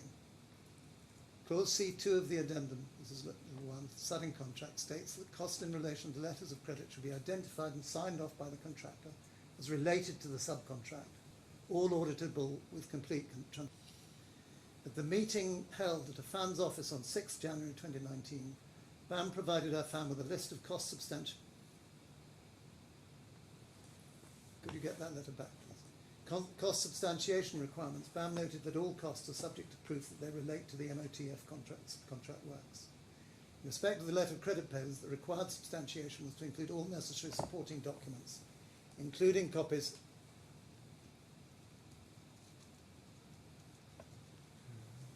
Could you go back to 2? I'll ask you to move down, operator, if necessary.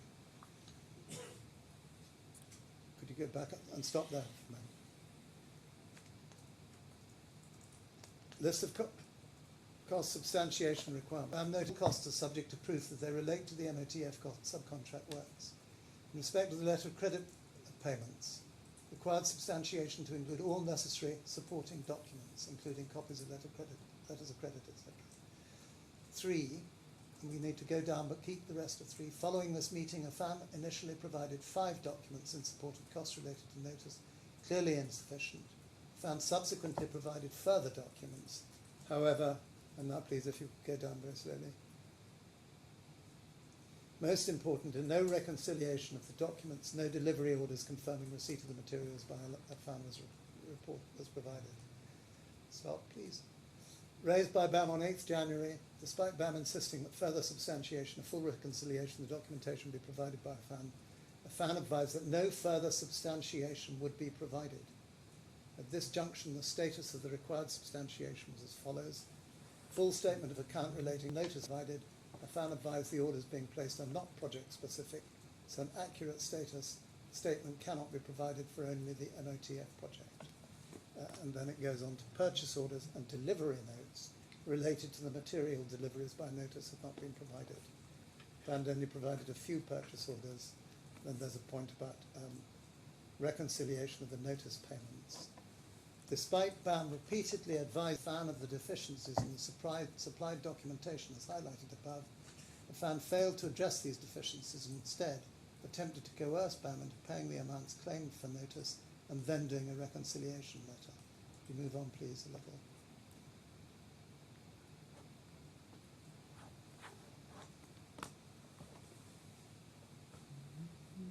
Can we move on a little? Subsequently, at a meeting held on 21st February 2019, which was attended by representatives of ADCB at Affan's request. This was a meeting between you personally and Mr. Doyle. Yes, but with ADCB.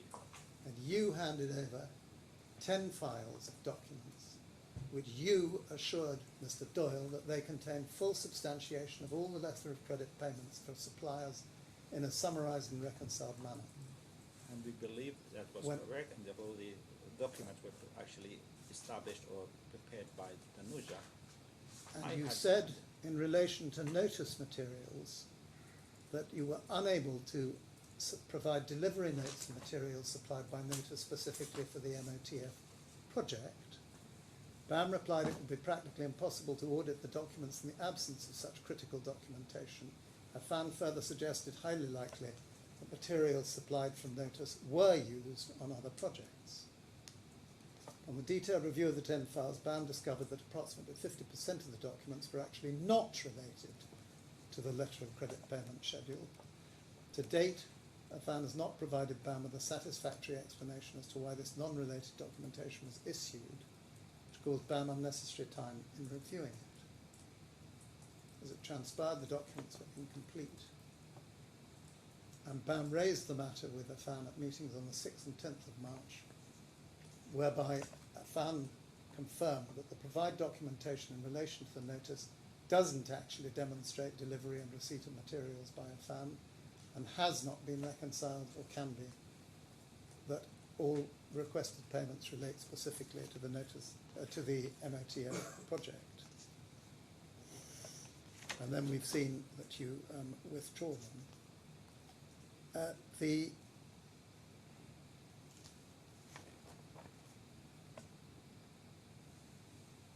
Your explanation, still the one you gave, that these could be generic projects, generic products. Notice in particular. I'd like you, please, to look at 2138 and 2139.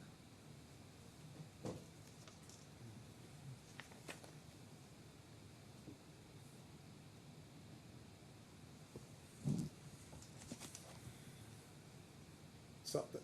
Could you go back to the bit that's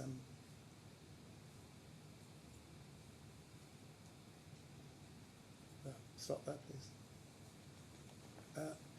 These are notice projects which were said to be applicable to the Dubai Mall Fashion Avenue extension. and it will be also used on the museum as well. Well, we're going to come to that.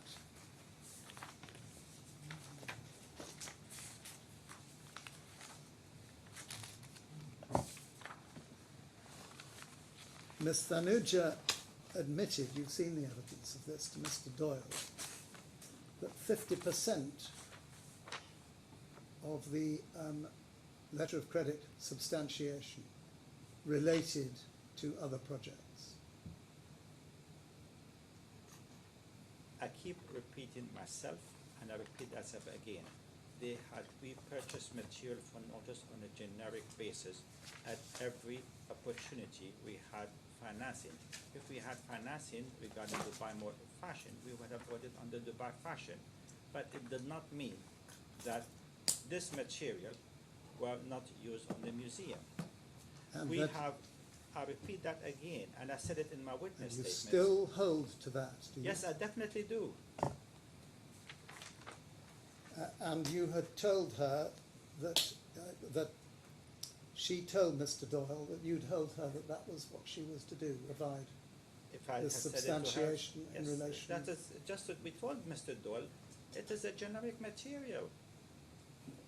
In your witness statement, you referred to a project in Jumeirah, Yes. but the Dubai Mall Fashion Avenue is in downtown Dubai, isn't it? It's not. That is a different project.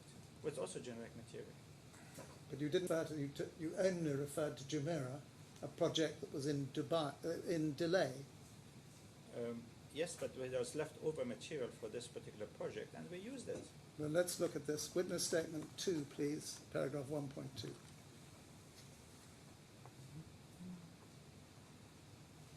That's page 64, I'm sorry. 647 to 8. Page 647, I'm sorry. If you can keep this document available, that would be helpful.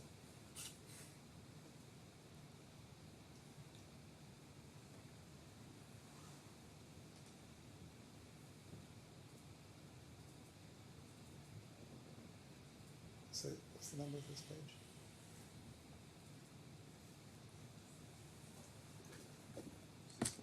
That's 647, isn't it?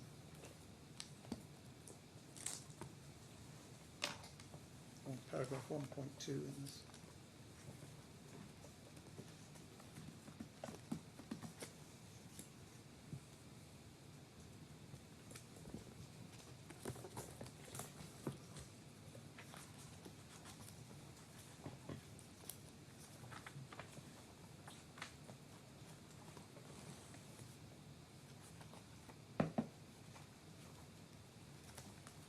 You're wrong, forgive me, I'm sorry.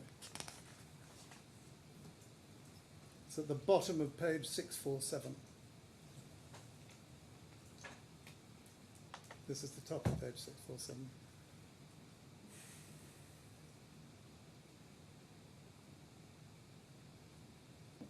Well, I'll read it to you while we're waiting.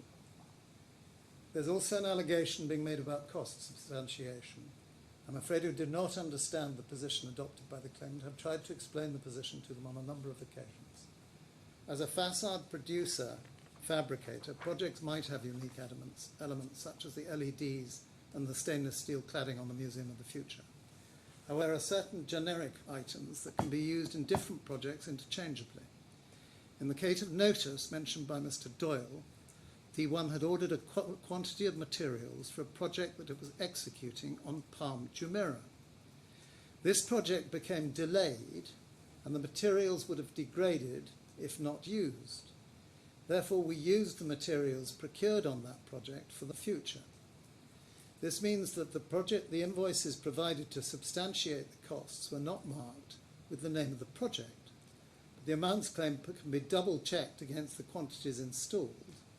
Circumstances may also arise where we make an order for generic projects for multiple projects at a time, so the invoice again will be not be project specific. This is typical for business in this field. So I take it that in the case of Palm Jumeirah, because it was in delay, the notice product would not have been delivered to Palm Jumeirah, they'd have been delivered to your store. They were never delivered. They were always delivered to our store. They were Yes. always delivered to your store, were Always. they? I see.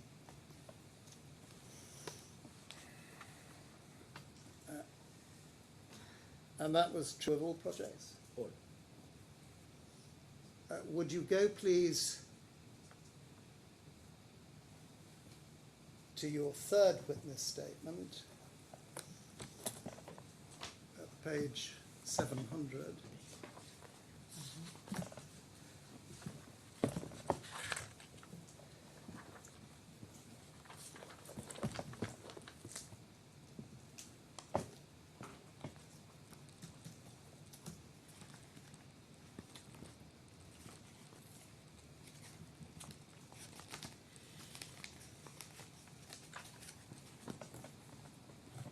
Paragraph 4.3, when ordering generic items, the invoices are still required to refer to a project name. This is because they will be purchased under a particular line of credit. Therefore, where Mr. Doyle goes through certain purchase orders and states that they refer to the Museum of the Future project, or for instance the Dubai Mall extension project, as opposed to having a blank project name, this does not support Mr. Doyle's conclusion. Do you still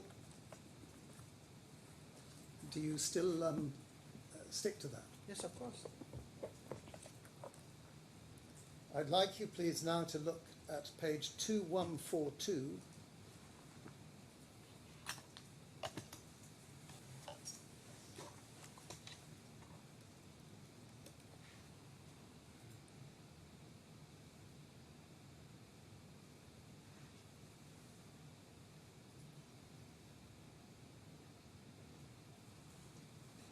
Thank you. That's a notice invoice. Would you go down the page, please?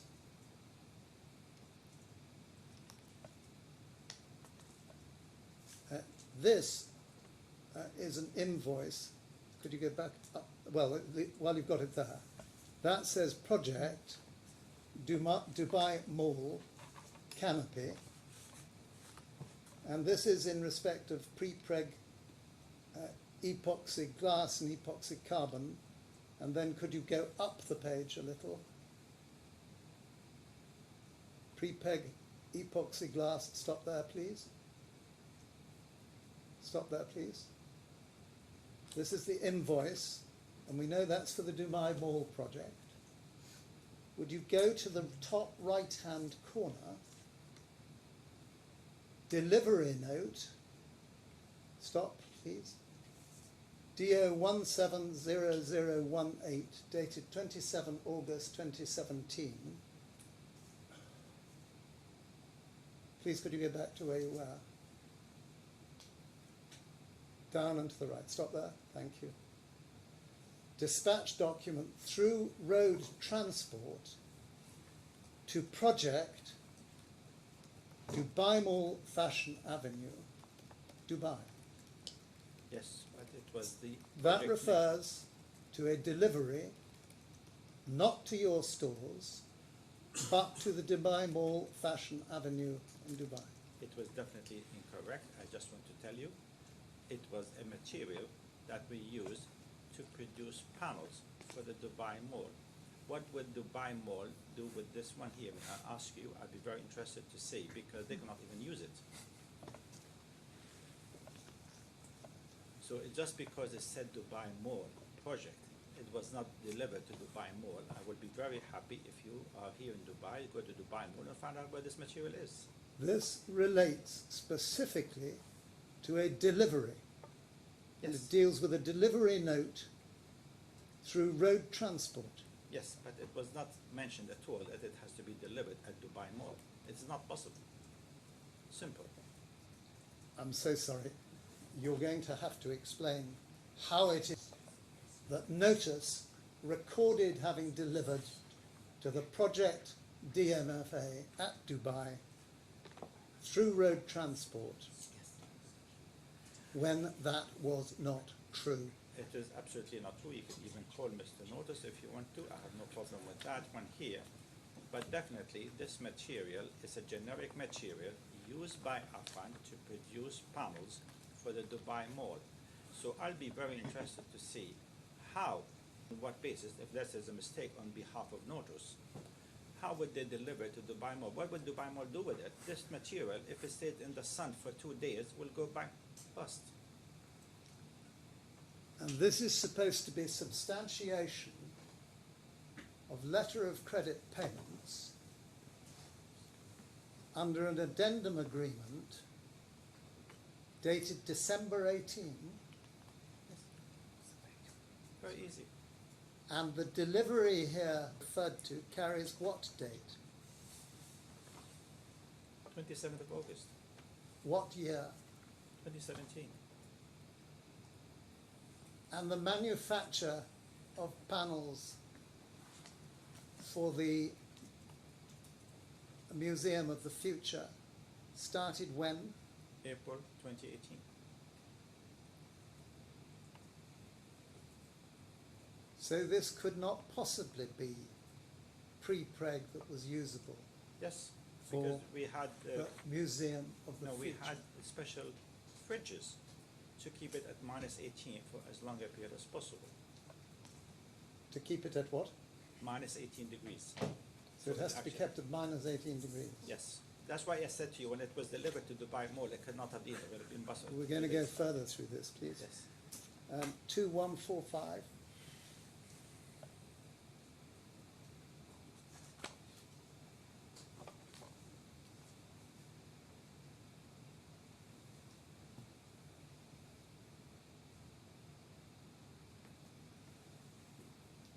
Twenty-seventh of August. Delivery, road transport to project Dubai Old Fashion Avenue, Dubai, 4th of August. Order. Packing list, 27th of August 2017. Yes. Could well be. Easy.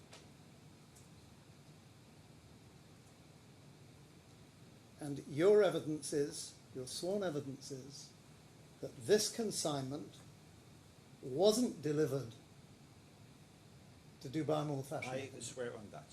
I 100% swear on that. but was used sometime in 2018 for panels for the Museum of the Future. Should well be. I cannot answer you what the generic material we used. Whatever material we had left over, we used for the museum. I'm so sorry. You need to be very clear about this. Sorry, can I just understand it? Is the factual allegation that my learned friend is putting that 2,400.3 square meters of epoxy glass was delivered to Dubai Mall? Is that the factual? Is that case the being put? factual argument, what you're saying? That's what this document tends to suggest, yes. I assure you, that is not correct.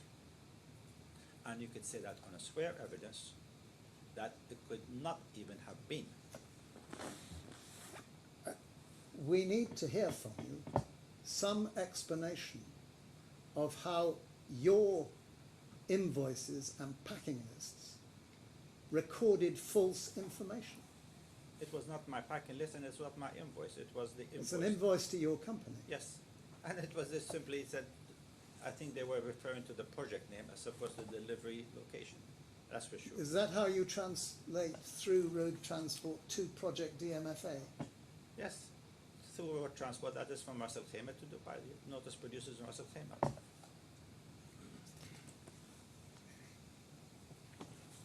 We'll go please to 216.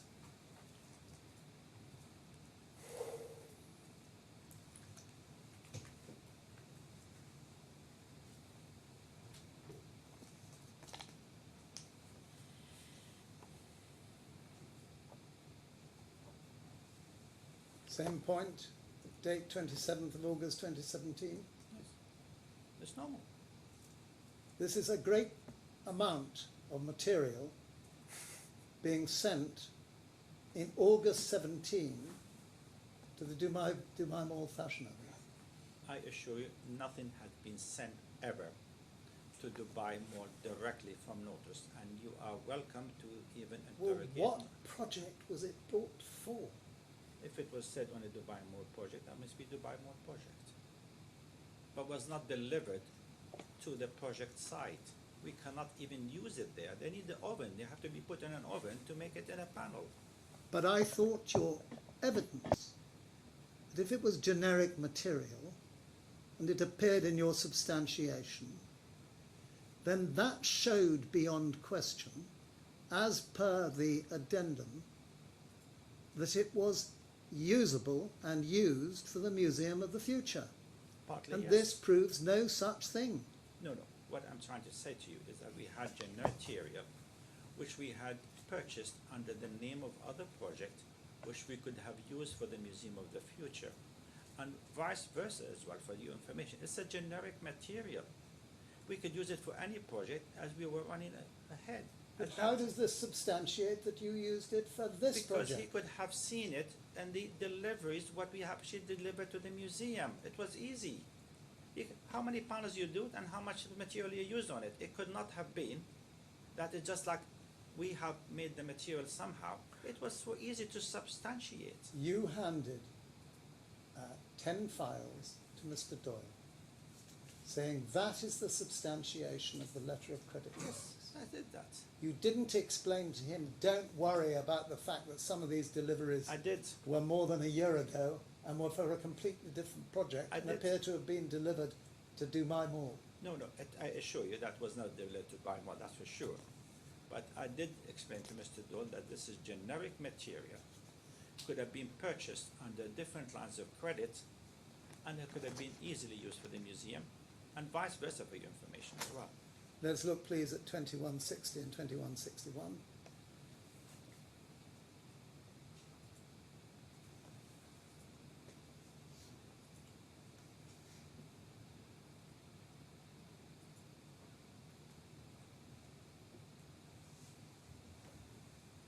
This invoice, also from Notice, has final destination DIP Dubai. DIP is the Dubai Investment Park. Yes. That is where your Factory office is, is yes. and your factory is. And that gives you as the customer and says where you are. Yes, And that also the DMFA. yes. But there it says it's dispatched by road to final destination DIP Dubai, which is in accordance with what you said. It's always by road. How do you transport things from Ras Al Khaimah to Dubai? It I was always don't by think road. you're picking on a very good point, if I may say so, Dr. You are Affan. picking on something that is, I could assure you, it is not correct. This material is generic material, goes in the layup in the here, I can show you even the way it is made, and it goes in an oven. Dubai Mall does not have an oven to manufacture on site.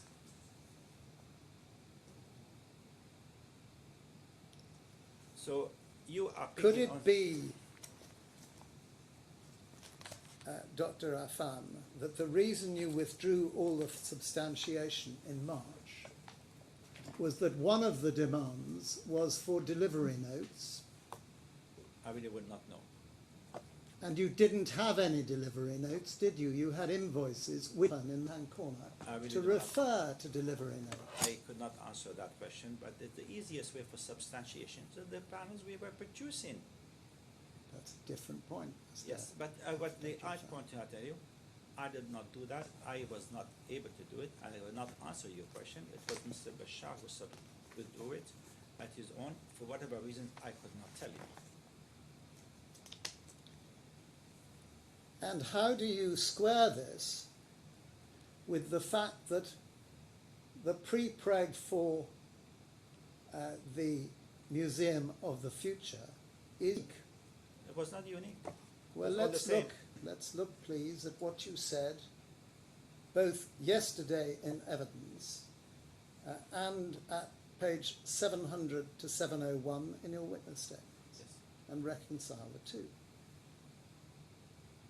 please go ahead.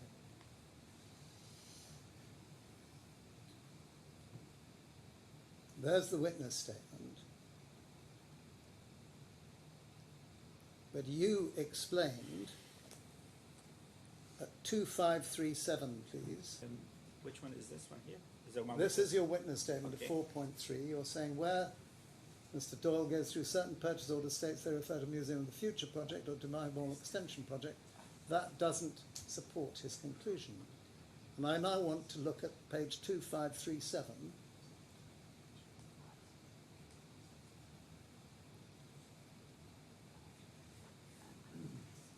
This is a letter you wrote on the 15th of June, and we looked at it yesterday, Yes. and it was about pre-preg. Yes. Go down the page, please. So, oh, I think up the page a little further.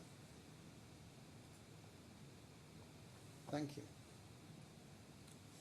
The panels of the Museum of the Future use epoxy prepreg having fire retardant properties. In fact, this prepreg is the first of its kind in the world and was specially developed for the Museum of the Future. Maybe I was trying to make a statement, but it was the prepreg was specially developed, but all the prepreg we had fire retardant properties.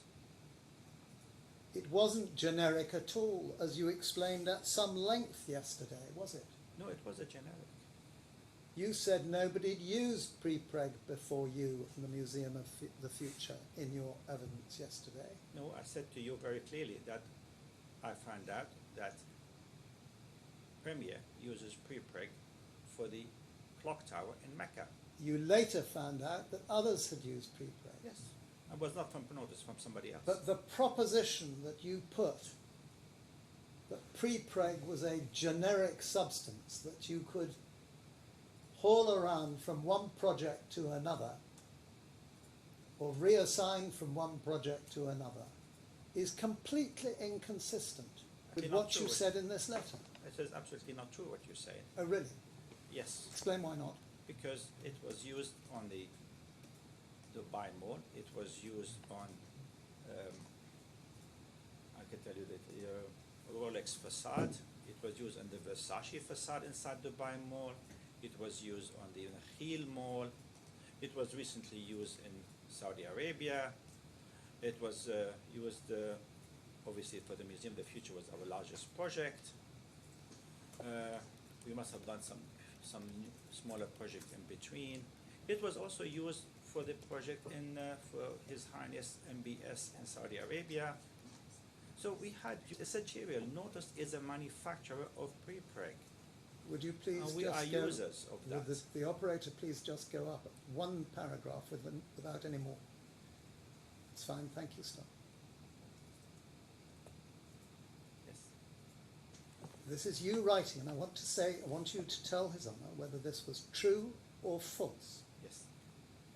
I would like to put on record that the production of panels of your Museum of the Future is very specialised, and neither BAM nor its partner have the experience nor the skills to carry out this task. In the following, I shall give some details. The panels of the Museum of the Future use epoxy prepreg having fire retardant properties. I think you told His Honour just now that all preg has fire No, retardant. all the prepreg used by Affan. All prepreg used by Affan has fire retardant Yes. properties. In fact, you said to Toby in this letter, this prepreg is the first of its kind in the world and was specially developed for the Museum of the Future. True or false? We were developing this prepreg while we were getting the bidding at 2016. The development doesn't mean that we only produce it for the museum. We were developing it. It is an Affan Notice development. We had been used primarily for the Museum of the Future, and it was used on many other projects by Affan. Especially is not primarily. It was specially, yes, for the museum. It was especially when we did it at the time. Because without it, you could not even get the approval to actually use it on Could the you museum. just look a little further up the page at the date of this letter? Without losing paragraph 2 if you can. Can you go up the page but try and keep paragraphs 1 and 2 on the page? Yes. The letter to Toby is dated, but you have to go up the page a bit.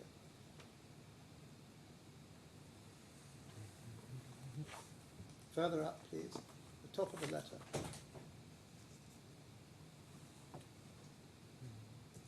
It's dated the 15th of June, 2019. I was outside the country, just for information. You are making a point to Mr. Fagan, Mr. Borley, and Mr. Killer. Yes. Go to the bottom of the page, please.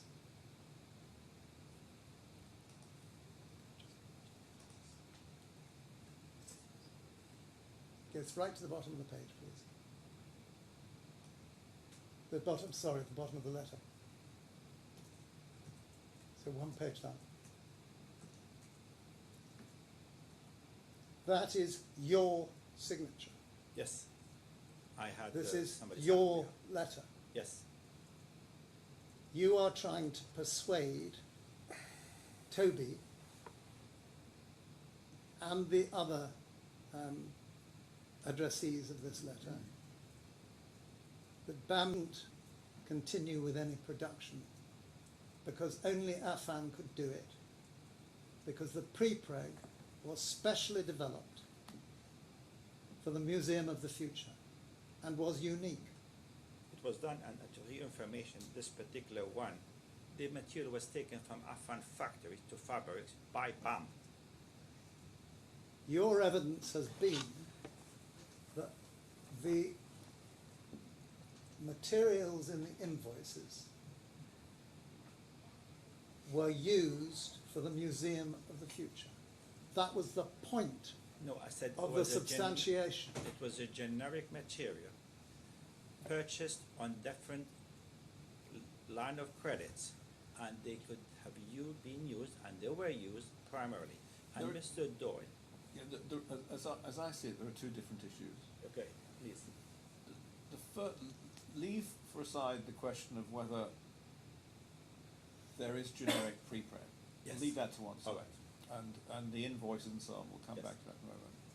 But what I'm interested in is that when you wrote this letter, were you developing, had you developed a technique with generic pre-preg that was unique to the museum? There's nothing for generic, it's a generic material. Yes. The pre-preg was developed with Notice together. Prior, Notice is a manufacturer. Pre is a well-known material. Yes. It's used in lots of different.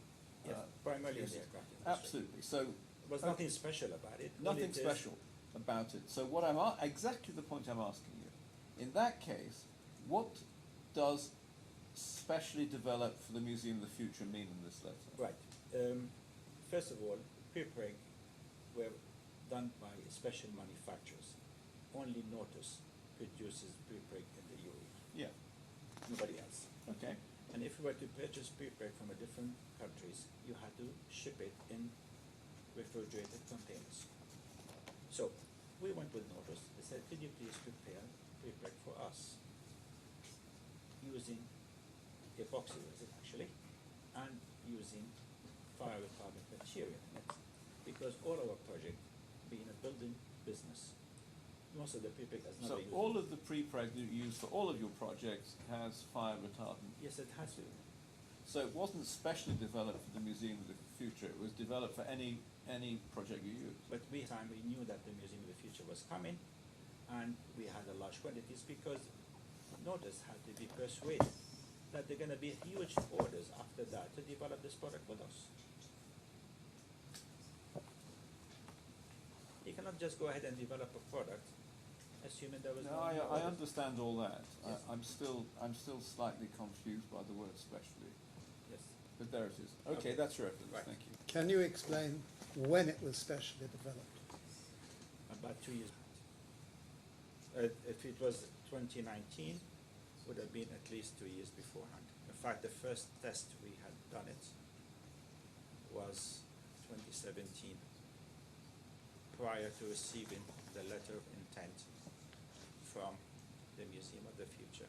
In fact, we would have not signed the letter of intent had we not passed the test, because we could not have actually offered the material.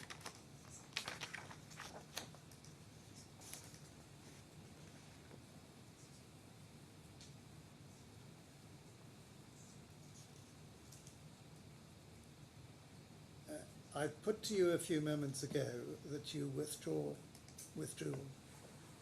perhaps a little more than a few moments ago, that you withdrew all the substantiation on the 31st of March, 2211. Mr. Bashar had to do it for 22:15. commercial reasons. I would not. You don't know why that happened. No. On the 3rd of April, I think it's 2833, yeah, maybe 2216.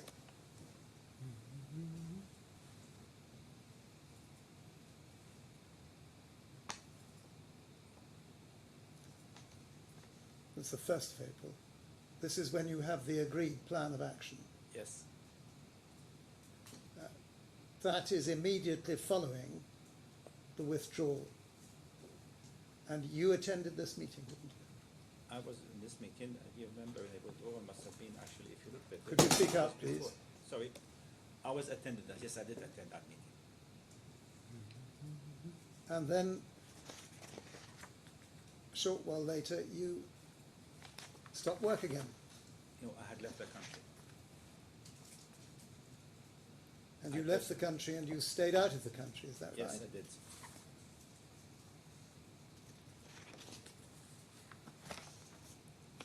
Coming to the 23rd of June, Yes, you hadn't been in the country then since the beginning of April. correct. Would you go to the letter at 2711 to 2715, 23rd of June?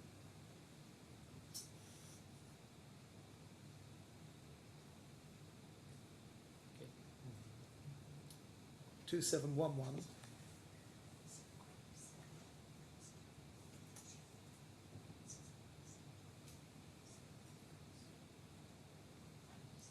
And if you go down the page,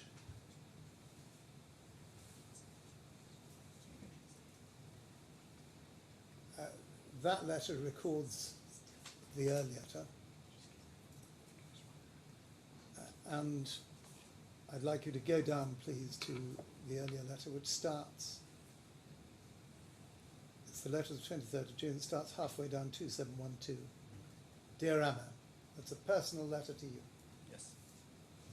Within the past 30 days, we've recorded numerous instances of Affan's failure to comply with its contractual obligations as evidenced by the following formal correspondence, and I don't propose to go through all that correspondence, but there are a number of letters of complaint of breaches of the contract and of the addendum, and they reach you in France, and you can see them summarized below that in the letter. Yes. Could you go down the page, please, operator, a little?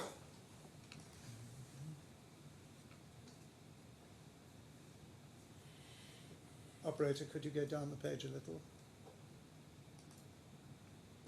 Stopping there. So, unauthorized suspension of the facade works. You agree that that happened on a number of occasions? No. You don't? No. So it's your evidence against Mr. Doyle for that? Yes, we did not suspend the work. We maybe have slowed down. It was Bashar who was in charge at the time, and I was not here. He was there, you weren't, Yes. you said didn't happen, and he's got it wrong. I had evidence that we were supplying and we were delivering, and you could see that evidence. So it could not have been suspended. So the letters that talk about suspension, in spite of the fact that nobody ever denied it at the time, you say were all wrong. Which I letter? No, I'm not going to put them. How can you ask? They're all there. You were asking there, and they You're said- saying that the works as far as were far never as I suspended. was informed by Bashar and Tanuja, we continued the work. Well, that's your answer. Failure to provide sufficient labour and supervision to progress the subcontract work in breach of clause 4.2. That was a complaint that was made against you. If they had paid the money, they have actually supplied. This was a matter of money. That's what it was. So you accept that that happened. I did not accept it. I said it was informed to me by Bashar and Tanuja. They were trying their best to manage with the funds they already have, and had BAM supplied more funds, we would have even increased. We wanted to finish the job. We were not here to delay BAM. So I want to get this clear. You accept that it happened, but you say the only I did not reason say- it happened. I do not accept it that happened. If it did happen, that would have been the reason for that. And I assure you, we had zero intention as Affan to suspend any work. We wanted to finish the job and get on with life.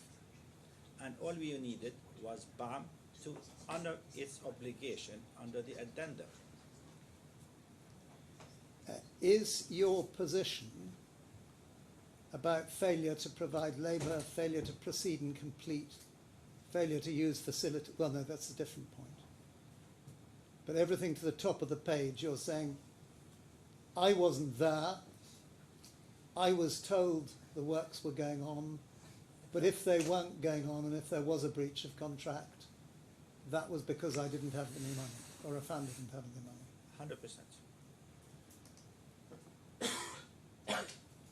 Then failure to use the facilities and resources solely for the purpose of the museum and for future facade works. We did not have any other contracts, so I'm not so sure what you refer Did to. you have any other jobs on at the time? At that time, no.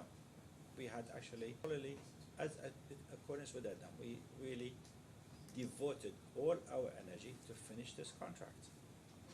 Failure to allow the contractor control of the facilities in breach of Clause A5 of the addendum, and unauthorised blockage and disruption to subcontract works at the facilities in breach of Clause B6. You accept, do you, that there was sometimes disruption of the machinery? Could well be, it was simply we just ran out of money. Maybe we could not even repair the machine. I don't know.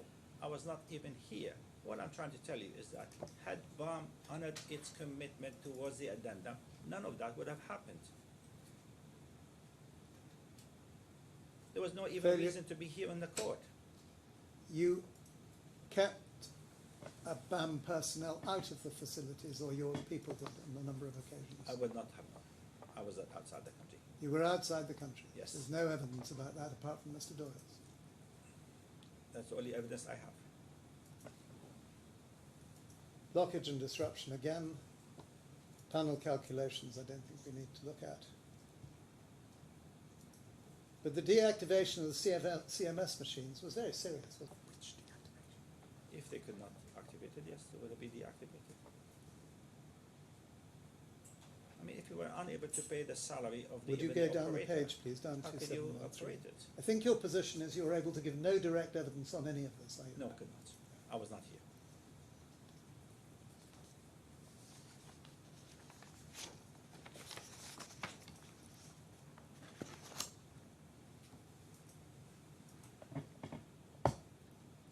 Do you accept in general terms that your absenting yourself was a risk for the project? You're going to France. Not really. I was not particularly involved in that project on a day-to-day basis at that time. It was simply all the design was made, was continued, finished, and it was a matter of production. All I had to do was simply collect the money from BAM and pay the salaries. Do you accept that in practice BAM was paying everything that was paid in order to take the project through to completion? Not everything. I What don't were know. you paying? I was paying the staff. The staff were paid directly by BAM. No, they were not. They were paid by Affan. And BAM said until after they took over, they No, were we're paid talking directly. about after the 23rd of June now. Yes, by that time they had paid everything. They broke every single law in the contract. Sorry, I did that answer. They had simply employed my staff in contradiction of the addendum. But they didn't employ your staff. Your staff was seconded to them, and you were still the contracted employer.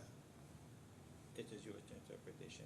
The reality of it. They paid were- your staff on directly. your behalf. Yes, directly. You were charged contra charges on the certificates, monthly certificates, of which we've seen one. Yes. Did you ever look at those certificates? No, it's not They, my job. they came to you, though? No, You didn't even ask your commercial staff? she would deal with it herself directly. She's her job, not mine.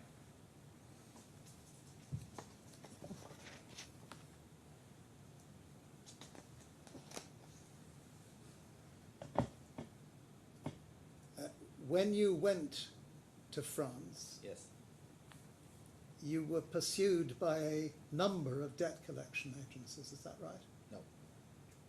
Were they not after you for money? Maybe they were after Affan for money, but not me personally. So what you're saying is that all the claims were against Affan, not against you. No, when I gave personal guarantee was the ADCB, and they did not pursue any claims against me. I had no personal guarantee to anybody. I had the company. Mr. Haslam and Katya Pastro sued in the Dubai courts. Was the defendant Affan the company? Yes, not Affan. And they succeeded. Yes, Were they paid? no, You've had a number of travel bans imposed on you by the Dubai courts. recently, yes. You said in evidence, more or less in the first few questions that I asked you, It's true. that was because of BAM. Yes, In fact, BAM has not sought or obtained a single order imposing any travel restriction on you at all, has it? I meant the fact that because of the case with BAM, we were entitled to money. We have not received the money. The only reason I had any court cases against me is only commercial, not me personally, just for information, against the company. And I am the general manager of this company, and according to UAE law, I was supposed to stay in the company. I could operate the company. That's what I'm doing. We have 70% staff of the original staff of Affan back in at working at Affan. In fact, that was the only reason I could even fund this particular court case. So that because of BAM doesn't refer to BAM getting any travel bans. No, It refers to your being sued, your company being sued by former staff and other creditors that's correct. who got travel bans against you, Yes, and you attribute that to the difficulty you had under your subcontract, your company's that's why you're subcontract. here in with court. that. So saying these travel bans were because of BAM is a shortcut that's It was a shortcut, yes, that's what it meant. And Because it's of really- this particular court case, misleading, isn't it? I would not say misleading, it was the intention. If I misunderstood it, I'm sorry. And you were arrested on your return to Dubai, is that right? No. That's not correct. You deny that, do you? Yes, I do. Because of judgments against you for bounce checks, not from, but from others. I had settled those checks. Were you not arrested as a result of the bounce checks, which was a criminal offence then? No.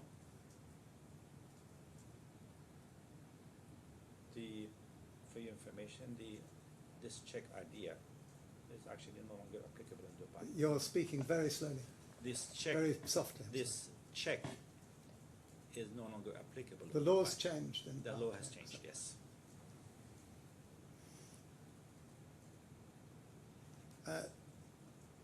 Some of Affan's assets were seized by creditors and sold at auction, is that right? I think 10 cars, 11 cars, that's it. And we have attachment against the factory by the bank.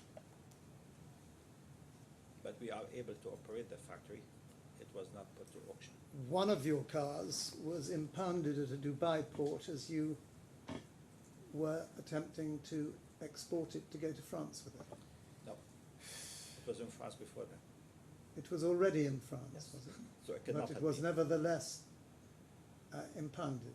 No, that I assure you, that was never. I'd be very happy to show me the impounding. Was that a Ferrari or a Porsche? So, Your Honour, this do need to object now. This is not part of the pleaded case. Witnesses don't come here for mudslinging for which there is no factual basis. There has to be some, There does Self-censure. have to be some relevance. and I will refer the court to Rule 38 of the rules. Okay. Just for your information, the Ferrari and the Porsche are in France. They had never been impounded. We drive them every day. My wife drives them. If you want to see pictures of them, you can send you one. They're in France, are Yes, those they two are. cars? I can't really see the relevance of this. Ron, the point is that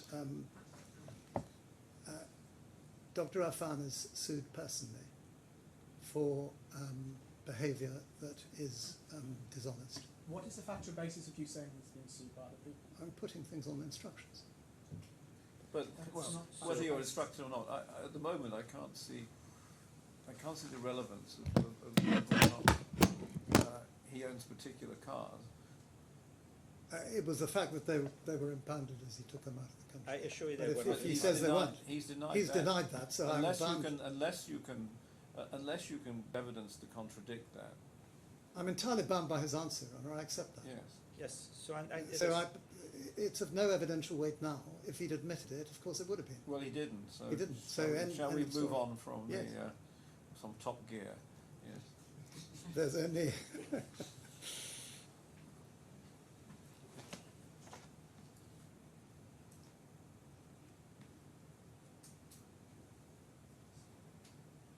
there's only one more point, is that you've had a number of court cases filed by creditors and former staff, and the creditors include Canyon Engineering, is that right? yes, correct. And they've achieved judgments against you. Yes.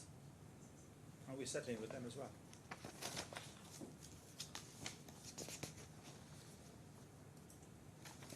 Well, that's all I ask. Thank you very much. Well, it's back at 4:30. I suspect, Mr. Hussain, you're going to be longer than an hour in re-examination. Probably not longer than an hour, but it'll be It'll be longer than substantial. 15 minutes. Sorry, Yes. I thought that was sarcasm, as I usually get from judges, but I think No, you've genuinely... I'm not in the least sarcastic, except about Top Gear. Maybe I apologise for that one. But it's going to be at least half an hour. Yes, I I'm should have afraid thought. so. I should have thought about an hour, but there you go. So I think we're going to have to rise now and reconvene tomorrow morning. Now, what that means, Dr. Affan, is you're still on the witness stand overnight. By all means, speak to your wife, but don't discuss your evidence with anybody else, Yeah, please. I'm still not discharged. You're discharged till 10 o'clock tomorrow morning, You can't speak to your lawyers yet. and you can't speak to your lawyers. But yet. tomorrow morning I don't have to be in the witness box. You have to be in the witness box again at 10 o'clock because Mr. Hussain is going to ask you some more questions. Okay. Okay, so you will be speaking to one of your lawyers at 10 o'clock tomorrow morning, I will but be. in terms of re-examination. Yes, Okay. I will be here. No problem. All right. Okay, in which case we'll resume 10 a.m. tomorrow morning. Sorry, just in terms of housekeeping, Lord Marks, I think that the schedule that you discussed when we started the session at 2 o'clock has gone out of the window. hasn't Slightly, it? yes. Yes. So maybe, again, the two of you might like to think overnight where I think we're still relatively hopeful that we're going to finish on Monday. Because we think that quantum is I not have going my to- doubts about that. I see the difficulty. Okay. All right, see you tomorrow morning. Thank you.